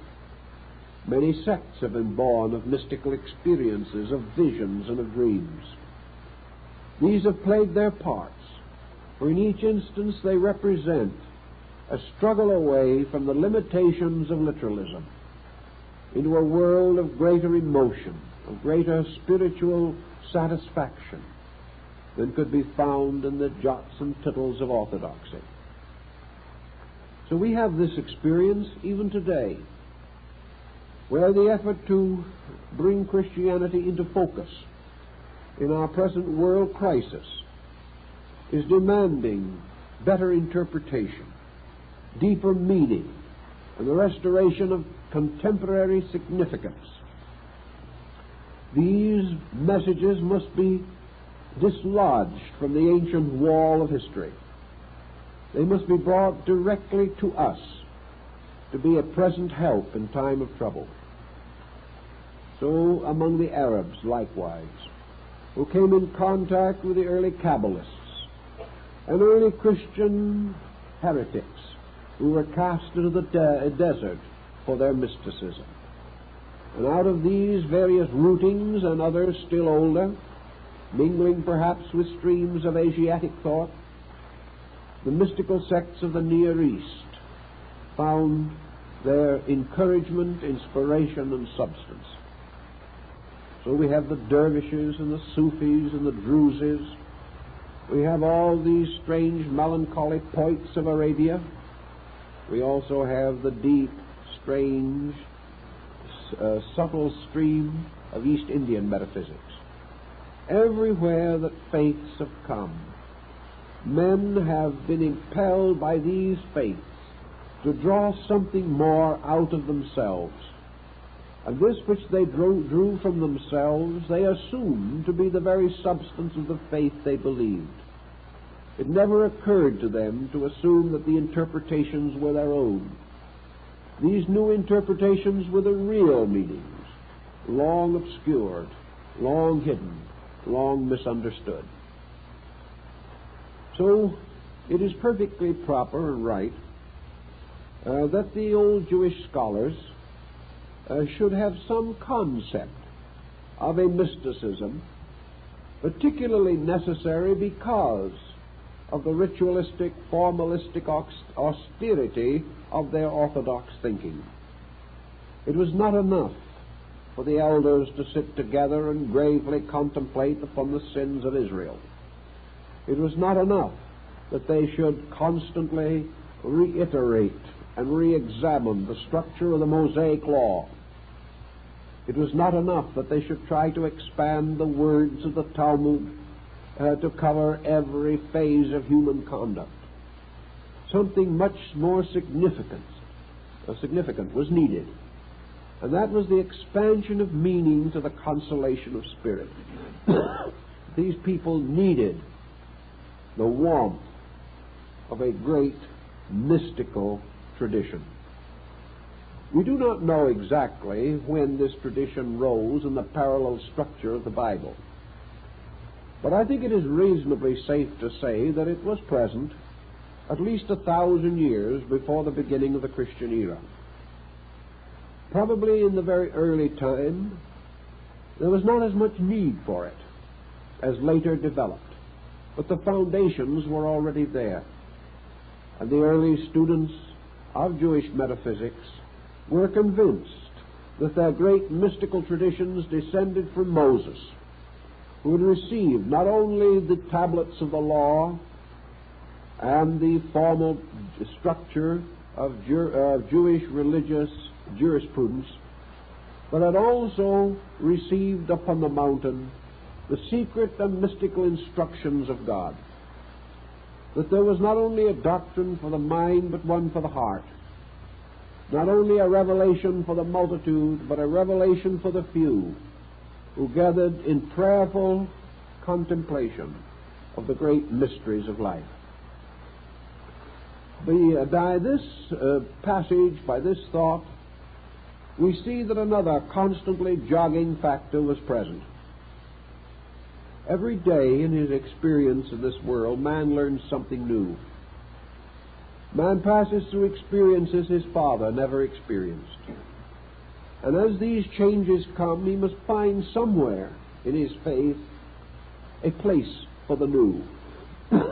If he does not, his faith soon becomes too small for him. He could not change the words, but he could ensoul them. He could discover in them this larger, deeper, and nobler meaning. He could find ways of taking obscure statements and twisting them to provide answers for situations that arose in his daily existence. These interpretations, in turn, became the basis of new orthodoxies, and the mystics themselves were revised and reformed many, many times, so that they became conservatives and liberals, reactionaries and progressives, even within the subtle structure of metaphysics itself.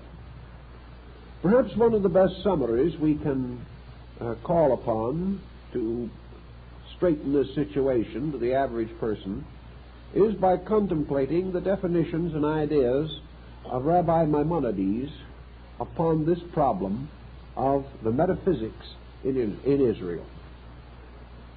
This great scholar, who was the body physician of Saladin the Magnificent, was quite convinced that, contrary to popular belief, that there was a metaphysics among the ancient Jewish people, that there was a mysticism there and always had been, inasmuch as it arose in the very consciousness of Near Eastern peoples, that this mysticism was concealed from the multitude, and that at an early time esoteric orders and secret societies arose among the Jewish people.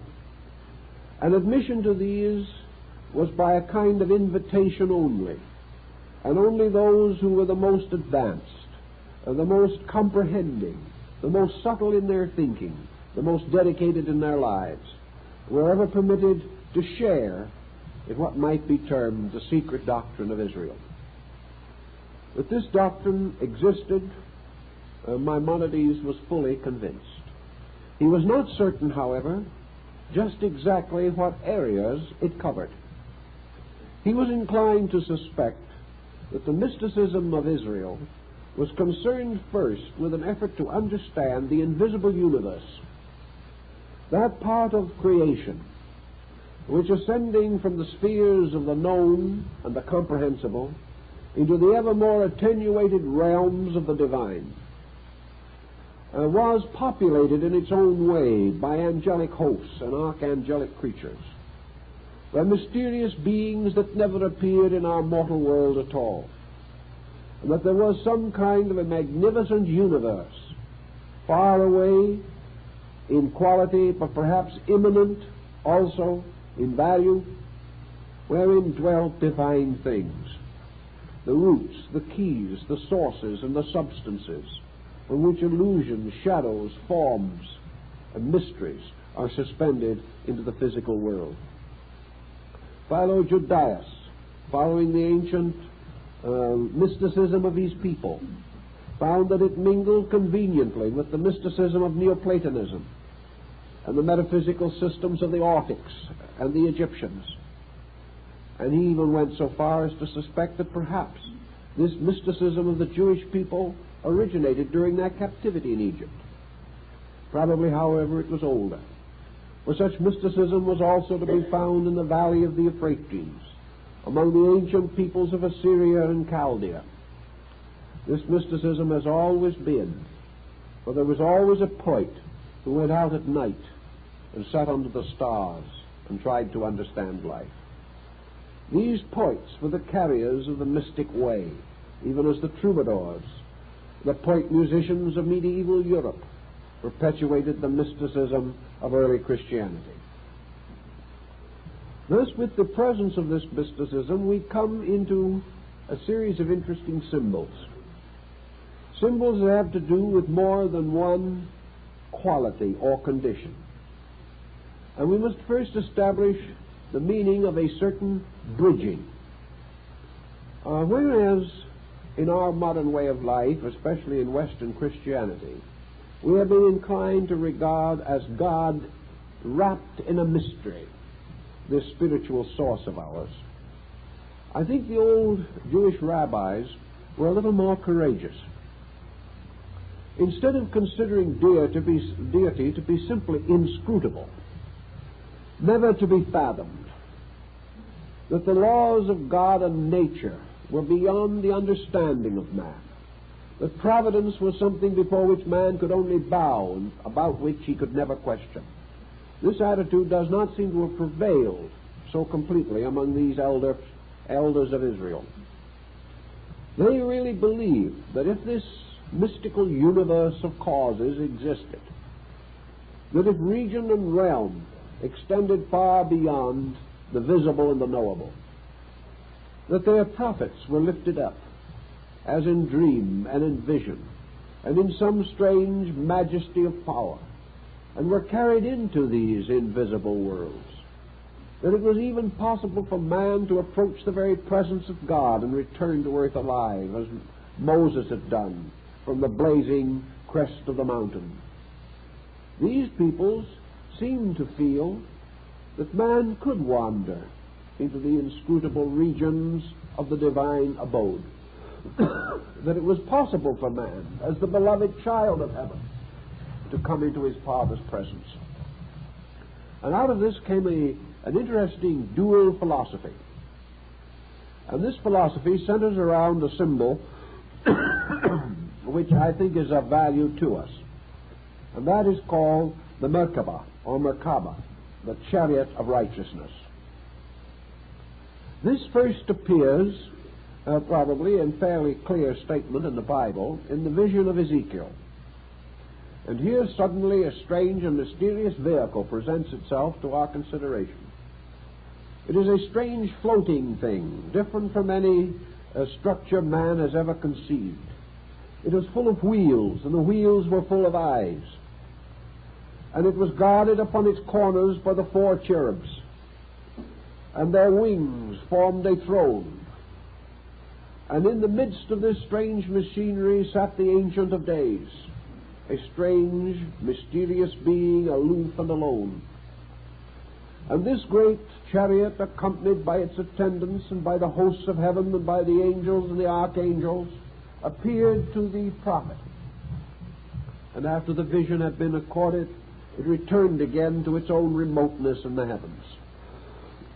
Many have attempted to explain the meaning of this chariot that appeared to Ezekiel. One of the most natural and proper explanations is that this strange thing with its wheels within wheels was the universe itself. That the universe indeed is a machine, a wonderful chariot, the chariot of heaven, and that in this mysterious moving universe, forever thundering along its appointed ways in space, was throned the charioteer, the supreme power itself, riding upon creation as upon a chariot throne. This seemed to also suggest many other phases of Eastern thinking, which contributed gradually to the integration of the structure of the Cabala. All these wheels were worlds. These worlds were in reasonable relationships to each other. The universe was divided into levels and planes and spheres and abodes. Some of these were divine, some of them were sidereal, some were terrestrial, and others were infernal. And the universe began to take on something of the appearance of Dante's universe, a universe with its heavens and its hells, a universe the parts of which were innumerable, and all the parts inhabited by orders of creatures. And these creatures were ruled over by princes and governors and kings and rulers. And out of the good part of this universe, with all its angels and archangels, came ceremonial magic, the white magic, by means of which man was able to call upon the archangelic hosts, or the angels, or the spirits of elements, the spirits of nature and of the earth, to achieve various works and purposes which he regarded as good. And it is said that God gave unto Solomon, the king of Israel, a ring set with 4 precious stones, in order that he might have dominion over the 4 corners of creation, and the 4 orders of beings that inhabited these realms and places in space. It is said also that Adam, coming into birth, descended through the 4 great worlds, receiving in each of these worlds a certain endowment, a certain part of his compound nature, until finally he fell into the mystery of matter after having been exiled from the paradisical abode.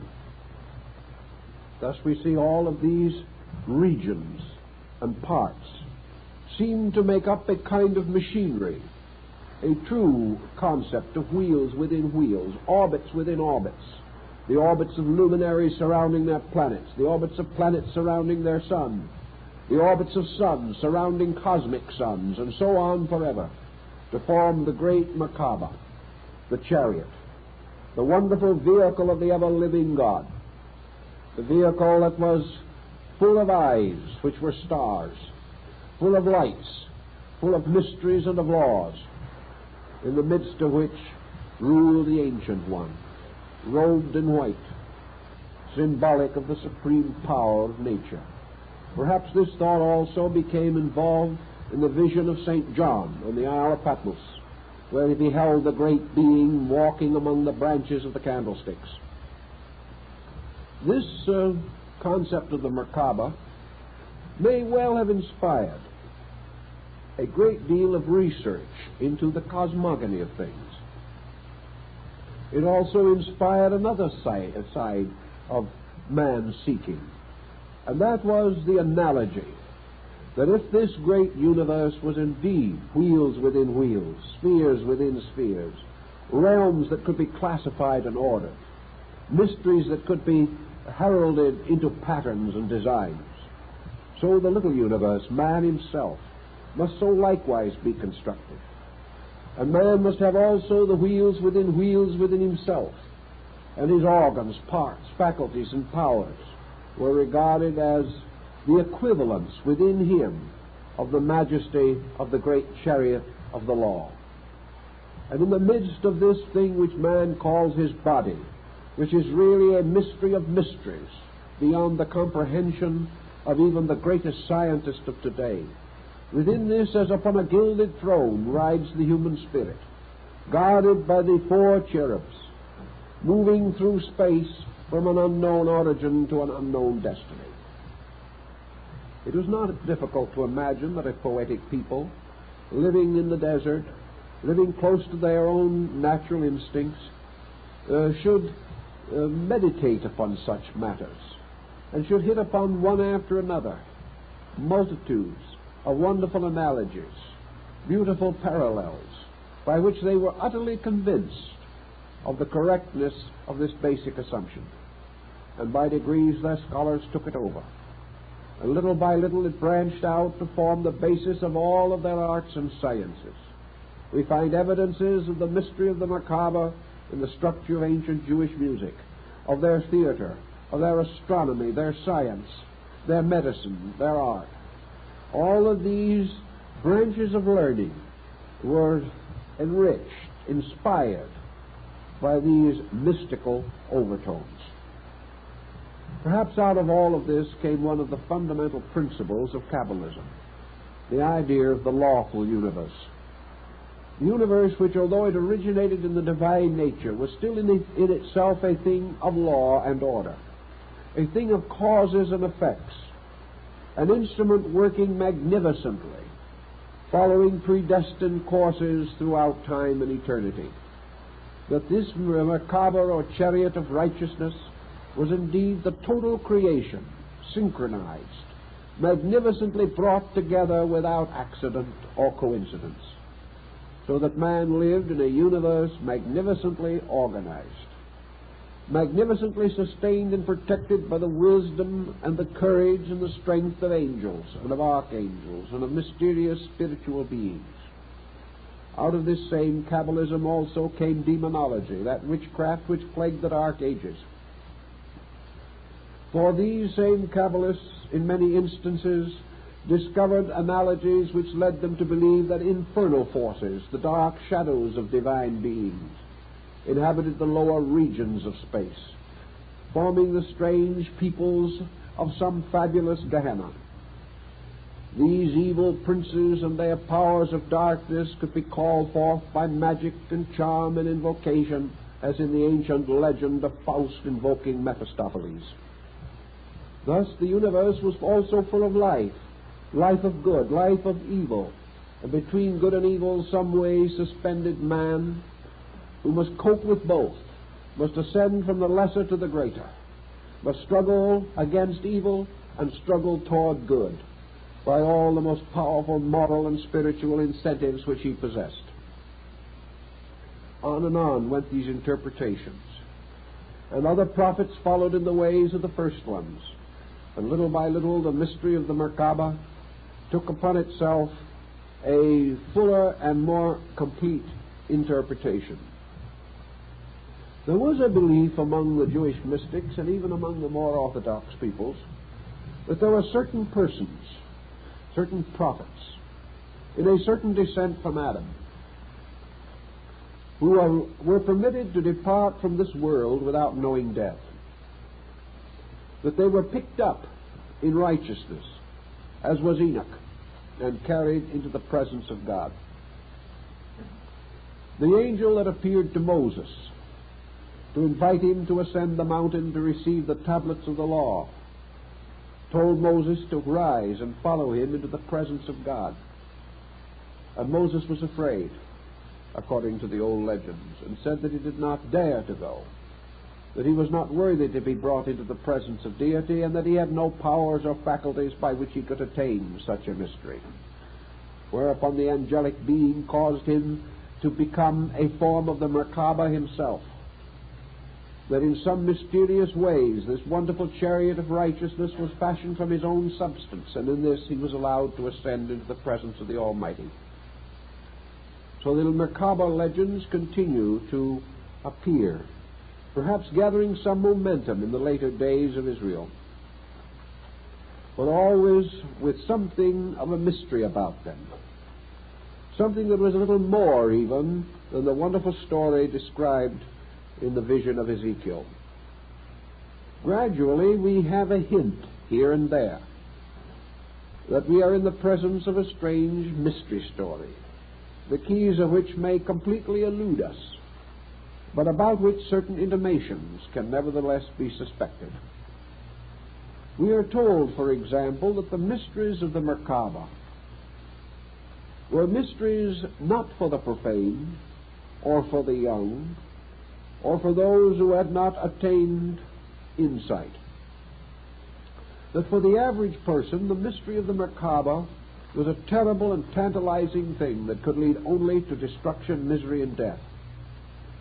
So the old rabbins repeatedly warned their followers not to explore the region of this strange belief, not to seek for its true meaning, lest they discover it, and by discovering it, destroy themselves.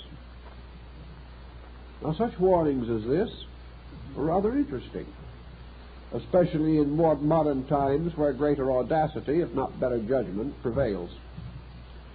In this time and in this generation, and even for several centuries, therefore, research has been rather quietly but systematically carried on among students of Jewish metaphysics to see if the threads of this story could be put together into a little better pattern. Something was accomplished. In the ancient days of Israel, there were very few mystics, but these were bound together into a secret order. These secret orders were the orders of elders, chosen from among the elders, from among the wisest of Israel. These were bound by oaths and obligations, and their instruction was conferred upon them with the promise of total secrecy. Even the modern Jewish historian knows that these secret societies existed. And he also has dared to say that among the most important concerns of these secret orders was the Merkabah of righteousness. That in some way the whole of the esoteric doctrine of Israel centered in this mystery, a mystery which even many modern Kabbalists have never heard about, and a mystery which is certainly not generally accepted or considered by modern Jews. Yet this mystery, in some way, was the very soul of the law. And there are various Mishnahs bearing upon it. And out of the various philosophies and beliefs, we come to almost inevitable conclusions which are supported from outside sources to a degree, especially from among the mystics of Islam, who are known to have had contact with this earlier doctrine. Among the Muslims, we have a very interesting legend, which is part of the story of the Arabian Nights Entertainment, and that is the story of the flying carpet. Now, everyone has read the story, and every once in a while it appears in some interesting cartoon or short story or fable in modern news. It's a fascinating thought, and we love to remember it, even as we love to remember the flying mantle of the little lame prince in one of our own fairy tales. Flying carpets and robes and garments occur in many myths and legends throughout the world. But there is a direct religious implication in the flying carpet of the Arabian Nights. For it only takes one very quick look at the old reports, one moment of thought, to realize that the flying carpet is the prayer rug. This is the key to the whole situation. If you have been in Muslim countries, you realize that a prayer rug and a turban are among the most important possessions of a true believer. The prayer rug is for his daily meditation, and his turban not only covers his head against the heat of the desert, but when he dies it will be his shroud, and he will be wound in its white cloth. Thus his turban is part of his religion, and so is his prayer rug. And at a certain prescribed hour, when the voice comes from the minaret, the faithful spread their prayer rugs to this day, and kneeling in prayer face Mecca, and recite the ancient formula of their faith, beginning with the words Allahu Akbar. Now, the prayer rug is not out of fashion even in our day. And among the laws of Saudi Arabia at the present time are that if a man in an automobile shall come upon another man upon his prayer rug, it is his duty to stop and wait until the prayers are finished. He may not run over the man, as would be the practice in this country, nor will he be permitted to honk the man out of the way, which would be still further in our way of doing things. He must keep quiet, preferably pray also, certainly respect the entire situation, and if it takes 2 hours, wait patiently. Because some men, of course, seem to have more to pray to, others more to pray about, and still others more to ask forgiveness for, so that it is not just certain how long this prayer will take. But you will respect it. Now, in this prayer rug, what happens? When the Muslim spreads this rug, kneels upon it, it is a symbol that he has departed from this world. The prayer rug is not only a rug, the prayer rug is the symbol of the mosque. It is the symbol of the holy place. And whenever a man is upon his prayer rug, he is no longer in this world at all. He is in a world in which he faces God and God alone.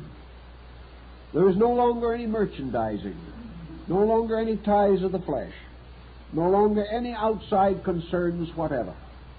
He is just as much on holy ground when he kneels upon his prayer rug as he would be even if he was kneeling upon the warm pavement of Mecca. This is holiness.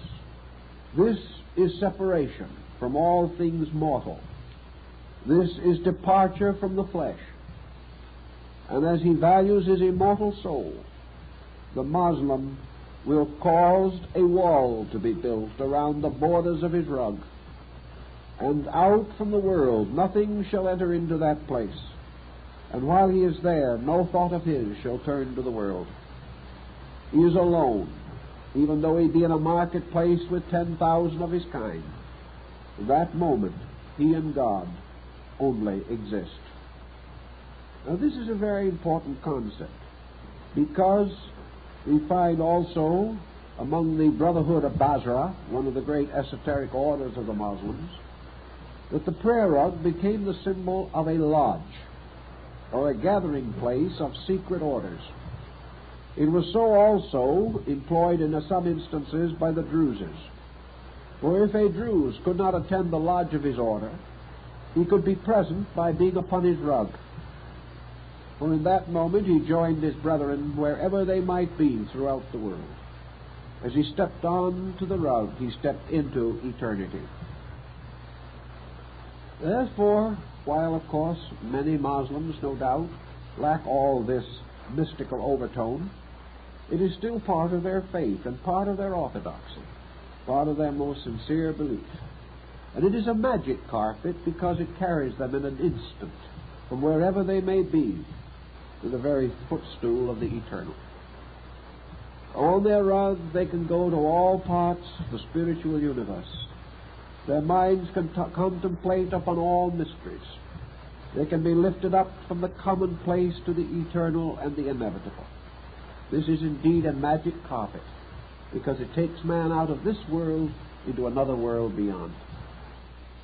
Now, there's no doubt in the world that the magic carpet of the Muslim has its origin in the Merkaba of the Cabala.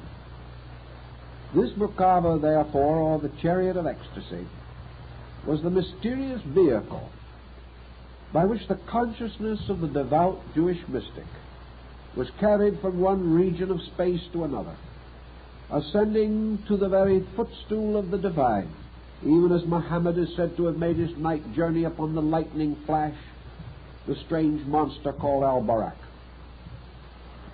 In the twinkling of an eye, the prayer rug carries us throughout space.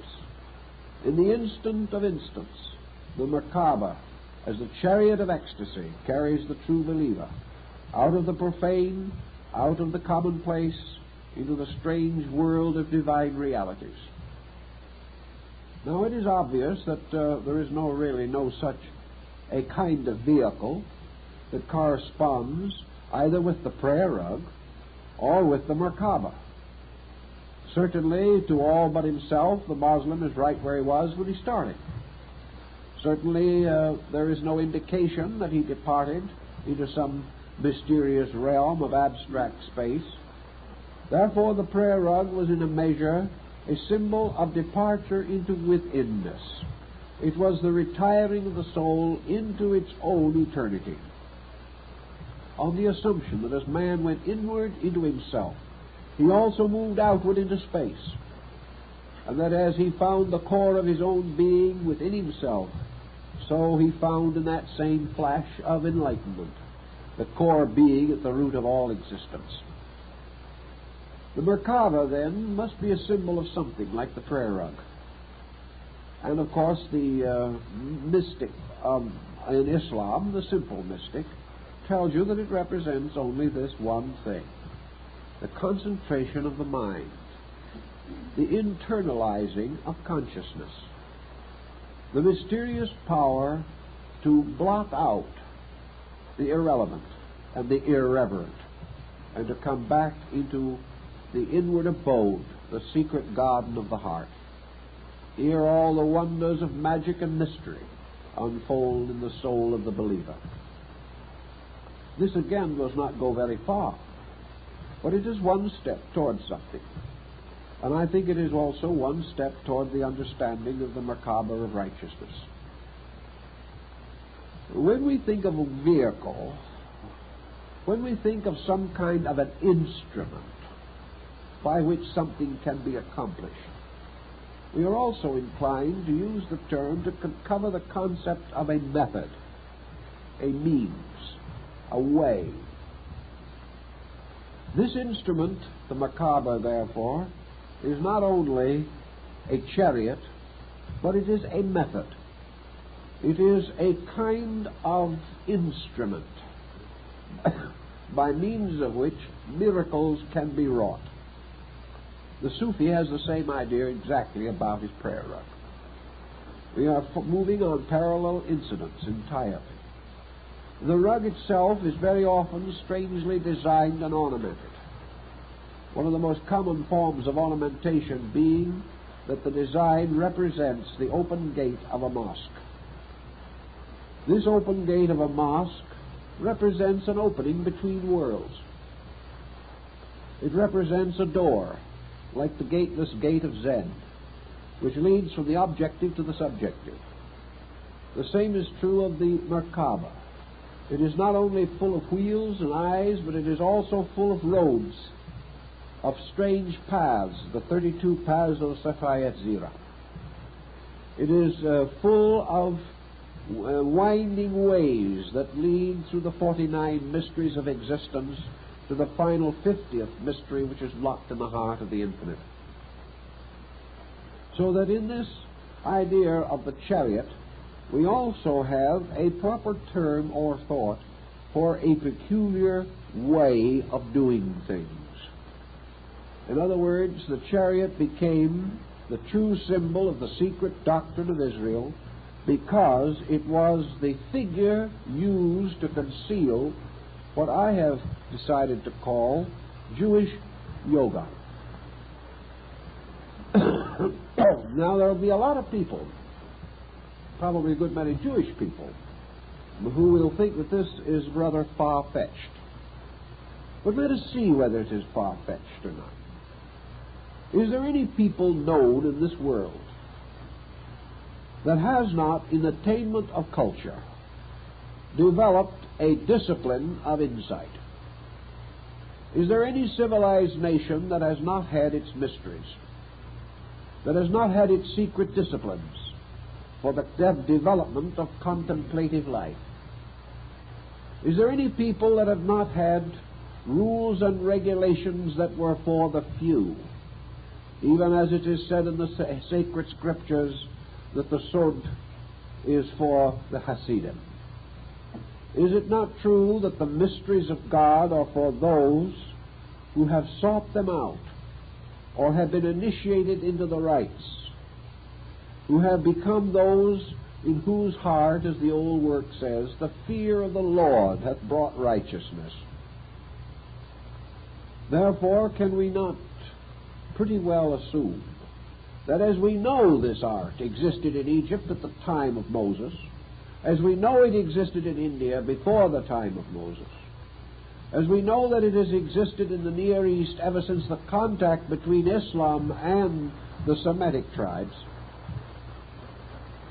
is there any reason to doubt that somewhere in this strange complex of beliefs there must have been the Near Eastern and Syrian equivalent of the common belief of all Eastern peoples? Is there also not some reason to point out that all of these allegories and legends and stories about prophets who, after certain means and methods, were picked up and carried into the divine presence, is there any way in which we can doubt that these journeys implied what we might term today religious ecstasy? That these journeys were not physical any more than they are physical in the case of the axis of the dervishes. These experiences do not mean that a person has in the flesh departed into some other region, but that the true flesh, which is the spirit, has been raised up and the body has been left behind. This point is clearly made in connection with the apocryphal account of Muhammad and his night journey to heaven. It is reported that while Muhammad himself, standing upon the rock Moriah in Jerusalem, took hold of the lower rungs of the ladder of silken cords that descended from heaven and slowly ascended through the 7 gates, that while this was happening, the prophet himself was asleep at Medina and was there seen by many persons. Muhammad never declared that he had been in Jerusalem in the flesh, but rather that he had been carried there upon a mysterious steed composed of 7 animals, al-Buraq, which again represents to most esoteric students a symbol of a secret methodology, the magic of conscious projection, the mystery of controlling the relationship between the body and the consciousness. It would appear from all that we can study, even on Gnosticism, Neoplatonism, and even Pythagoreanism and Platonism in their proper forms, that a religion by means of which there is no esoteric achievement possible cannot long endure. A religion of theory alone, a religion which does not advance step by step until it ends in the spiritual experience of the presence of God, cannot truly be a great religion or an enduring one. Now, the old Jewish writers themselves have loaded this subject with warnings that only the pure of heart, only those most dedicated, only those most wise, only those most courageous must approach the mystery of the Merkaba. This is exactly the recommendation and warning that is given to the students of Yoga and Vedanta.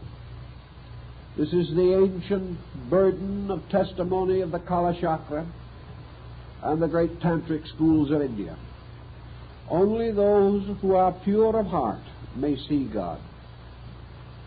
Only those in whom a great achievement of spiritual integrity has already been accomplished must practice the mysteries of the Merkabah. For all others, this will lead to self-destruction, which is no more nor less than an actual statement of the warnings attendant upon the practice of esoteric disciplines.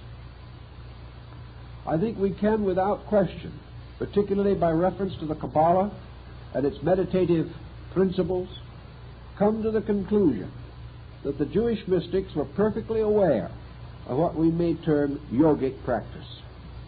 That under one way or another, under one name or another, they were conscious of this mysterious constitution of man, with its mysterious gangliated structure, by means of which, through meditation, the consciousness of the individual could gradually be extricated from the complex of matter and be capable of an experience or existence in itself, attended by those extensions of faculties which may normally be expected under such conditions.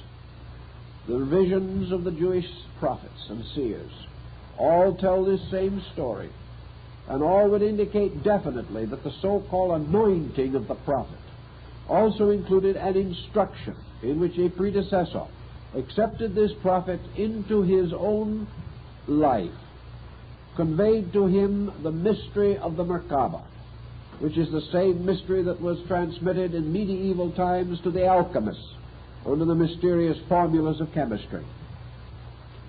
Therefore, that the actual secret doctrine in Israel is the same as in any other part of the world, a doctrine relating to the power of lifting up man as a spiritual being and giving him the internal experience of unity with divine truth.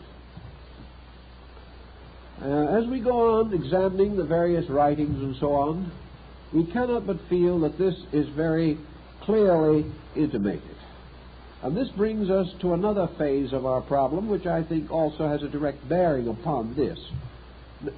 Namely, what we may know about meditational and prayerful doctrines among the Jewish people. We know, for example, that in antiquity it was common to divide knowledge, either into two sections or into three. Most anciently, the division was twofold, what might be termed the outer knowledge and the inner knowledge. In a later time, the knowledge was considered as threefold, consisting of an outer knowledge, an intermediate knowledge, and an inner knowledge. The outer knowledge in Israel was called the Torah. The intermediate knowledge was called the Mishnah. The inner knowledge was called the Cabala. And the Torah was said to be the body of the law, the Mishnah the soul of the law, the Cabala the spirit of the law. These three parts of knowledge were matters of interpretation, and there can be no doubt that the intention was to imply, as in all ancient secret orders, that those who attained to the highest degree of these orders attained to some practical achievement. They were not merely individuals who could read a little better or could argue a little more adroitly. The entire purpose of initiation into secret orders was always the same, namely the attainment of an increase of consciousness, a deeper insight into life and its mysteries, an insight that could only be strengthened by some kind of meditational discipline. Here we come to a common fact, which we know today as well as any other nation could have known it, namely that the development of the internal is always a scientific process. It is always a matter of gradually cultivating values. It can only come through one mastering step by step the disciplines of meditation and realization. Consequently, if these old mysteries had any meaning at all, they must have meant a formula, a rite, a process, a procedure. for soul cultivation. A procedure that was formal and not incidental, not merely part of the be-goodness which was given to the people, but a part of a be-betterness that was reserved for a few, and by that few was held to be sacred, and not to be communicated to any who had not passed through certain probationships and certain earlier developments. This concept was gradually incorporated into the structure of Jewish religion, although the details are not always available. We know that in the tabernacle in the wilderness, the three parts or rooms were clearly indicated: the courtyard for the gathering of the peoples, the holy place for the gathering and communion of the priests, the Holy of Holies, the sanctuary in which only the high priest of Israel himself might enter, and only after he had removed the garments of glory, and had entered into the presence of the Lord, who dwelt between the wings of the angels or cherubs upon the mercy seat, and was present in the form of the mysterious Merkava again, the mysterious presence or power of deity. In this sense, therefore, the ark was the Merkava, for in it the angelic power united with earth in the proving of the mystery of life.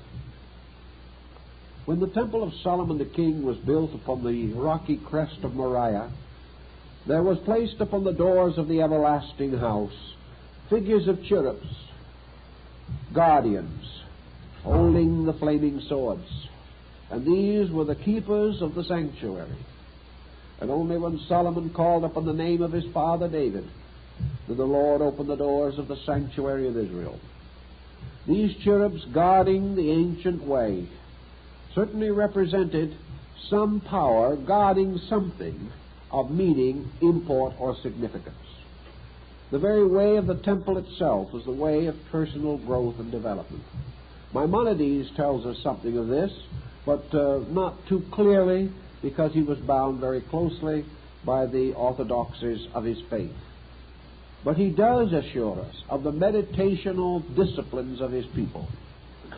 He does assure us that these people practiced spiritual arts, that they sought their Father in prayer and quietude, that they performed not only the common rituals of their faith, but if they were devout, they retired into their closets and there besought in secret the mystery of heaven and the intercession of the divine powers. And in their experiences of this kind, they explored the universe.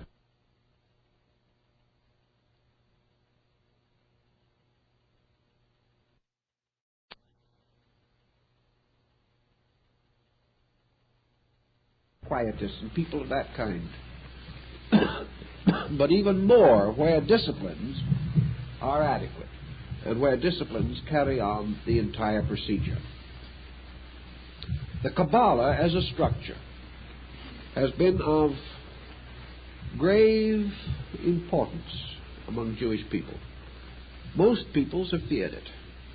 They have wondered what it meant. They have felt that there was something strange, dangerous about it.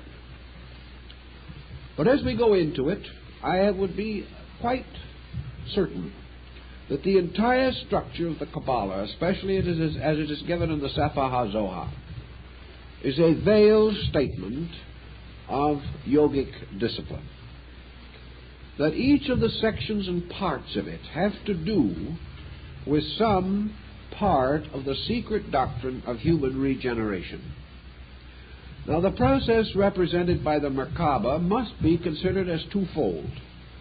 First, it is this personal, immediate discipline of religion, for it is absolutely essential to the religion of man that man experience religion, not that he merely listens while others talk about it. And at the core of every faith is an experience of faith, which must be cultivated, must be engendered, must be in some way made available to the believer. There is also, however, what might be termed the long-range program of religion. Religion is not completely fulfilled merely in the religious experience of the person. This is especially true among the Jewish people, who have a very strong sense of common salvation. Salvation not for the Jew, but for Israel. And therefore that there must be a communal salvation, in which all peoples working together must be lifted up together into the final state of blessedness. There is no question in the world also that while this subject is again a mystery, that the belief in metempsychosis or reincarnation did sustain the secret sects of Israel. Therefore that they had, as in Asia, the concept of a long enduring process of self-improvement, the gradual overcoming of the world. They also recognized, as all mystics have, that the mystical experience is only a symbol, an intensified symbol of a process that must take place in society for the ultimate regeneration of all living things. That which comes to the mystic for a moment, in his trance or his ecstasy, represents the presence of faculties that must ultimately be so completely trained and disciplined and revealed that the whole world and all knowledge and all peoples will share in the same experience, not only sharing in it for a moment, but sharing in it forever by the ultimate development of the faculties which produce it. Thus in the Cabala we have the immediate experience of truth, and we have the remote experience of the regeneration of all mankind. We have the concept that not only must the individual find this salvation for himself, but that it is part of a system which reveals within him and within all human beings the instrument necessary for this final perfection of man. So the Cabala actually does teach that within the nature and constitution of Adam, even though he be in a relapsed state, there is still the whole mystery of heaven, that the mystery of heaven is locked in him, that it was not taken from him but closed within him, that as he fell into material condition, those parts of his nature which were divine were obscured, drugged, made heavy and laden, as in the Greek philosophy. But that these mysteries were not taken away, they were merely submerged, like some strange ancient land submerged beneath the depths of the ocean. Thus man, coming into mortal existence, was still the divine being he had always been, but his divinity was hidden as wings under a shell, and he was therefore born into this world, few of days and full of troubles. Yet within him always was the presence of a divine power, and more than this, the presence of a divine plan, and that the perfection of man is as inevitable as any other process in nature. For a time, this inevitable unfoldment, evolution, or release of man is carried on by nature. This process continues until there arises in man the mysterious complex which we call intellect. Gradually, as man passes through certain stages of evolution, he becomes a self-thinking creature. He becomes a being capable of reasoning power. He also becomes a being capable of self-understanding and self-analysis. As this change takes place within his nature, it does not change the laws under which he exists. He must still grow through space as he has always grown, step by step, in the fulfillment of every truth and principle which is part of his own being, or of the universe in which he exists. It is, however, given to man, as the Mishnah also tells us, that at certain time that he takes hold upon his own destiny, that he is no longer a creature led in darkness. He is a self-leading creature. And at this time, a certain limited determinism, as Aquinas calls it, is conferred upon him. Man is now privileged to choose whether he shall consciously take upon himself the work of salvation, or whether he shall ignore this, continue in the furtherance of his own personal and private enterprises, and wait for nature to perfect the work. Most persons choose the latter course, and as a result of that, they are under a constant difficulty while nature is perfecting the work. Instead of cooperating, they are forced. They are driven by circumstances. They find their false interests and false projects collapse about them. They find that their selfishness brings only a measure of misery, sickness, and despair. Yet they are continuing in on their own way because they have the innate power to do so. There are others, however, that in time come to the conclusion that a conscious cooperation with the laws of growth and progress will simplify existence. Therefore, that there comes a time when man, becoming a self-directing creature, comes into the desperate need of insight. It is not enough merely to have the power to do as you please. The most important thing is to know what you should do, what you should please to be, or to have, or to attain. And as this situation arises usually in the life of the individual when he is not fully certain of these matters, he is thereby confronted with a mystery. He is confronted by an urge, a desire, an impulse, or an instinct to be better than he is without the skill to know how to achieve this end. He has not the experience which only life itself can bestow. He cannot know the ways of meditation because he has not experienced them, yet he desires to establish them in himself. He does not know the will of God for the creature, but he knows that he wishes to obey that will. Obedience without insight is a very difficult and treacherous thing. Consequently, a conscious cooperation with the universal plan implies the need for some way of increasing insight, some way of discovering the nature of that plan. Of course, under those conditions, the first thing that the religiously minded person might do is turn to his Holy Scriptures. He will turn to his sacred book. But there he will discover that he is again in difficulty. His own insight may not be sufficient to enable him to interpret the symbols, which were arbitrarily and curiously confused on purpose. The outer structure of the text will not suffice him. He is still, therefore, in a state of confusion. And in this state, of course, he then journeyed to the celebrated teachers and the rabbins and the learned and the wise, seeking from them the secret of this process within himself. Perhaps he found out the answer, perhaps he did not. But in most cases, if we go to Eastern philosophy for a parallel, he came ultimately to advice. He came ultimately to someone who had walked the way, and therefore who could instruct or inspire him in the manner in which he should proceed. If, however, this advice, this help, this presence was denied or not available, the Cabala tells us that it is not absolutely necessary. For if this person, as one Kabbalist points out, was cast away upon a desert island, without a book, without another human being, yet earnestly and completely in his own heart desired this knowledge, it could not be concealed from him. It would reach him in some way, usually through some internal experience of himself. So assuming for the moment that the outside teacher is not available, which is the common case in mysticism today, by the way, then the question arises, how shall it be achieved?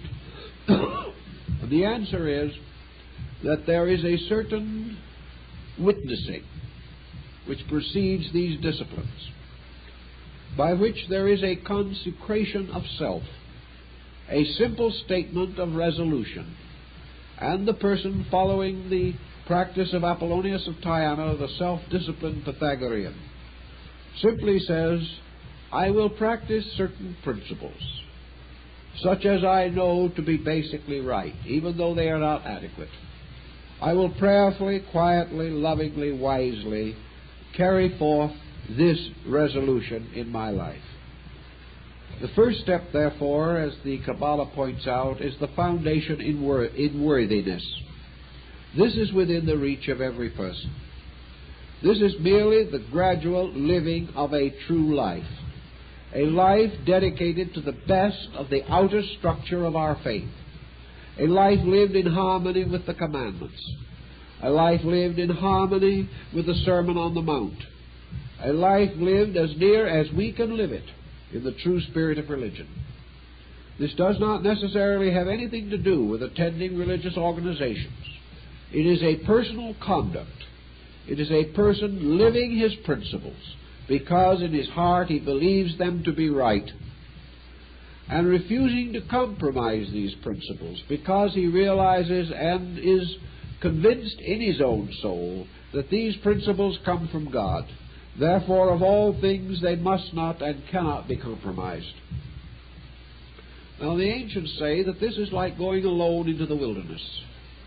The individual goes forth into a world that will not understand him, will probably to a measure persecute him as it has the prophets who went before him, a world in which many things which other people seem to find enjoyable, through compromise, through failure to live principles, will be denied to him.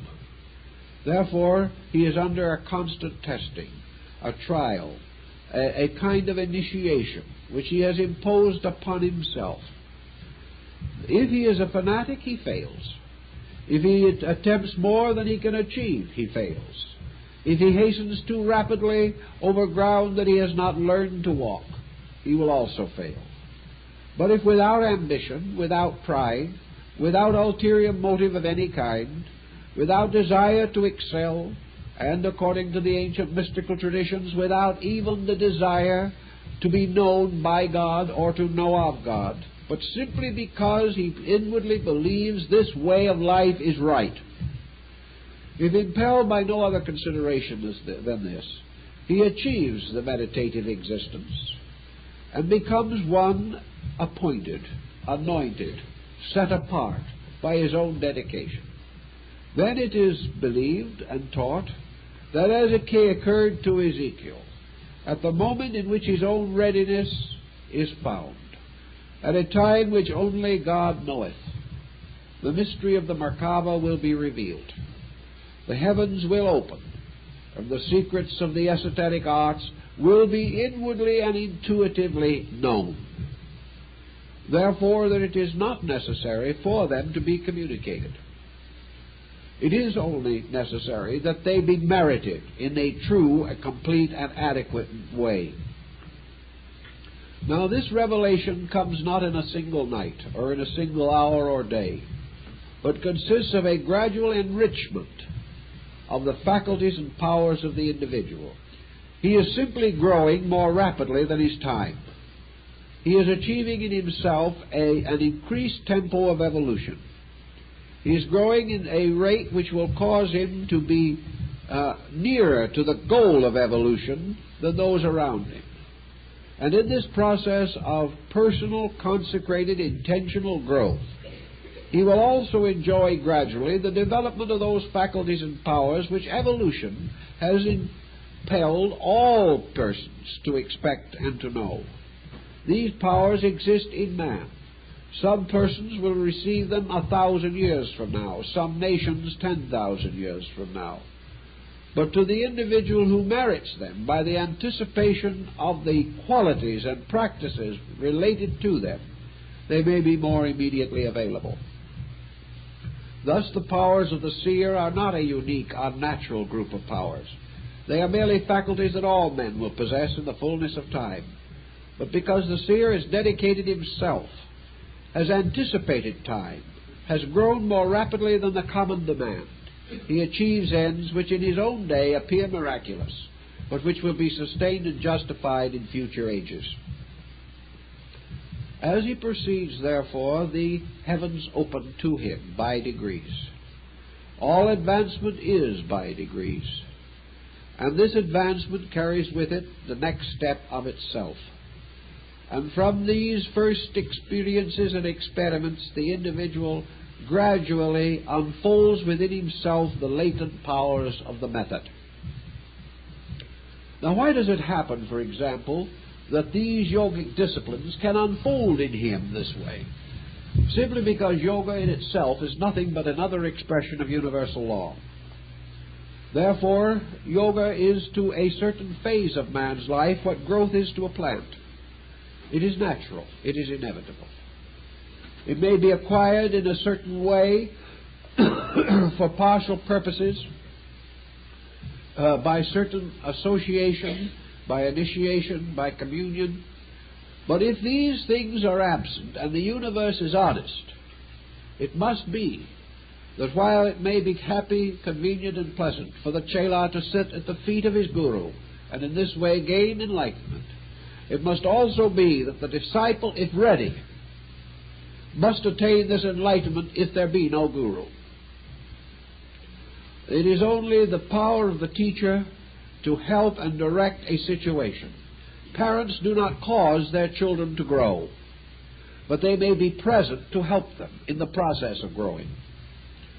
Parents do not cause their children to increase in stature or to mature from one age to another, but they are present to assist in these procedures.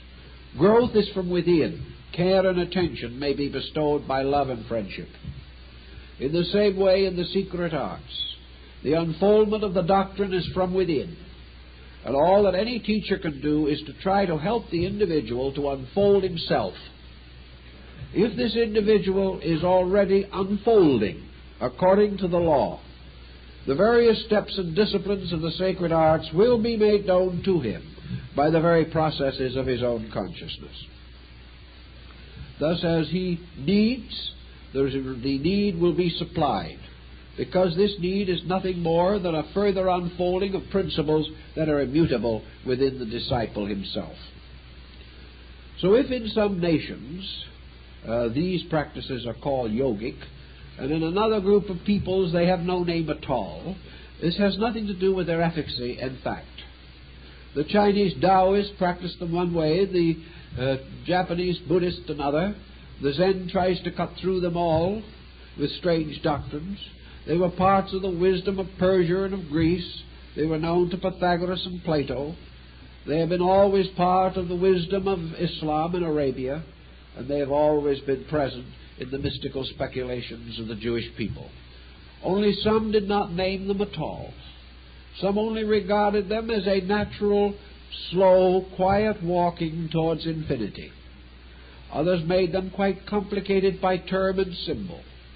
Some attempted more assiduously than others to communicate them. Some simply experienced them, like the dervish mystic Jalaluddin. But named or nameless, growth is simply an unfoldment of natural processes, the unfoldment of mysticism from within the self. And all that man can do to achieve this growth is to prepare his own nature so that such growth is possible. This is done by achieving by intention such refinement of structure and attitude as would normally be bestowed by nature over a long period of time.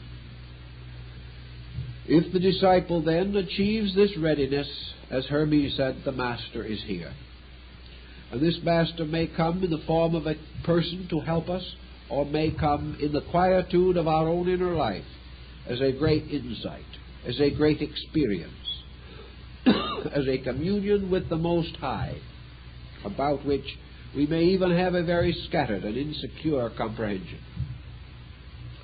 Now, as we go further into this problem again, let's drop back for a moment and study the parallels between the Sufis and the Jewish people on some of these problems. Perhaps some of you have seen one of the old Sufi dervish mystics in his own country. Perhaps you have noticed that some of them carry in their hands a peculiar kind of staff which has 7 knots upon it. These knots are almost like the knots or breaks upon the branch of a bamboo. But the 7 divisions are very carefully marked. There is no doubt in the world that these 7 do represent the 7 steps of yoga.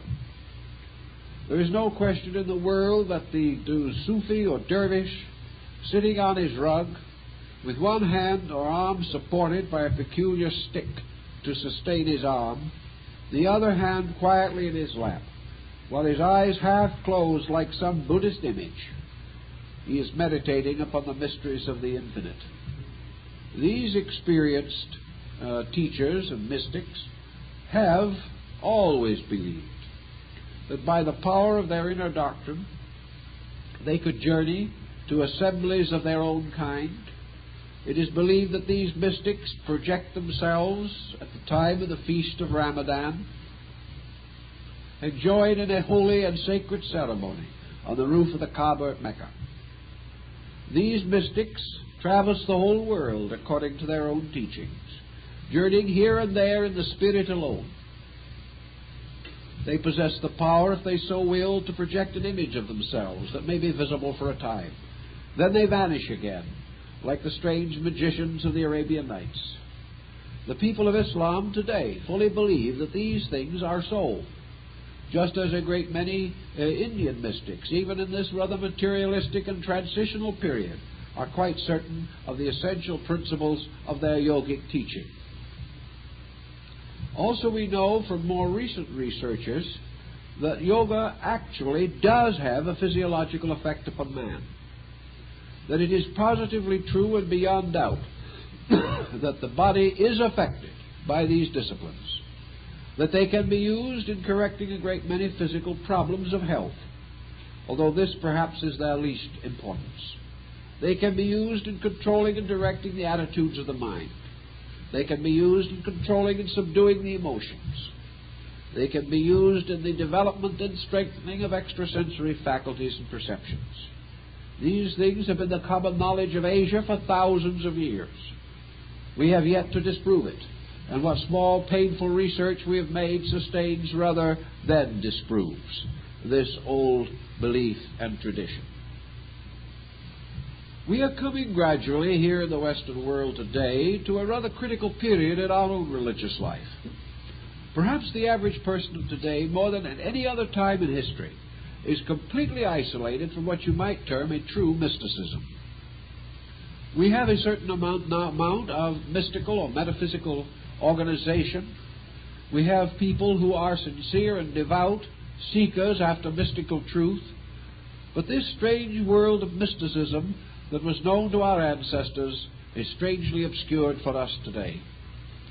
For the most part, Western man is without resources in spiritual experience.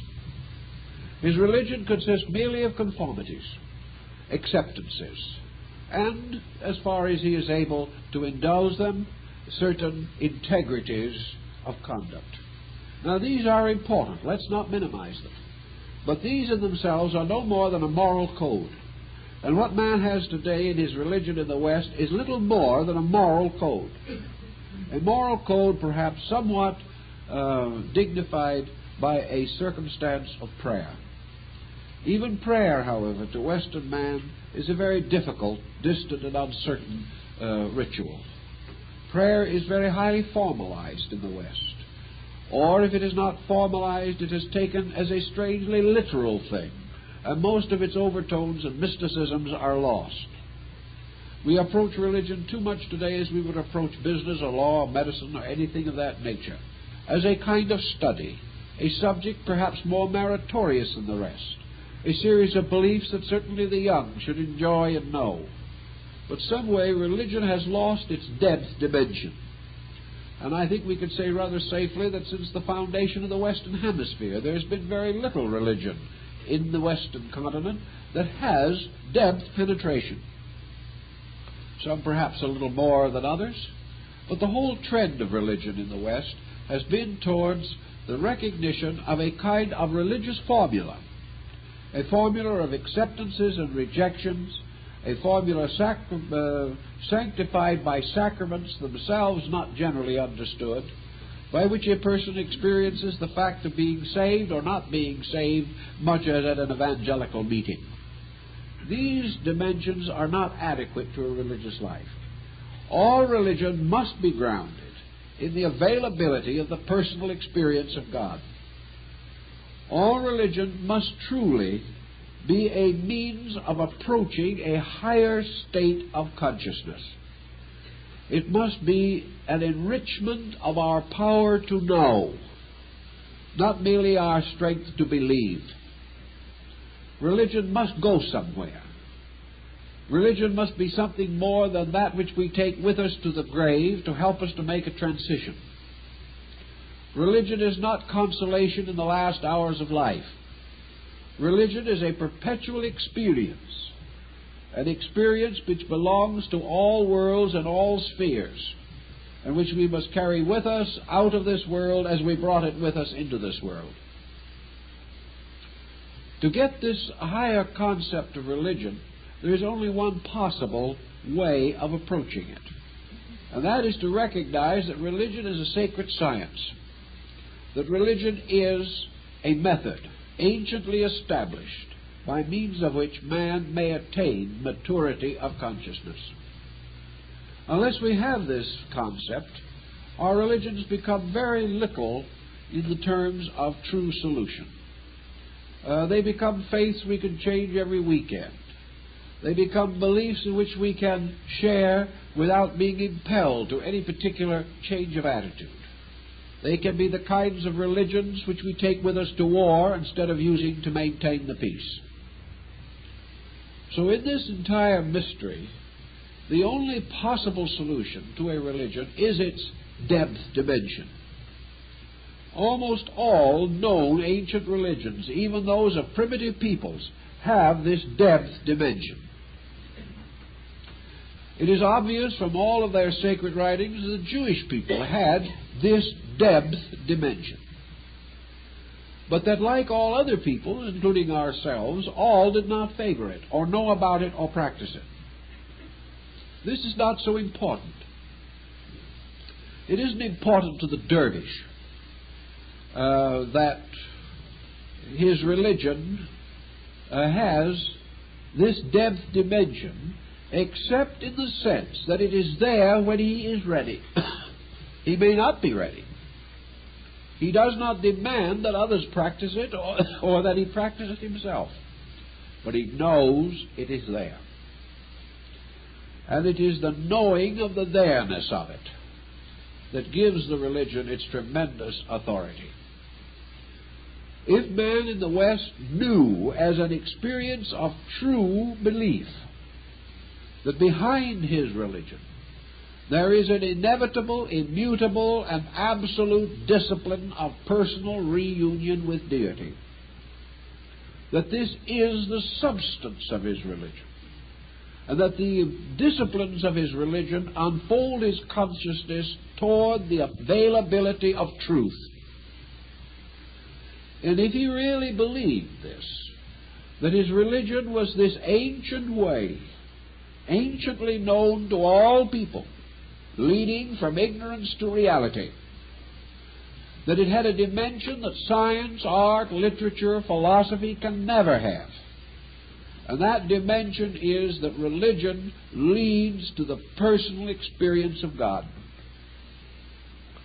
That this experience is an absolute scientific fact. That the only reason why it is not available to all is because all will not take the necessary effort or train themselves for it. This is not important. There is no demand that everyone does it. The only demand is that it can be done. And the secrets of how it can be done, and the circumstances associated with the doing, these become parts of the secret doctrine of the people, whether it be of Israel or of Asia. That there be such secret doctrine is essential. The fact that we are in such religious trouble today is that we do not believe this.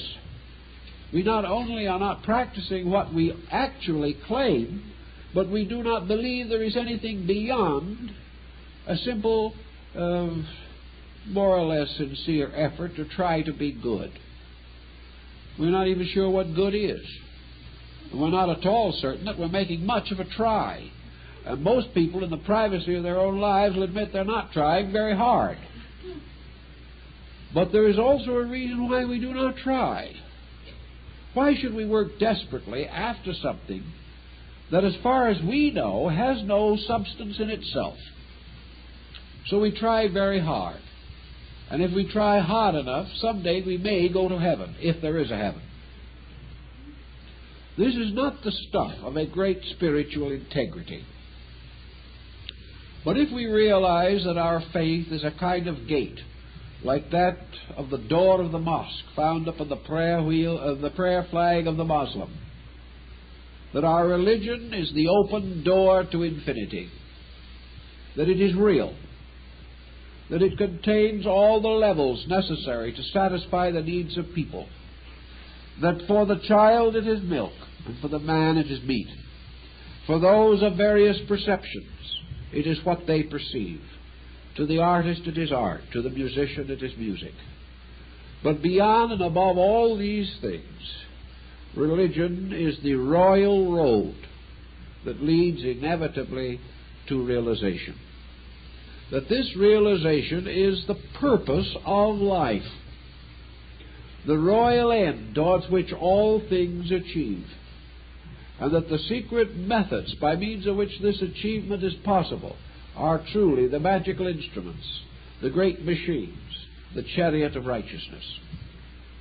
If we can sense this, make it a vital part of life, we will cease to speculate about religion, and we will get over this interminable problem as what is tolerance and what is intolerance.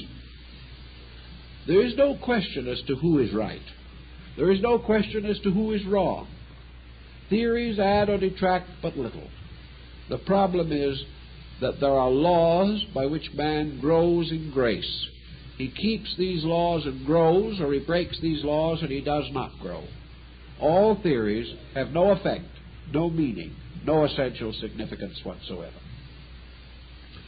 Now, because the principles of yoga are merely a phase of universal procedure captured in a diagram or a symbol, so actually what we term yoga in relating to India, and that is only a national name for it.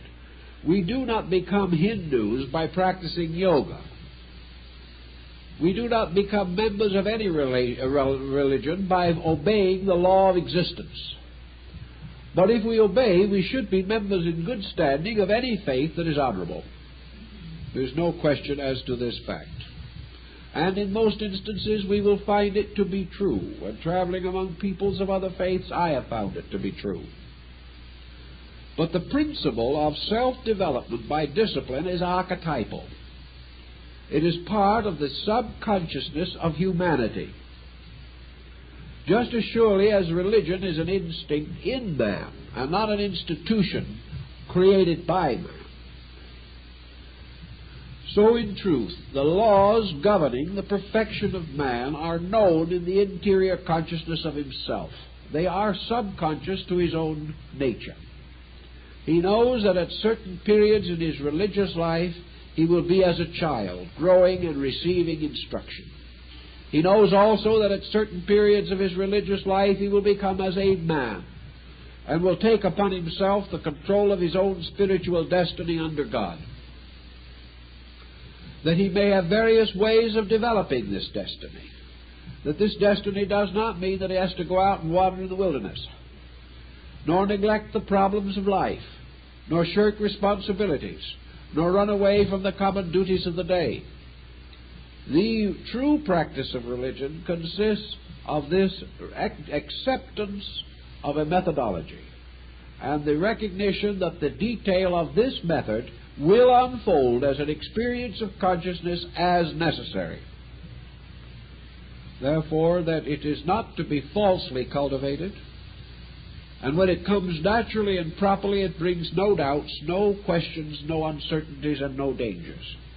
When it is falsely cultivated, or prematurely attempted, or forced by intellectual means alone, it can be of the greatest menace and danger and problem to the human being.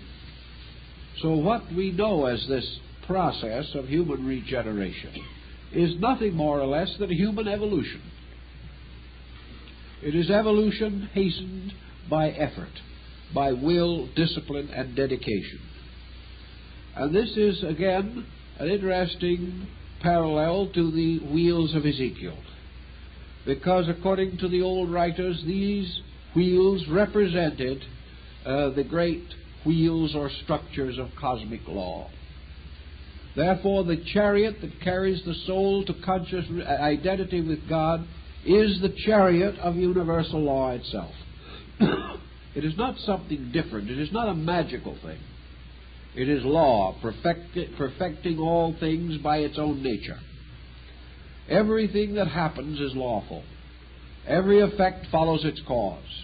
Every principle works out according to its own principles. Therefore, the achievement of the Merkaba, or the achievement of righteousness, is itself the outworking of a cause. This cause in man is dedication. This is consecration. This is realization. This is incentive, the determination to attempt the mystery of the advancement of the human psychic entity. Now, today we have a great deal of discussion of psychic entity. We know that within each of us is an untutored soul. We know it is untutored by the way it conducts itself. We also know that it is untutored and uncivilized by the difficulty we have getting along with it. We also realize that it is irrational because it does not lead us to rationality, but rather leads us to the counselor's couch instead, which is not really the noble end of the soul. We also suspect that this soul has laws, principles, and rules. That this soul, like the great mother of mysteries herself, is a creature loving truth, seeking reality, fulfilling its own divine destiny. For all things of themselves follow God. Why then do we have this trouble? Because the soul is itself neglected, because its energies have been perverted, because we have used its faculties for purposes inferior to its own nature, and like the blinded Samson, we have bound it to the millstone of our Philistine interests. There is therefore only this point to bear in mind. The soul itself, which is the proper subject of yoga, is an entity waiting to be civilized, waiting to be moved along the path of evolution to its own maturity. It is not going to be made well by dopes and drugs. It is not going to be made to mature merely by being occasionally ventilated. There are times in which a strong laxative will help, but you cannot purge the soul forever. Therefore, what we need is the realization of the laws governing soul and the courage to keep these laws. And these laws are part of yoga. For it is indeed the very end of yoga that the being in the body shall attain its maturity.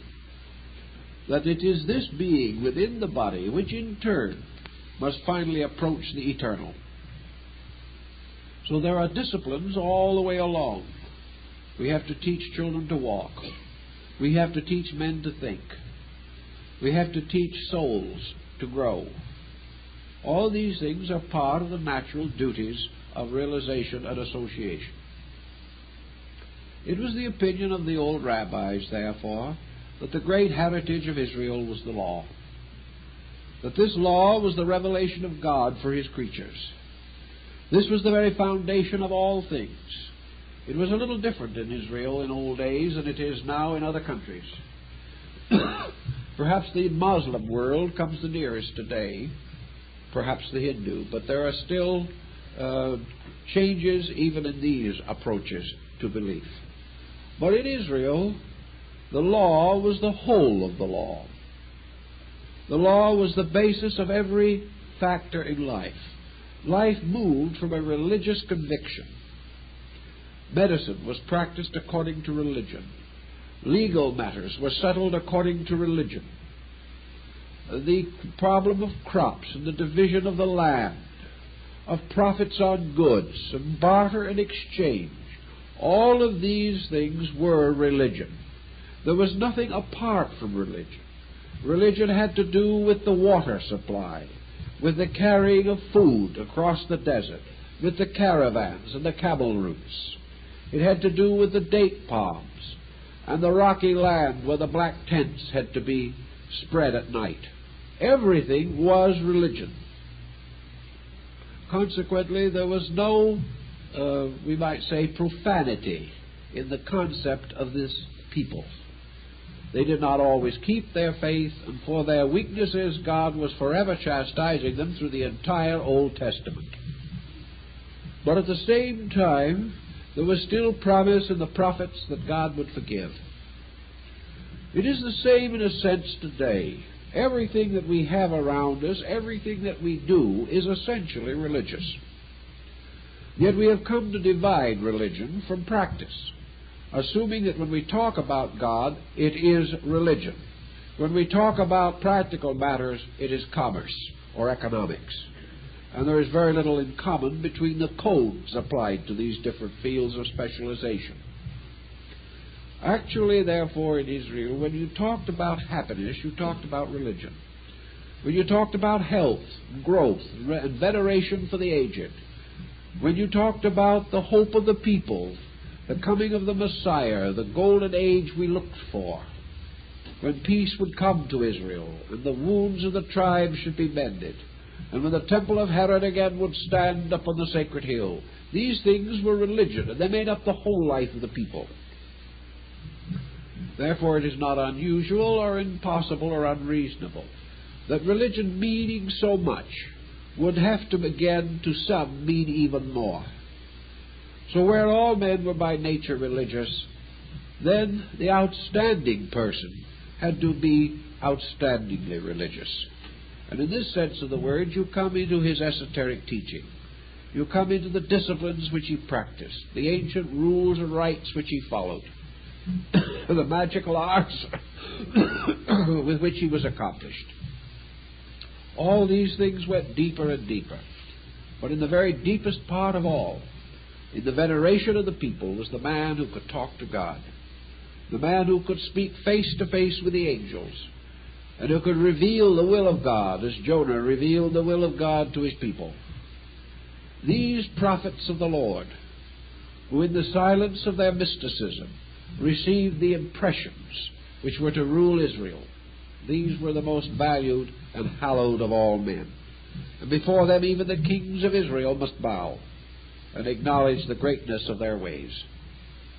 So in this way, the esoteric doctrine in Israel came to bear fruit, although the tree upon which the fruit grew was never very clearly defined. The mystic, the clairvoyant, the sage, the saint, the individual who transcended death, the person who rose from the grave, who vanished and appeared in other places, all of these things are referred to in the Scriptures. We know not who the strange master of mysteries was, whom we know as Melchizedek, king of Salem.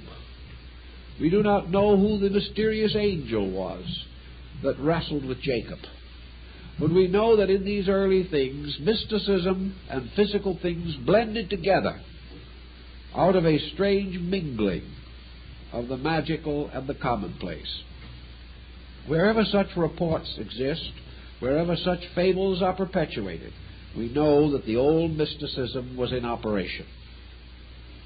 And the story of this mysticism as the instrument for the carrying of human consciousness from this world to eternity, and perhaps back again, to bring warning to the people. This machinery, this magic, this power, this Merkava of ecstasy was almost certainly and beyond question what we call yoga, the secret doctrine of Asia, restored or reappearing to us again in the sod of Israel, in the assembly, in the secret teachings, among the mystics, such as the Johnanites, and the Essenes, and the Therapeutai, and the Nazarenes, and the Gebbas, and all these strange sects who practice strange mysteries. And these strange mysteries, which later did descend into the early years of the church, had to do with this secret art of salvation, which has been present in the religions of all people. Time's up, I think.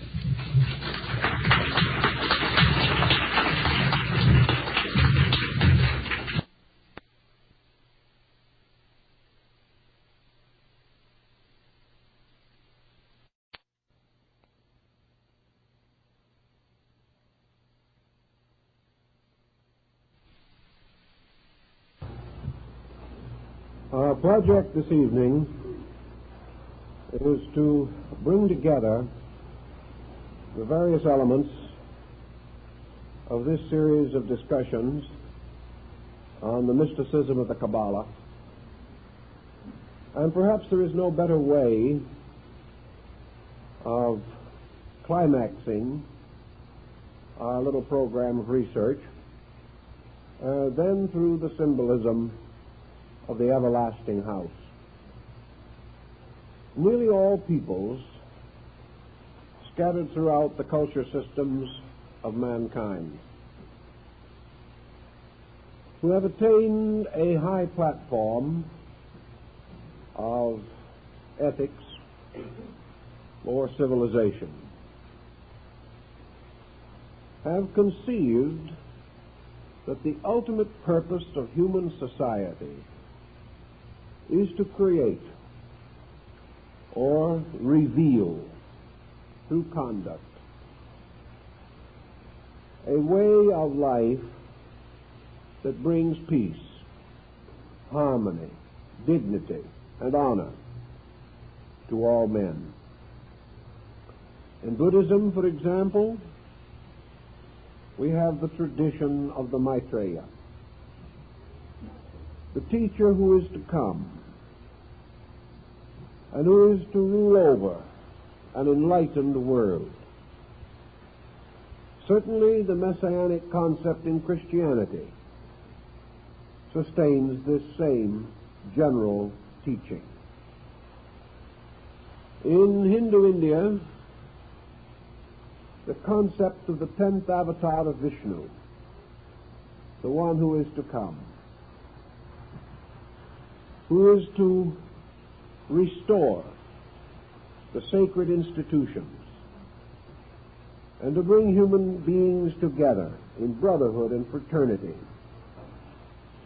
This avatar also is to rule over an enlightened world.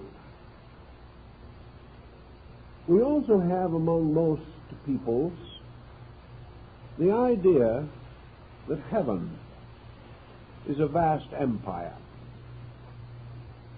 that like the kingdom of earth, the kingdom of heaven is the orderly abode of the sovereign deities and powers that govern the world. Old nations conceived of heaven as a magnificent palace city, a city perfect, like the New Jerusalem, a city wherein the blessed and the redeemed dwelt together in eternal bliss. The old Egyptians had the same kind of a philosophy. They believed that in the world of the gods was the splendid palace temple of Osiris, Lord of the quick and the dead, and that from his throne this great deity administered not only his own spiritual domain, but prepared the way for the descent of his spiritual kingdom into the mortal world, where it would be led and guarded and guided and ruled by his beloved son, Horus, the golden hawk. Thus, everywhere, man had the internal archetypal vision of a world fashioned to his heart's desire, a world in which the evils that we know are no more, but that all things are ruled and governed in righteousness, and that after a certain length of time, the kings and rulers of this world would return their crowns and scepters to the eternal King, and that the Great One who fashioned all things will finally be the full ruler of his redeemed peoples. This vision probably may be held to be a certain type of daydream. Every human being lives from day to day in the hope of a victorious tomorrow. We plan, we labor, we struggle, not for the day alone, but to ensure some kind of future. The way we live now, we seldom attain this future. One by one we drop away when it seems we have just begun to learn how to live. But in the subconscious of man, the archetype of a proper life way has always existed, even among so-called less advanced people. There are evidences of the same general thinking. And this thinking goes a little further. It sort of implies that this heavenly city, this abode of the blessed, already exists somewhere in the mysteries of the unknown. Long ago, we could place this city somewhere on earth, in a remote region unexplored by men. Many legends still come to us of mysterious spiritual centers in the wide expanse of the Trans-Himavat, or perhaps beyond the Tibetan desert of Gobi. Exploration, however, has forced this concept further and further from a material acceptance, and we have come almost to a complete agreement that this better world, this heavenly kingdom, as Jesus said, is not of this world, but rests in some larger and better state beyond our present condition. If, however, there are rules and laws governing the world, the older peoples, including the Jewish mystics,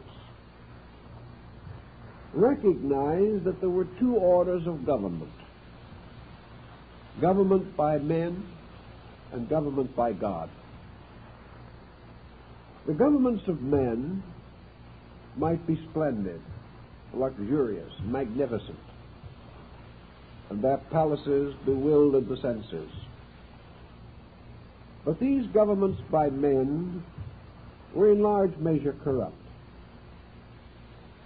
Selfishness, egotism,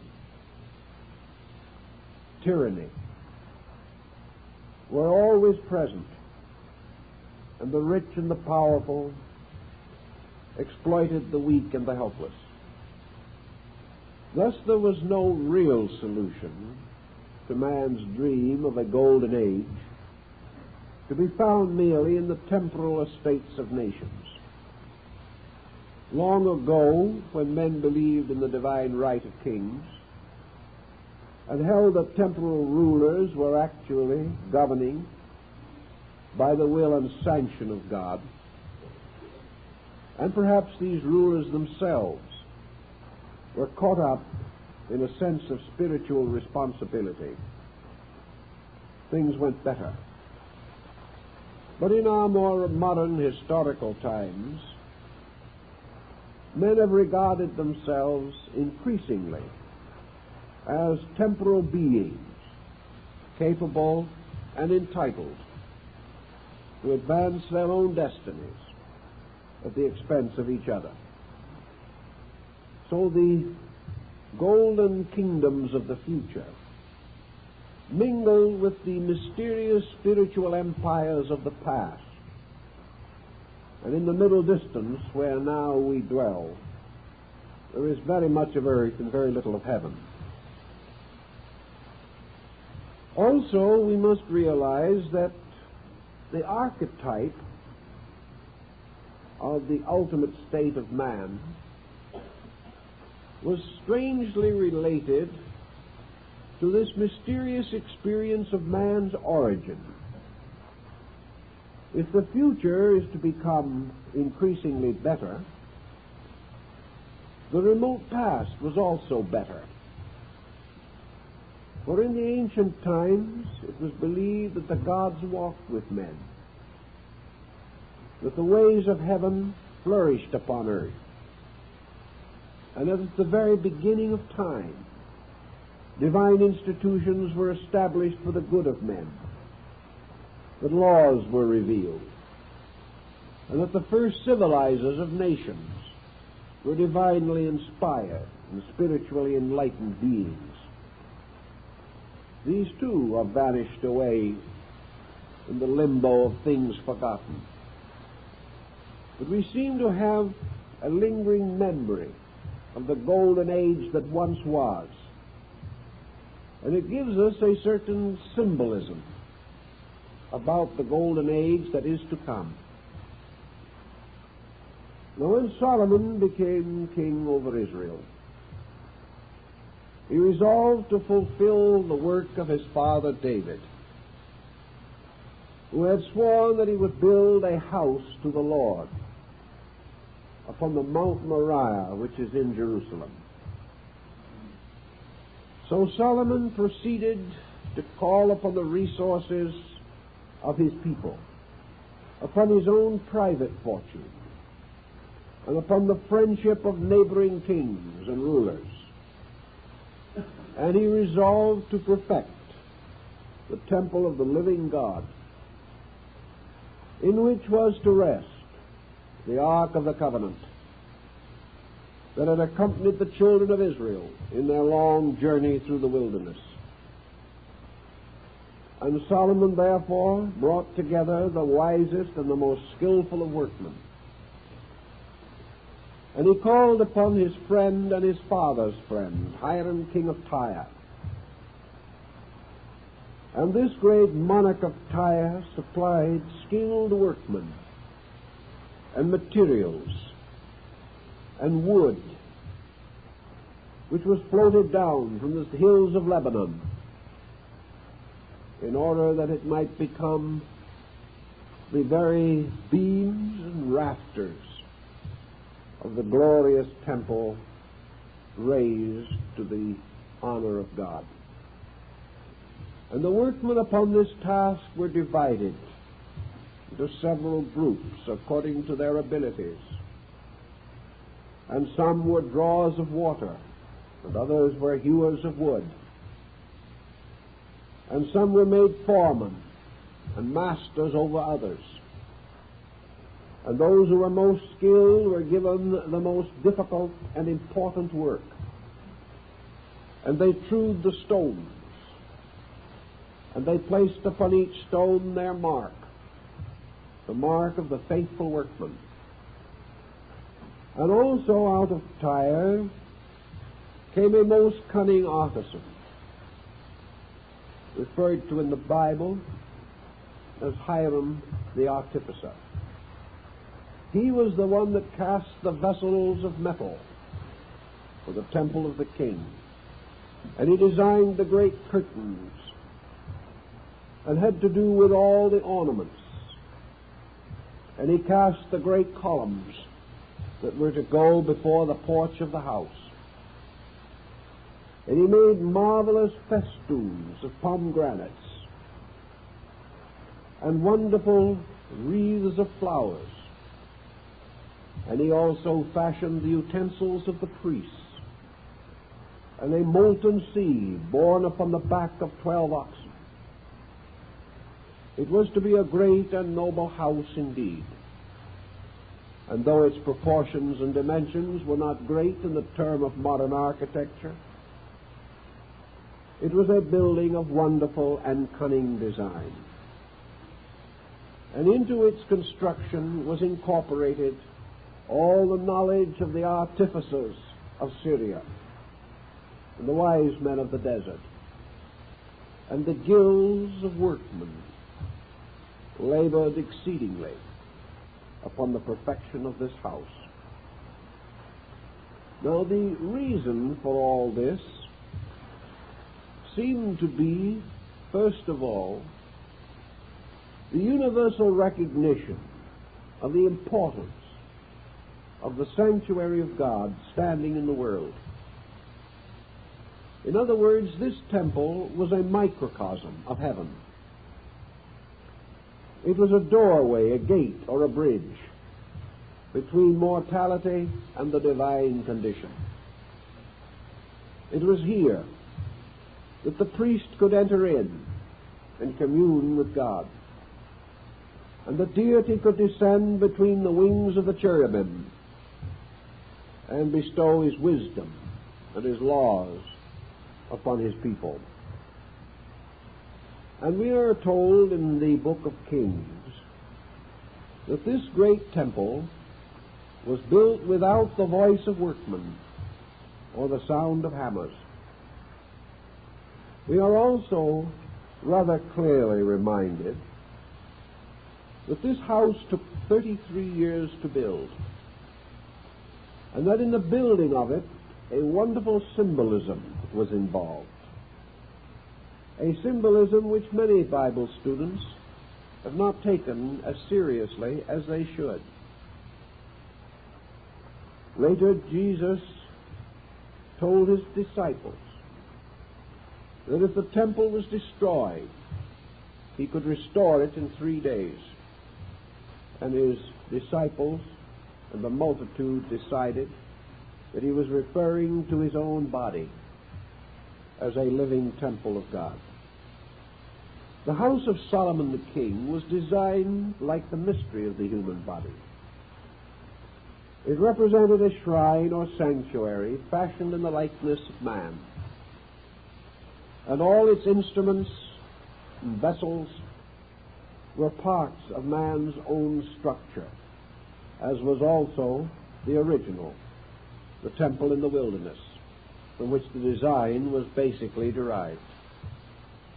Also, we know that the tabernacle, its ark, and its sacred vessels were brought from Egypt, and that designs and representations are to be found upon the monuments of the Egyptians, which are almost identical with those described in the Temple of Solomon. The Kabbalists, being mystics, could not be completely held to the literal story of the building of a house. First of all, they maintained that the temple upon Mount Moriah stood on the earth directly beneath the eternal temple of God in heaven. That the earthly house was a kind of a long shadow of the heavenly house. That it was not only a symbol of God's habitation, but also a kind of covenant between God and man. Even more than this, it was the story of man, the story of the building of worlds, the building of structures, the unfoldment of society, and the final redemption of the human soul. Thus, in the Temple of Solomon, we have the symbolism of the great progress of the world. In the early years of the 17th century, Lord Bacon described the great structure of science as the house of the 6 days' work. He declared also that Solomon's house, as he called it, represented the total structure of man's mental and emotional maturity. That it signified all learning, slowly building in the world. That it represented the slow but inevitable growth of human understanding. That we are all here as workmen upon the eternal house, which is sometime to be the symbol of a perfect human society. Thus the Temple of Solomon, with all its workmen, with its wonderful plans and designs, its arts and its ornamentations, can represent the universe itself, built by the orders and hierarchs of heaven. And it can also represent this mysterious, invisible universe, the universe of human consciousness, the universe which man himself is fashioning through the growing and unfolding powers of his own faculties. And it is in this direction that the mind of Kabbalism penetrated most deeply. And to understand their thinking, we must go back with them a little way and study the minds and the thoughts of these old scholars and rabbins who sought to interpret what they regarded to be the divine destiny for man. According to the old instruction, and certainly the temple itself and the manner of its building sustains the belief, there actually exists upon earth only one humanity. Broadly, to this one humanity can be given the name, the chosen people. Chosen not by self-election, but by the election of heaven. That the tribes of Israel represent mysteriously all peoples. For these 12 tribes, with their affinity for the signs of the zodiac, do definitely represent the entire order of life that is born under the 12 signs, divided into tribes, each with certain attributes and qualities and characteristics. And from these tribes were chosen the artificers, the workers. And from each tribe some were selected, both in the rites of the tabernacle and in the rites of the temple, because the perfection of this work was the result of the union of all peoples, all faiths, all skills, all arts, and all sciences. Now, it was quite obvious to the medieval Kabbalists that arts and sciences as we know them today are not united, that each is an isolated course to which men have dedicated their minds and their hearts. The artist does not understand the musician. The musician does not understand the biologist. The architect may have very little sympathy for the astronomer, except perhaps some basic sense of mathematical kinship. All of the branches of learning are as strangely divided as though they had been cursed at the time of the Tower of Babel. Everywhere human beings are striving to advance, not only themselves but their causes. Great institutions rise. Great organizations are created. And our cities stand as monuments to tremendous ingenuity, industry, sacrifice, and death. Yet with all this tremendous labor, we have not achieved a sense of brotherhood. We have not sensed that we are all working together for the glory of the everlasting house. Thus, in mysticism, the effort was made to give human beings this sense of central consciousness, this sense of one destiny, that all forms of knowledge, separate and divided, are but the fragments of knowledge, that when we separate, we kill, and most of all, in separating, we kill unity, which is the power of oneness. As we break up knowledge into many brackets, our ignorance increases.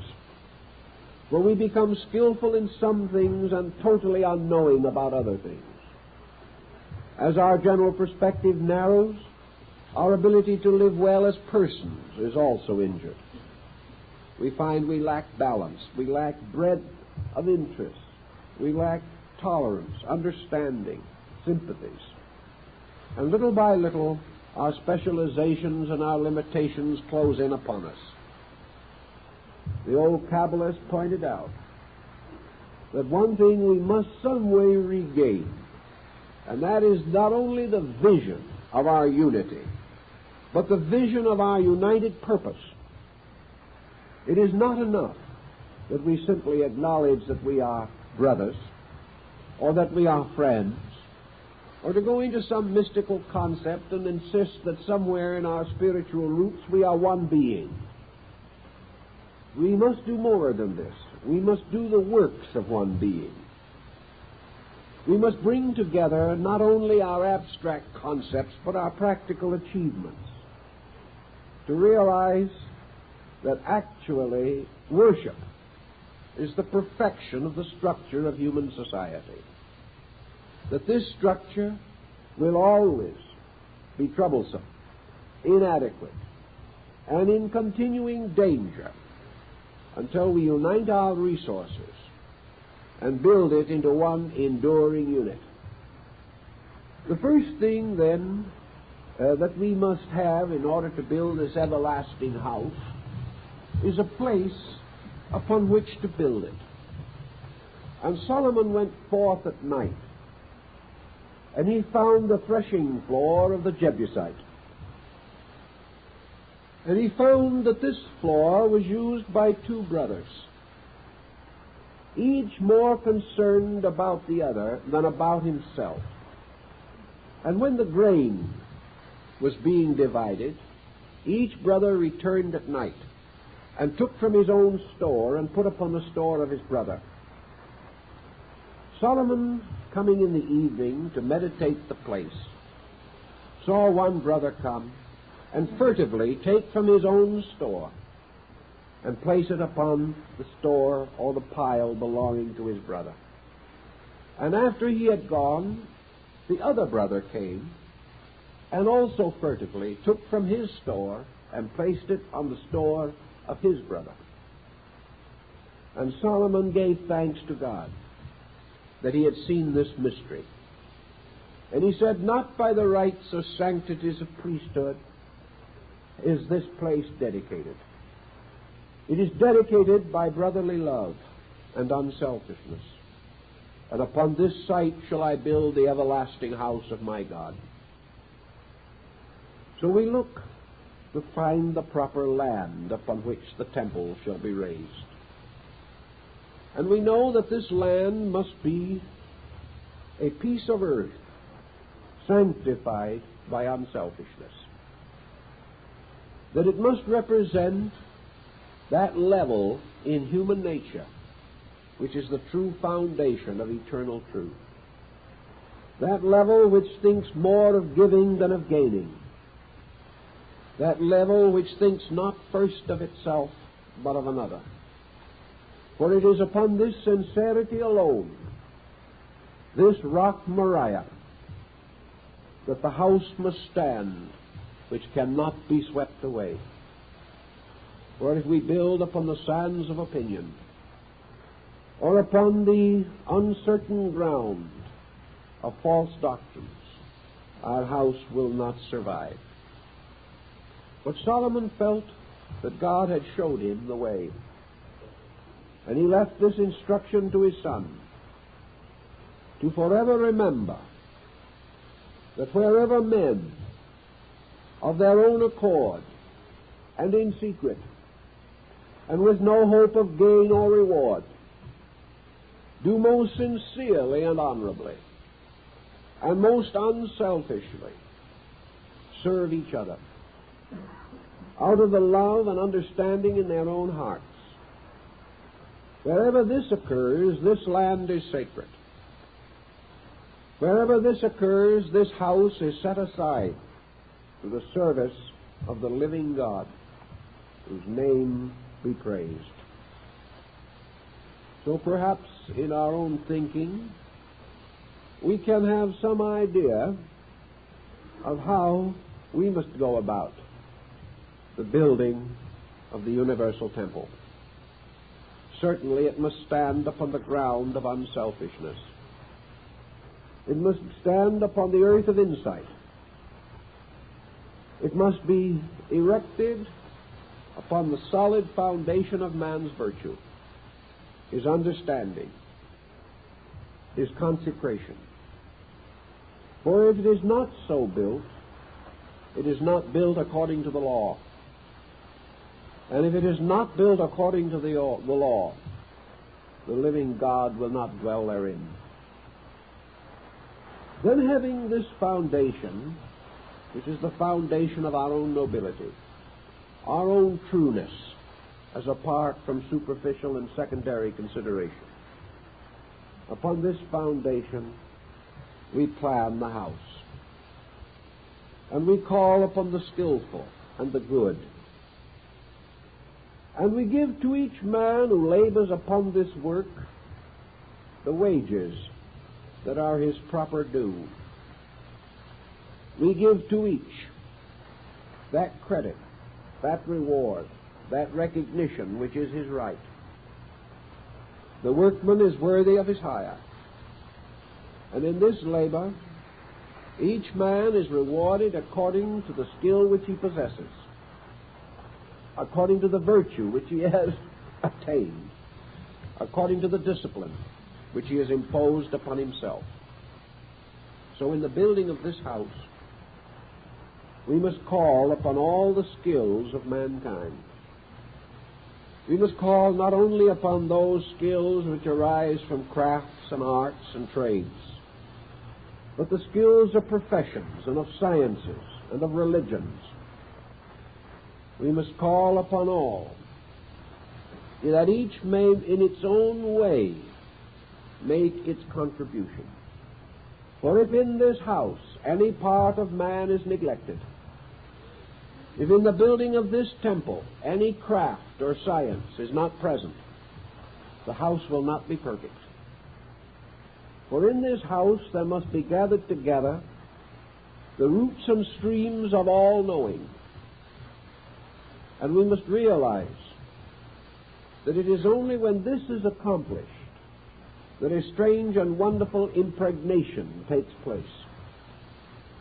For it is this union which is the resurrection of truth. Truth broken, divided, and destroyed, taken apart as were the robes of the Messiah when the soldiers cast lots for his garment. All these divided procedures, all these fragments are in themselves lifeless until they are fitted together to make one living thing. And it was the opinion of the ancient magicians, mystics, that all these so-called dead things, imperfect in themselves, when they were brought together and formed into a cunning pattern, that this pattern suddenly became alive, and that in the perfection of work it is ensouled by its own spiritual unity. It is no longer a mass of rock. It is no longer castings and weavings and adornments. It is one thing. It is the everlasting house. It is the house which goes on because the causes of death are no more. Each workman who labored upon this house was entitled to mark his stone. But each workman also was given a design and a plan. And each labored with the full realization that his success depended upon his keeping the rules of his own plan, and others also doing likewise. If he cut his stone too small, it would not fit in.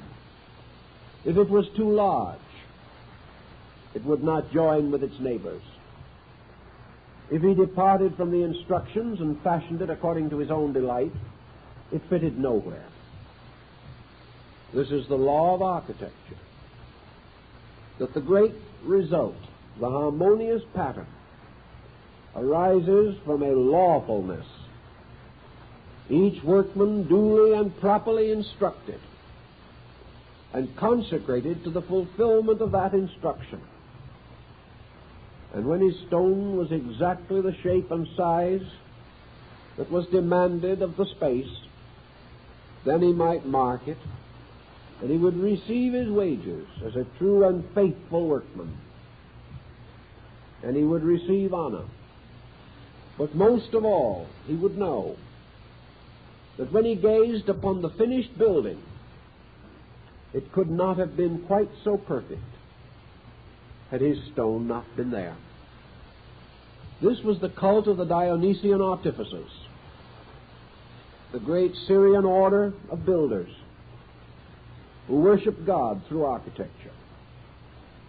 And this was the meaning and symbolism of architecture, that it represented a way by which men came to understand the disciplines of cooperation, that great projects come from men working together, that if all work together, the labor is sweet, and all will live to see the glory of their work. For it is said that in the building of the temple of Solomon the king, the joy of the workmen, the consecration under which they labored, and the dedication which motivated their conduct, these were so great that during the whole course of the building, not one laborer sickened or died, and that every man who labored upon that house lived to see its perfection. Now, obviously, this is symbolical. But what does the symbolism mean? It means definitely and certainly that in the building of the universal plan of things, those who labor with the foundations shall live to see the glory of the finished work. The old Pharisees advanced the doctrine of rebirth. They said that only by this law of Gilgulim could these things be achieved. But they were achieved, in the symbolism at least. So we watch around us in the world today as our medieval ancestors did in their time, and we perceive a wonder which sometimes perhaps we are thoughtless about, taking too much for granted. We observe the marvelous increase of the glory of knowledge. We perceive the skills which are developing that man has never known before. And in our hearts and minds we realize how easily this great gathering force of insight could be dedicated to a project worthy of itself. We wonder sometimes how so small and insignificant a creature as man so deserves the wonderful faculties and powers with which he has been endowed. These endowments are given to him because he is a workman. At the time of the building of Solomon's house, it is said there were only 3 men who knew the complete plan.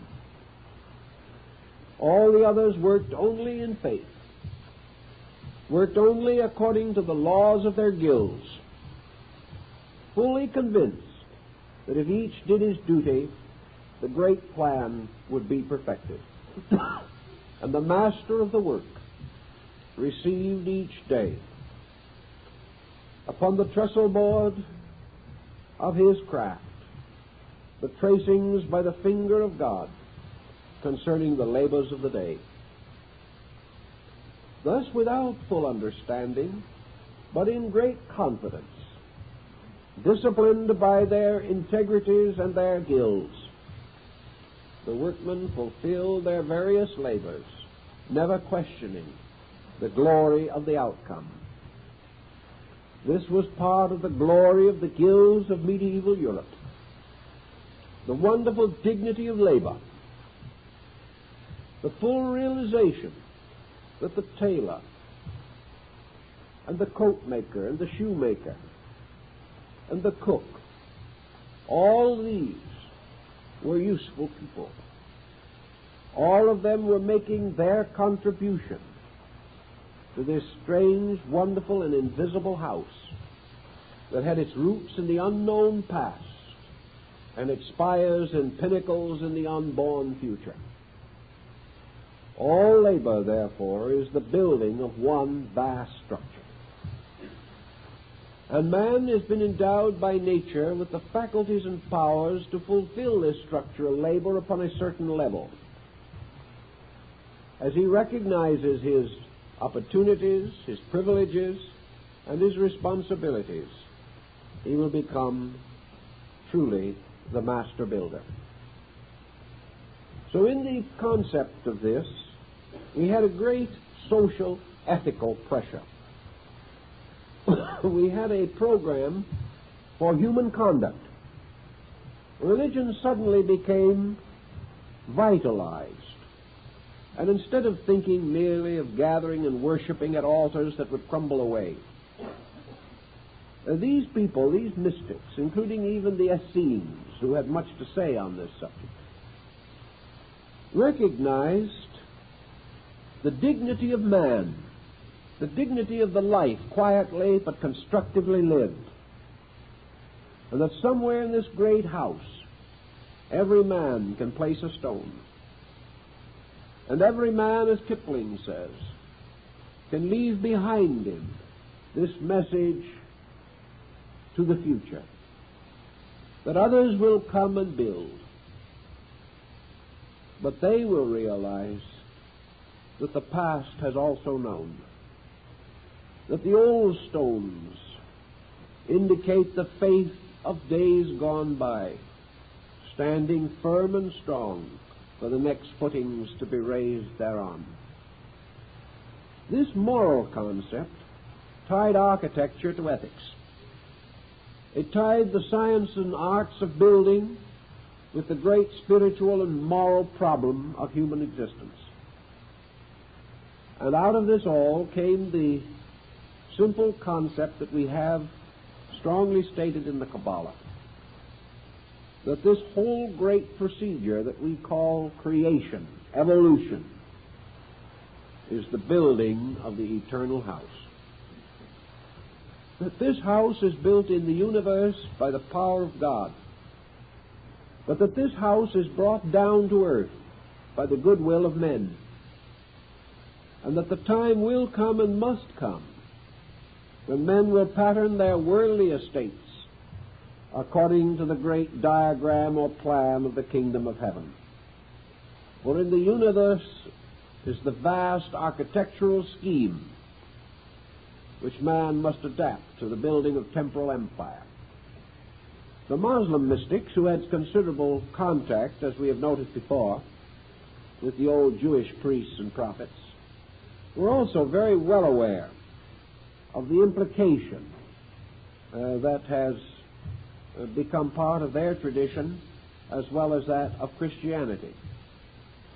They were quite certain in their own minds and in their own sacred writings that there was a mysterious pattern in space, and that this pattern in space has to be captured in various ways by the ingenuity of human consciousness. Actually, men do not invent arts and sciences. They discover principles that have always existed. Learning is an eternal discovery. Every process in nature and in the life of man is either lawful or unlawful. Everything we conceive of has rules. Every process has its own laws. Therefore, wisdom is actually man discovering the laws and the glory of God, as sang David the king. Consequently, in all our seeking, in all our growing, in all our struggling, we must search for lawfulness. We must discover the rules of the great guild of the builders. We must know that there is a way to build this house, that way is an absolute science, that if any inaccuracy arises, the stress will not be adequate. If the house is not built completely and perfectly, it will not stand. Unless the weights and the proportions are according to law, the building will not be adequate for its purposes, or it will not be beautiful, or it will collapse of its own weight, or many ills will fall upon it, so that the building of a house is an exact science, and the building of the great house, the house of universal brotherhood, is also an exact science. We have tried to build according to good humor and kindly intention. We have done much with these, but not enough. We cannot do enough. Because purposes, unless united, do not achieve their maximum good. No man knows how to cut his stone unless he sees the men who are cutting the stones that must go with his. No man of himself alone can carve a rock and be certain that it will fit. He must share in the broad total program. And to share in this broad total program, he must elevate the purposes of the whole above his own ambitions, above his own opinions, and above his own ideas.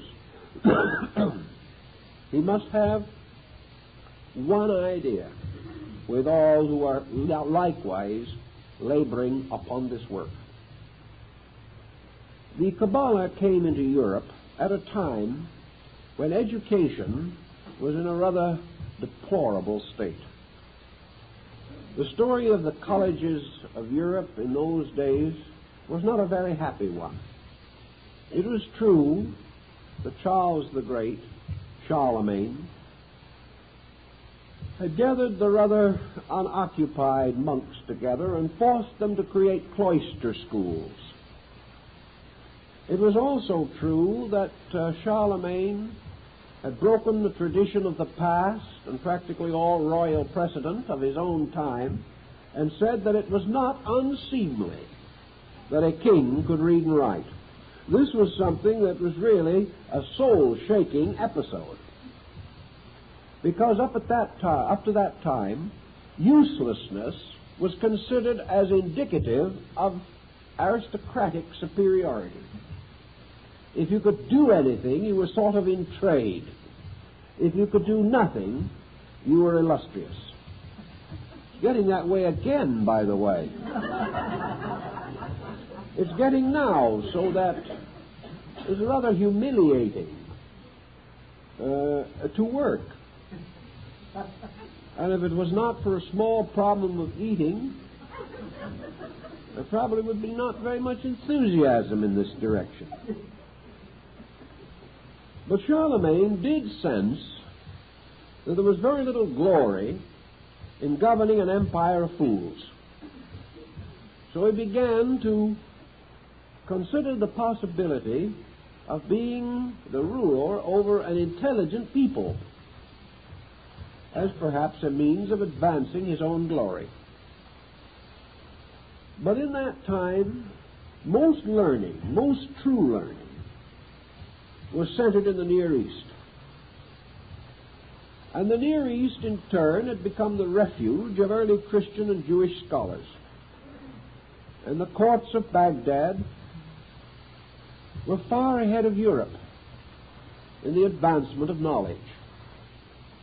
Many of the scholars among the Arabs who came to Spain with the rise of the Moorish power in that region, many of these who came were of Jewish ancestry and are said to have brought with them the ancient books and rules of the Cabala.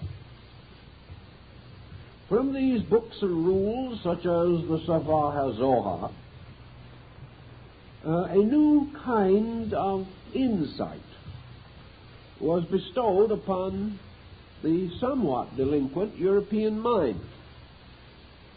It became more obvious that learning was not only necessary to the advancement of people, but that with all knowledge the Lord must give understanding. And the Kabbalists tried to understand the meaning of understanding.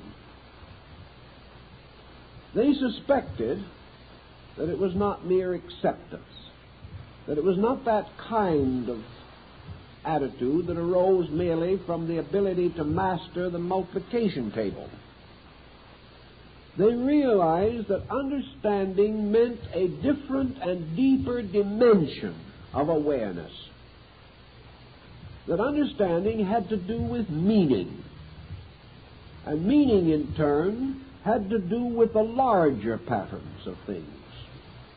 That understanding was man's ability to grasp the universal purpose, whereas knowledge might be merely the perpetuation of his own opinions. Man could become learned in the learning of other men, but he could gain understanding only through contemplating the works of God in heaven. Therefore, understanding had to do with the vast laws around him, whereas knowledge might be merely the memorizing of some social code in his own region. Understanding also was the power that gave perspective.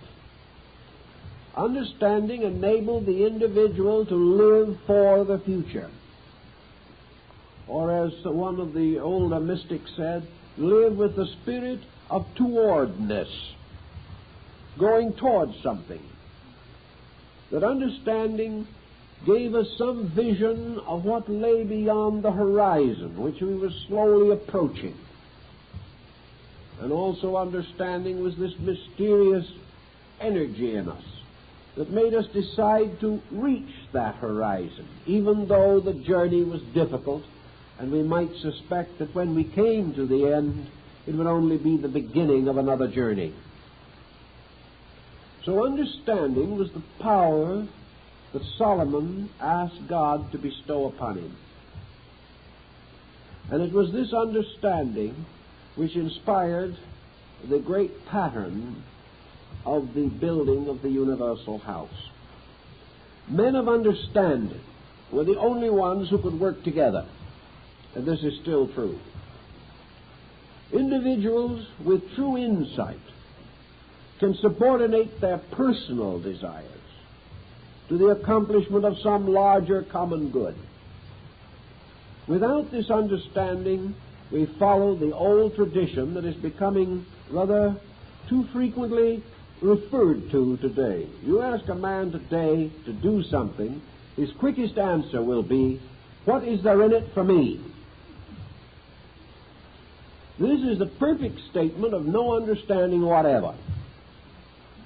And this is the kind of situation that means that this individual would never build a good stone or cut a good stone to be put into the house of universal progress. He is the type of individual who probably would go on strike when the temple was half finished, because he felt there should be more in it for him. This problem, then, of understanding affected the early attitude toward learning and prepared the way for the Renaissance. The Renaissance, in turn, brought with it gradually the power of the Reformation. Understanding was man's continual searching for the facts of things. And the biggest fact in all that he could discover was this great fact of the inevitable law of cooperation. To achieve any worthwhile end, men must work together, cheerfully and wisely, lovingly and unselfishly, not for their own good, but for the common good, not for their own glory, but for the glory of the Lord.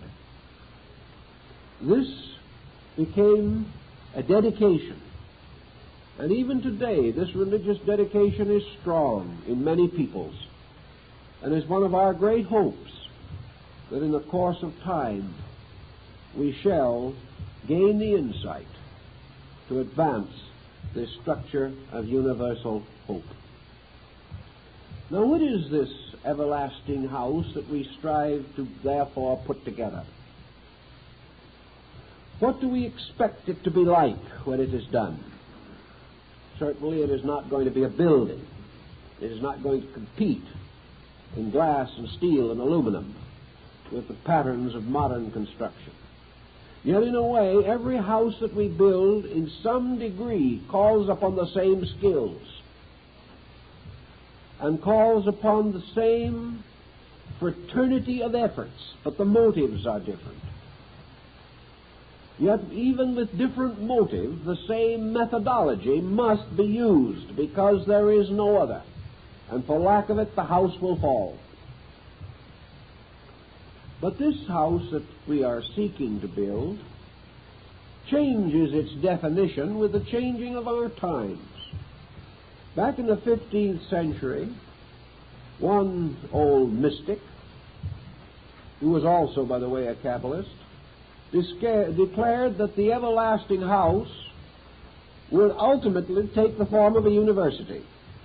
This was a good idea at a time when everybody hoped that they might get to go to school sometime. There wasn't any very great assurance of it, but their great dream and hope was that sometime they could read and write. Therefore, we had the vision of the New Jerusalem, the universal city of the future, as a place where everybody could go to school. In other regions, this house of the future, this wonderful temple of Pansophic wisdom, was to be a place where everybody could get a square meal. This held inducement for a long time, because it represented the idea of the end of hunger, the end of want, the end of that privation which has always sat so heavily upon the multitudes of the world. We have a little of this today. We have a little of both of these lines of thought. In many parts of the world, the future to these people does mean education, the building of a great schoolhouse in their own land. To others, it does mean a house in which there will be no hunger, that indeed, that it will be a house of bread.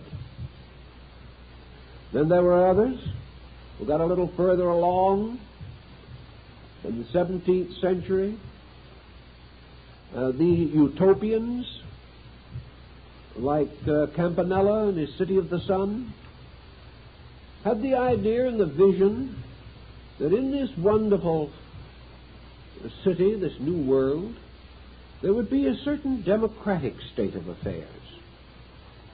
The people would share, that the profit would not be so desperately important, that it would be the pride of the city that it had no poor, that all would labor together and share equally. Some of the old colonists came over to this country to try that, but it didn't work so well. Some folks still found a way of doing nothing and being paid for it. Of course, they didn't have the skill we have in that direction now, but they were willing to learn. Also, these utopians dreamed of a righteous kind of government. As one of them expressed it, the ultimate form of human administration.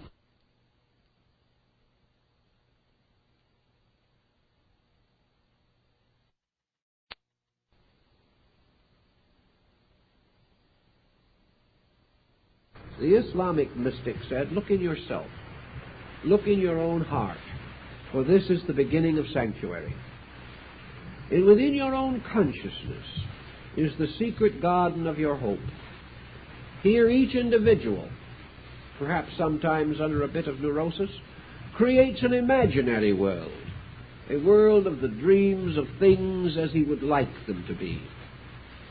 And if we could know all these dreams, we might be rather surprised, for most of them would be very much alike. In our hearts, we all dream of the same things. But we are unable to transform these dreams into activities of conduct. We have been hurt. We have been offended. We have been frustrated. So we nurse our dreams in secret. Yet under analysis, under scientific consideration, the beauties that we hold dear are much alike in all peoples. And they all have something to do with the building of a world of peace. I think all nations and all faiths of importance in the world today have the common vision of the end of war, the creation of peace. Even our stoutest adversaries, in the secrecy of themselves, realize that only peace can heal up the wounds that have afflicted the world since the beginning. We have known this, but we have not been able to make it work. We have not yet been able to bind men's purposes together. We have not been able to overcome the instinct of competition and to create in its place a consciousness of cooperation. If religion has failed, at least to now, to really achieve this end, it rather means that faith, as we know it, has not been strong enough to overcome selfishness. But in the process of the moment, there seems to be a stronger weapon rising, and that is man's consummate fear. Today, man fears tragedy far more intensely than ever in the past has he hoped for good. Today, it is becoming increasingly obvious that this better way of life must either find its place among us, or we may not be able to survive at all. This is a serious thought. This may force us into a re-evaluation of the work at hand. And if a certain stress, strain, or crisis achieves this end, it is worth its passing cost. For the answer remains as it has always been, that we must either understand or suffer. Perhaps out of the tremendousness of our need, and out of the stronger facilities that we now possess for estimating the magnitudes of things, we shall have new incentives for cooperation and understanding. It will be sad if these incentives have to be negative. But even though they may start negative, ultimately their own rewards will restore their positive equilibrium. For as we perceive the practical workings of constructiveness, we can no longer deny its right or deny its supremacy in our affairs. Now, there have been some who have attempted to visualize the utopia of the future. You all remember Bellamy's Looking Backwards. A rather strange name because it was really looking forwards. But even a man like Bellamy could not quite escape the binding patterns of contemporary things. Ignatius Donnelly and Caesar's Column attempted the same thing, but with only mediocre success. These men could not know the changes that were to follow their own lives by 25 or 50 years. They could not sense the magnitudes of world motion in the last 50 years. But in all, utopians in general realize that what we call a perfect state today must be actually a world state. The only foundation big enough for the everlasting house is the whole planet. Its tressellated floor must be the earth, and the magnificent span of its ceilings must be the heavens, and its ornaments must be the stars. Nothing less than this one house, nothing less than this one world, built over the ashes of many worlds, can meet the challenge of our present consciousness. This does not mean that we want to have a world of conformists. This does not mean that all who can build this house must have only one thought and one mind. But it does mean that each must have as a common denominator with all the others the great thought in the divine mind. It would be too bad indeed if every nation lost its cultures, lost its ancient traditions, its arts and its crafts, and that we all came to look alike, and that from the north to the south we would wear fedora hats or toreador pants. This is something more horrible than we can even contemplate. Perhaps total extinction would be preferable. But it does mean that in the great essentials of things, we must learn to work together. We must learn to pray together, even though each may pray to his own concept of God. We must give every man this right.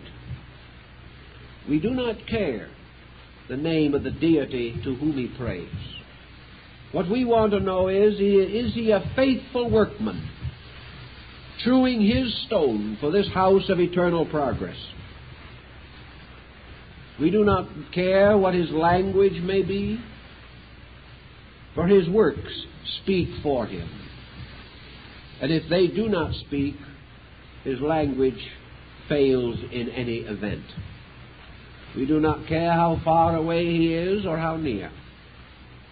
All we need to know is that a dedicated humankind has resolved to labor together for the common good.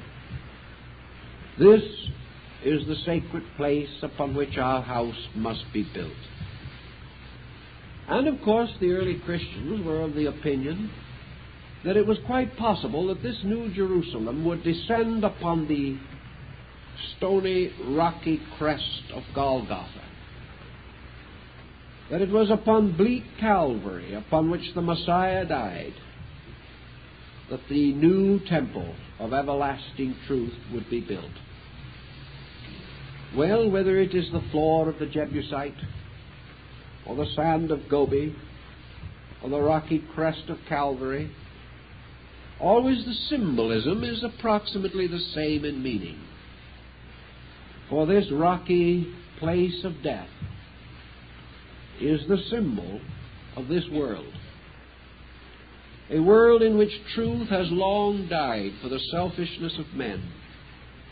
And this everlasting house is to be an eternal memorial to those who gave their all through all time to make this building possible. So it stands upon the blood of martyrs. It rises from the graves of heroes. And beneath it sleep the giants of ancient times, to bear it as Atlas bore the earth upon his shoulders. This house, as we look upon it today, this coming world, is a fair place. It can be much a garden. It can be filled with all wonders, great galleries and museums, in which men will study the works of men. It will be dotted with monuments to human achievement, many little shrines, like the small shrines in a church, gathering like little hills around the great mountains of the high altars. All of these wonderful beauties, these paths that men have trod, can be marked within this house, as are the stations of the cross. Therefore, in this house, there is no need of conflict. There is no need of disbelief or unbelieving. In this house also, the scholars will come. For out of their wisdom has come the laws which made so much of this possible. The scientist, the physician, the legislator, the lawyer. All these, if they have been true workmen, have put their proper stones in this house. And to the degree that they have been dedicated, they have advanced it. To the degree they have been selfish, they have delayed it. But by a law beyond men, the building goes on. And there is a legend that when Solomon's house was being built, one workman went to sleep. And in the morning, his stone was not ready. And in the emergency, the prince of evil came and threw the stone to make his offering to the everlasting house. It's a rather interesting thought, that even the wrongdoer, even the spirit of hate and deceit, in some mysterious way, indirectly but inevitably, contributes to the glory of this labor. For just as surely as virtue brings the day closer, so sin reveals the need to be greater. Everything plays part in this. And we are coming very close today to a time when we must begin to plan this. In the days of the old mystics of Israel, there were mostly deserts and a few cities, and the Western world was comparatively unknown unless the Chinese had found out about it. They did not know anything about the tremendous pressure of world affairs as we understand them, but the pattern, the trestle board, remains as it was with them. For whether there be few or many, all must cooperate. Whether there be little villages or great cities, the need is the same.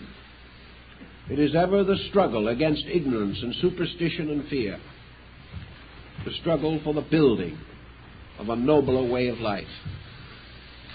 Now, if man will build this house of the future, his religions, his philosophies, and his faiths tell him that it must be a strange symbol.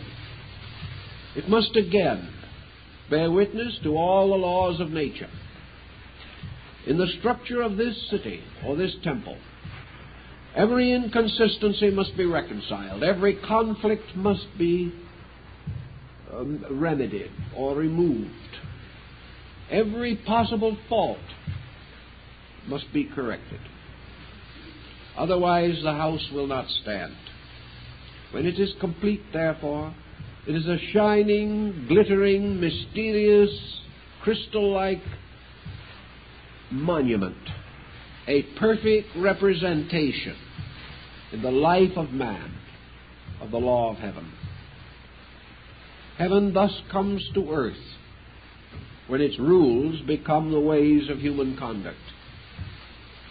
The power of heaven is vindicated only when man discovers that by no other power can his own works be perfected. So it is said that the power of God or the glory of God is revealed through this great work, which shines like the eternal city of Revelation. And it is built upon a great foundation, made of the precious jewels of virtue and integrity. Now, when this city is so built, and its peoples have all achieved their proper labors, and the time comes for each workman to receive the compensation for his labor, that compensation will be indeed more than sufficient. For in that compensation he will be rewarded by having a world worth living in, a world in which all things that are real can have their chance. Now, there is an ancient legend also in the Cabala that when this world has finally been made so perfect that it is indeed heaven on earth, then a double mystery will occur in space. Heaven will descend and occupy this house, and this house will ascend and occupy heaven. They will be brought together as one house. There will no longer be any division between things mortal and things immortal, between the human and the divine. Perhaps this is a religious symbol to signify the final identity of human consciousness with the consciousness of God.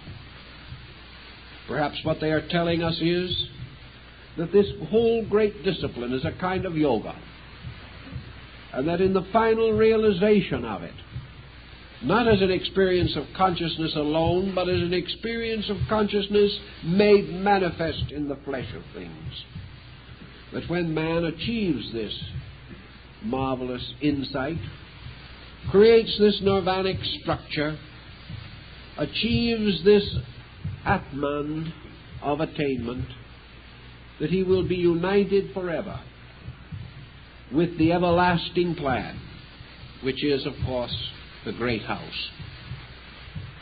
In any event, our present project does not necessarily burden us with the direct challenge of ultimates.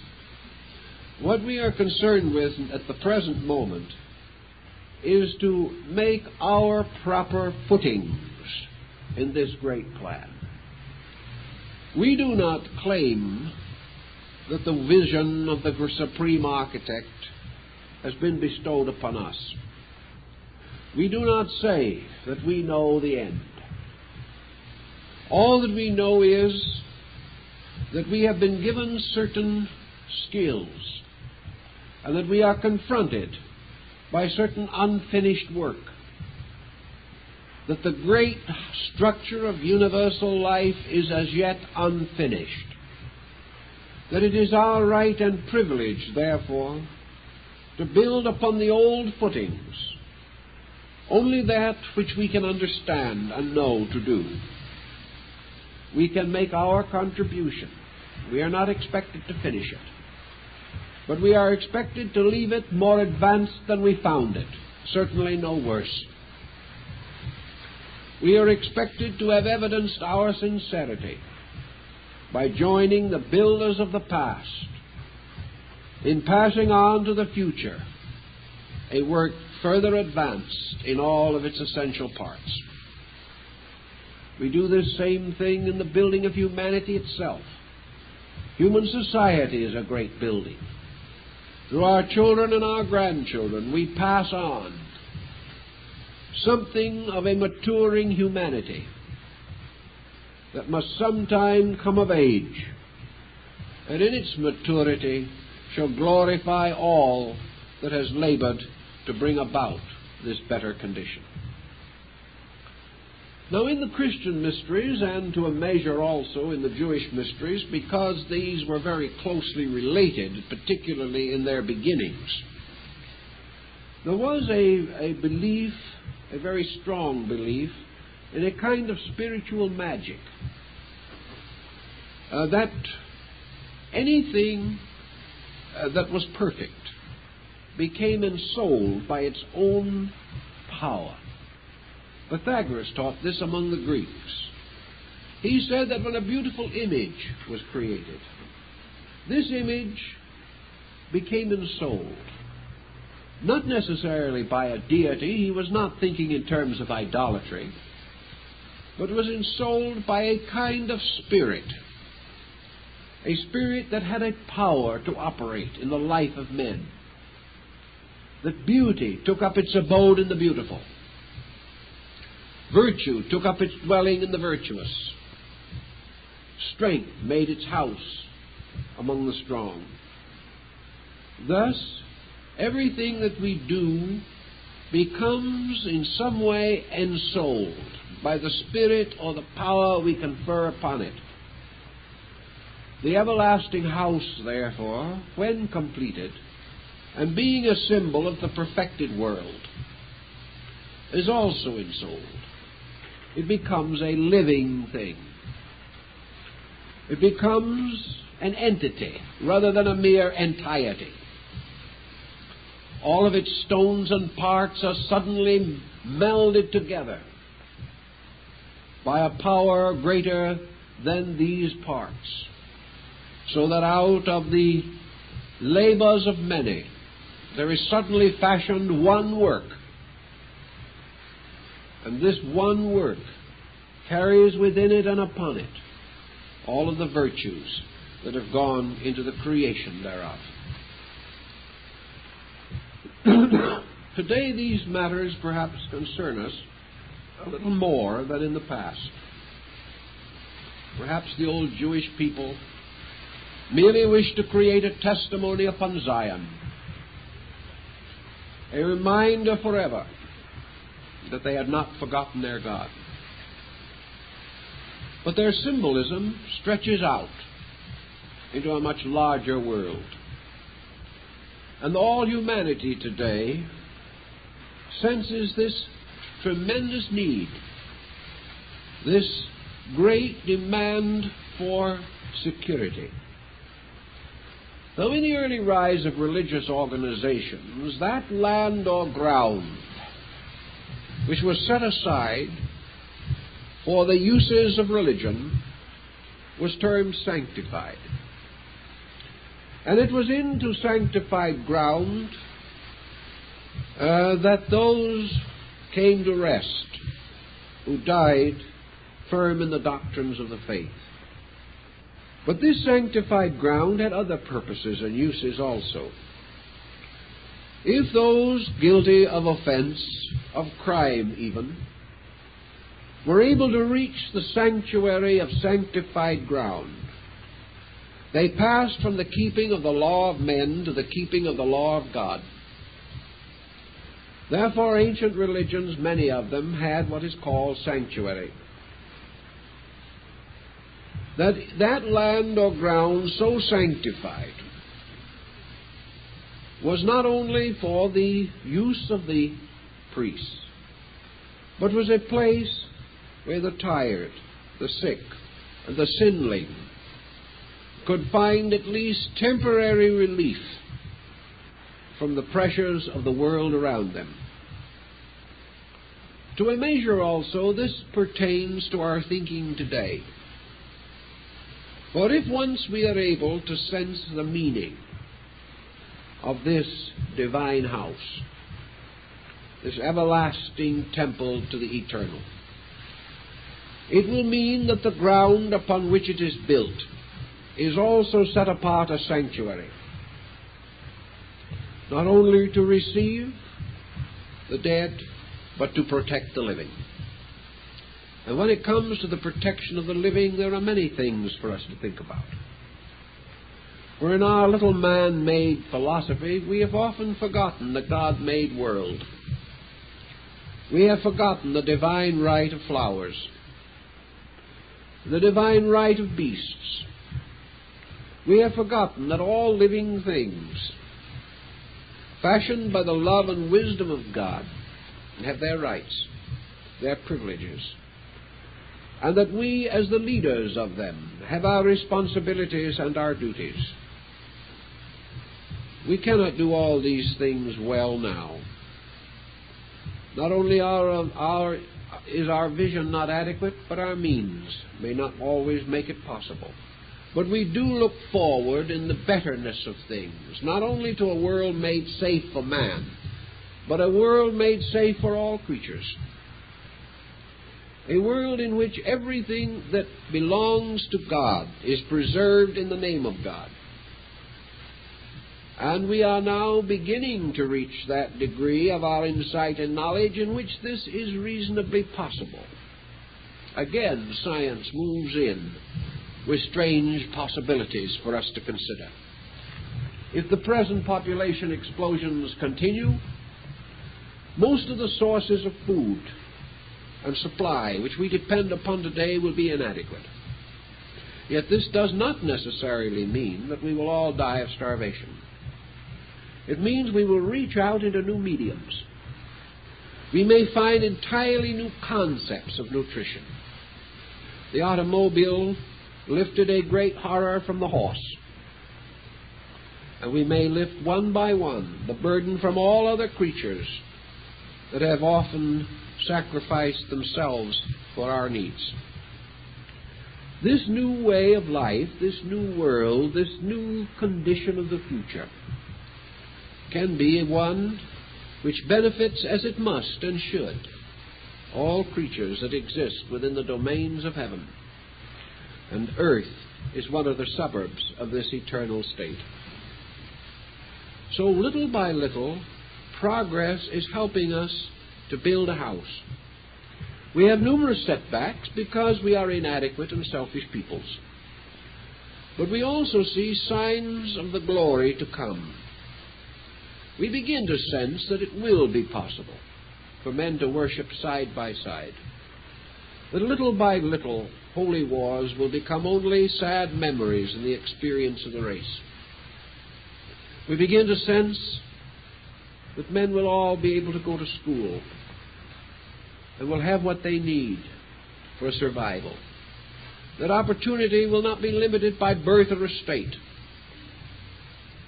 but that we will be recognized more and more for our works, and not for these artificial boundaries by which we have previously estimated the privileges of each other.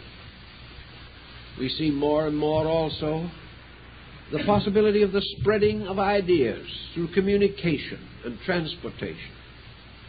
We see distant and isolated places moving into their proper spots in this vast project of things. We also know that it is perfectly possible to stop war.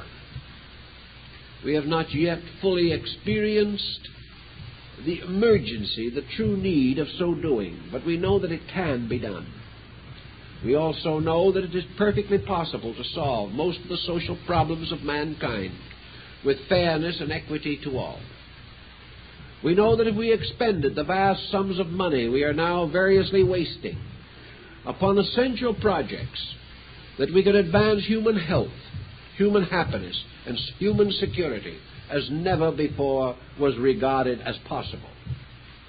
We know that we are gradually conquering the destitution of age, that by degrees we will help humanity to enjoy the full fruit of its labors in its older years. We also will be able to protect the needs of the young. Little by little, crime and pain and these other projects can be conquered.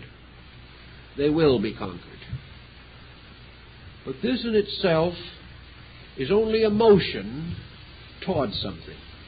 This is not the end, but it indicates that the end is attainable.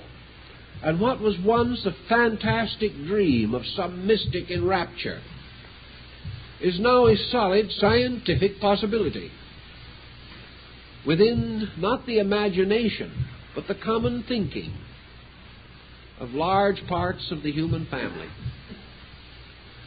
But with all this planning and all this plotting and all this scheming and all this considering, we have not yet fully recognized the essential overtones of a utopian state.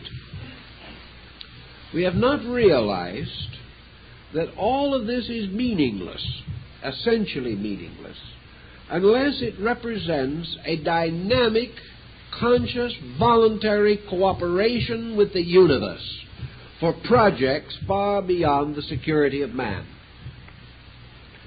That the security of man is only incidental.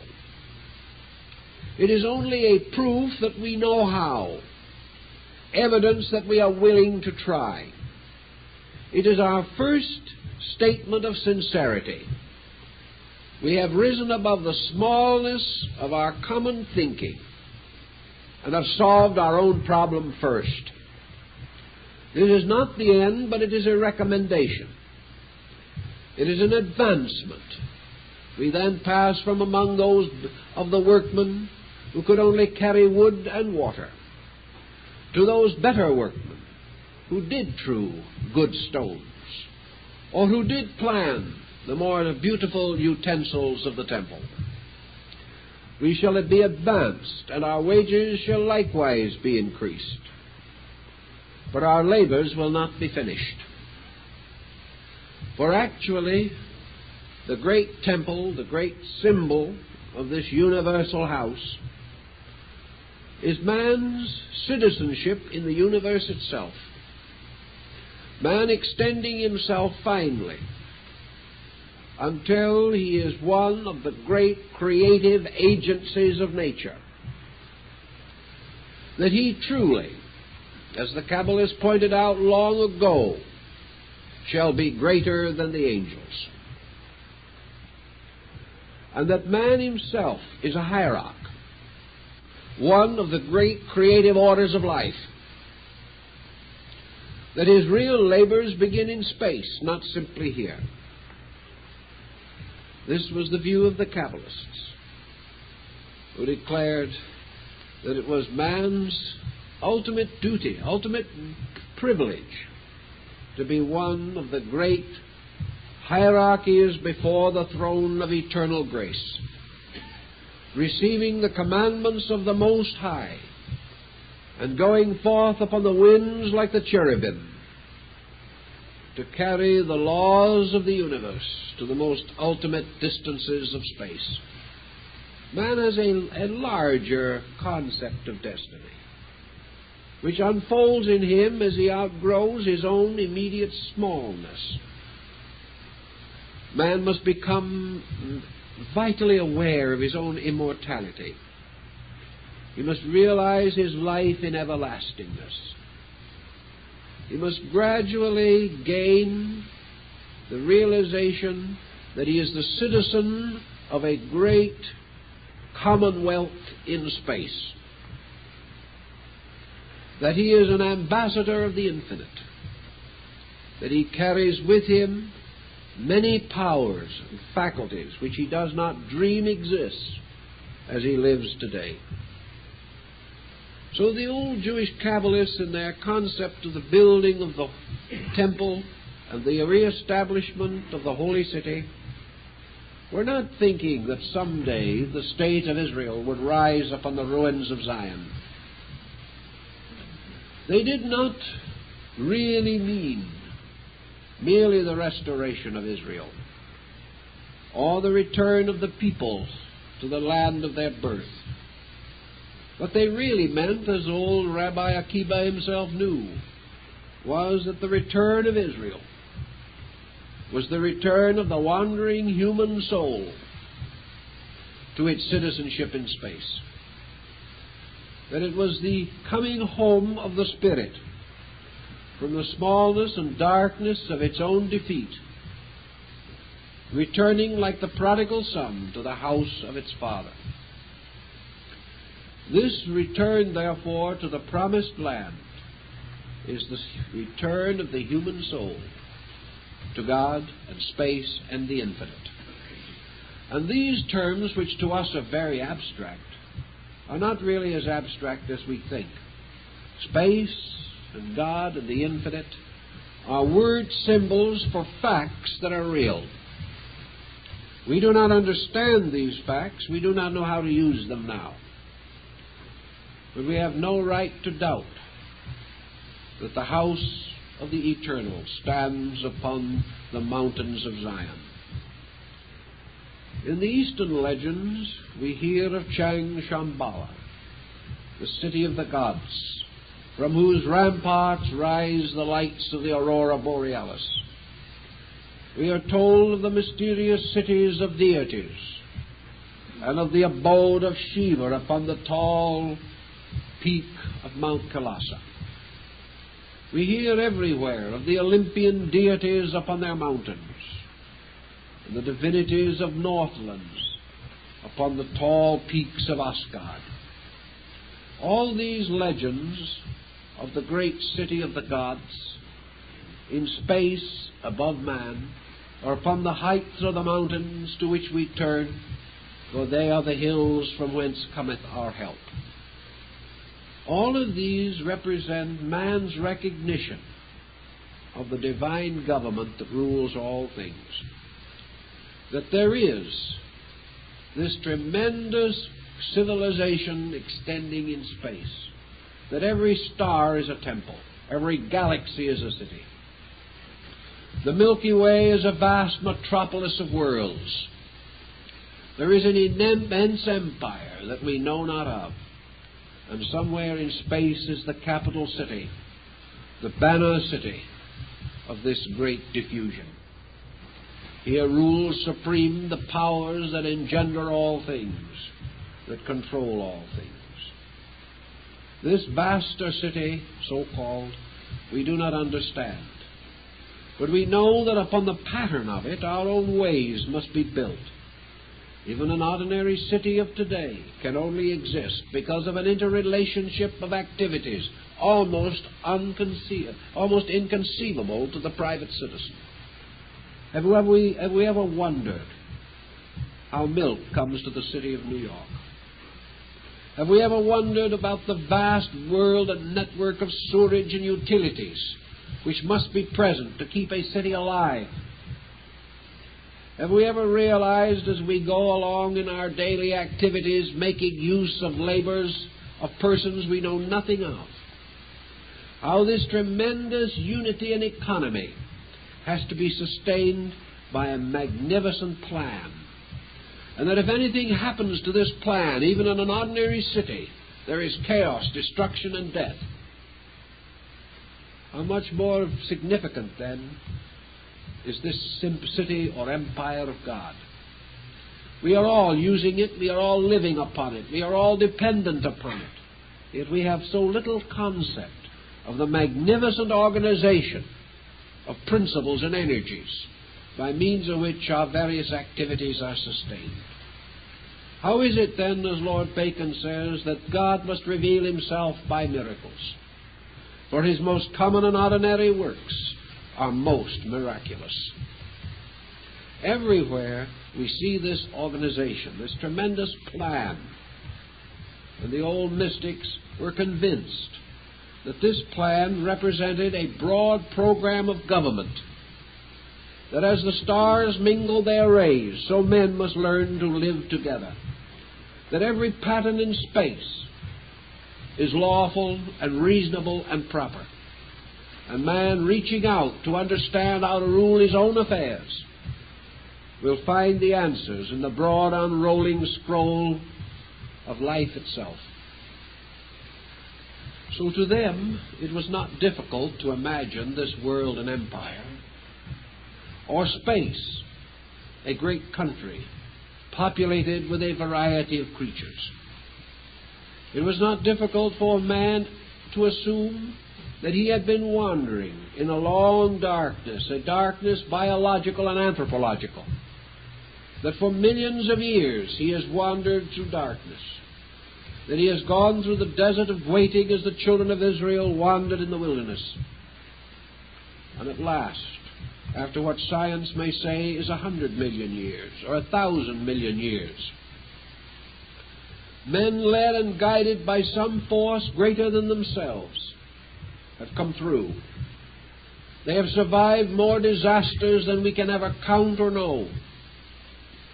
They have lived through convulsions of nature that would confound us. They struggled on through a prehistoric world with beasts far stronger than themselves. And at last, out of this long struggle, mind was born. Man came forth as a creature to think no longer merely of struggling for survival against the saber-toothed tiger or some mighty sloth of the wilderness. He came forth as a man. He saw his own image in nature. He began to think. He became a builder of cities. He advanced all kinds of knowledge. And finally he paused, as David paused. And he thanked a power greater than himself for having led him through this unknown world, where he could not have led his own way. He felt that all through the ages his hand was in the hand of God, and that as a small infant he was guided and led by an all-wise and all-loving parent. And David the king said that we may commemorate this secure way in which we have passed through the wilderness, that we may give thanks and tribute to this power that has guided us through the uncertainties of ages. In honor of this, and in recognition of this, we shall build the everlasting house to our God. And this is also a part of man's problem. That man shall sometime realize the tremendous wisdom that has guided him.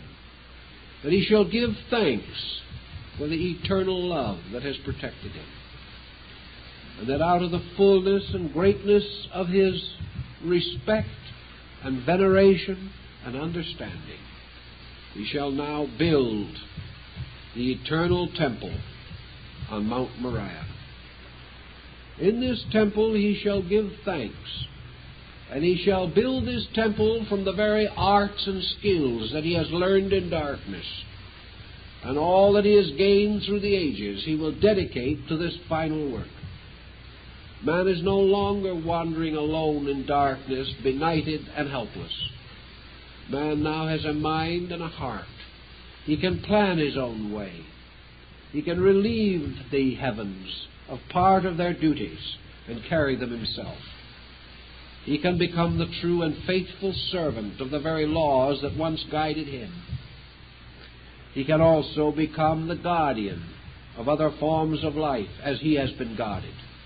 And out of all of his dreamings and all of his hopings, he builds the temple of his religion, his true faith.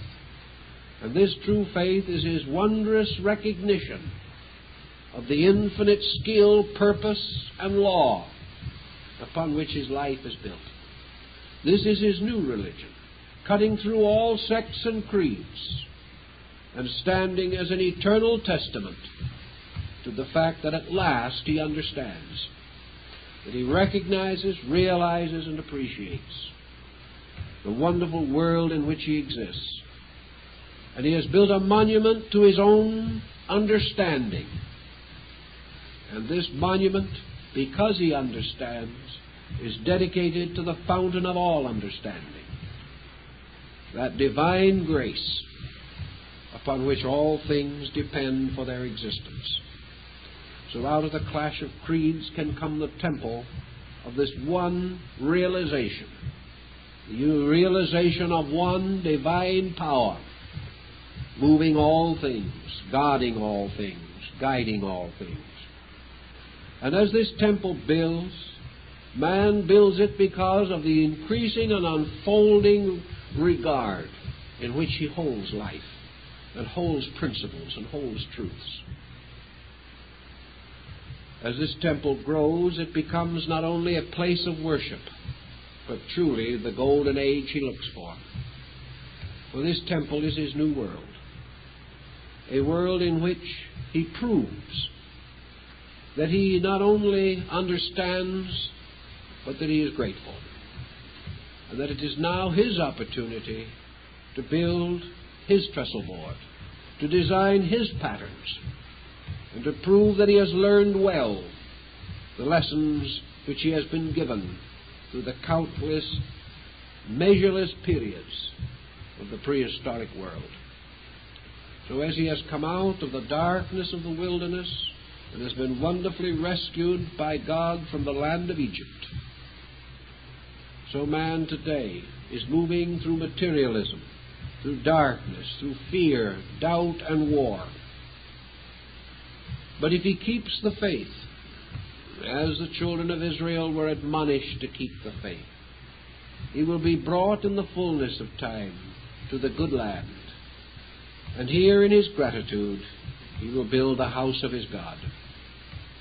And all the knowledge that he has shall adorn it, and all the spirit that he has shall worship in it. And in that time, this power shall be his God. And these people shall be the people of that God.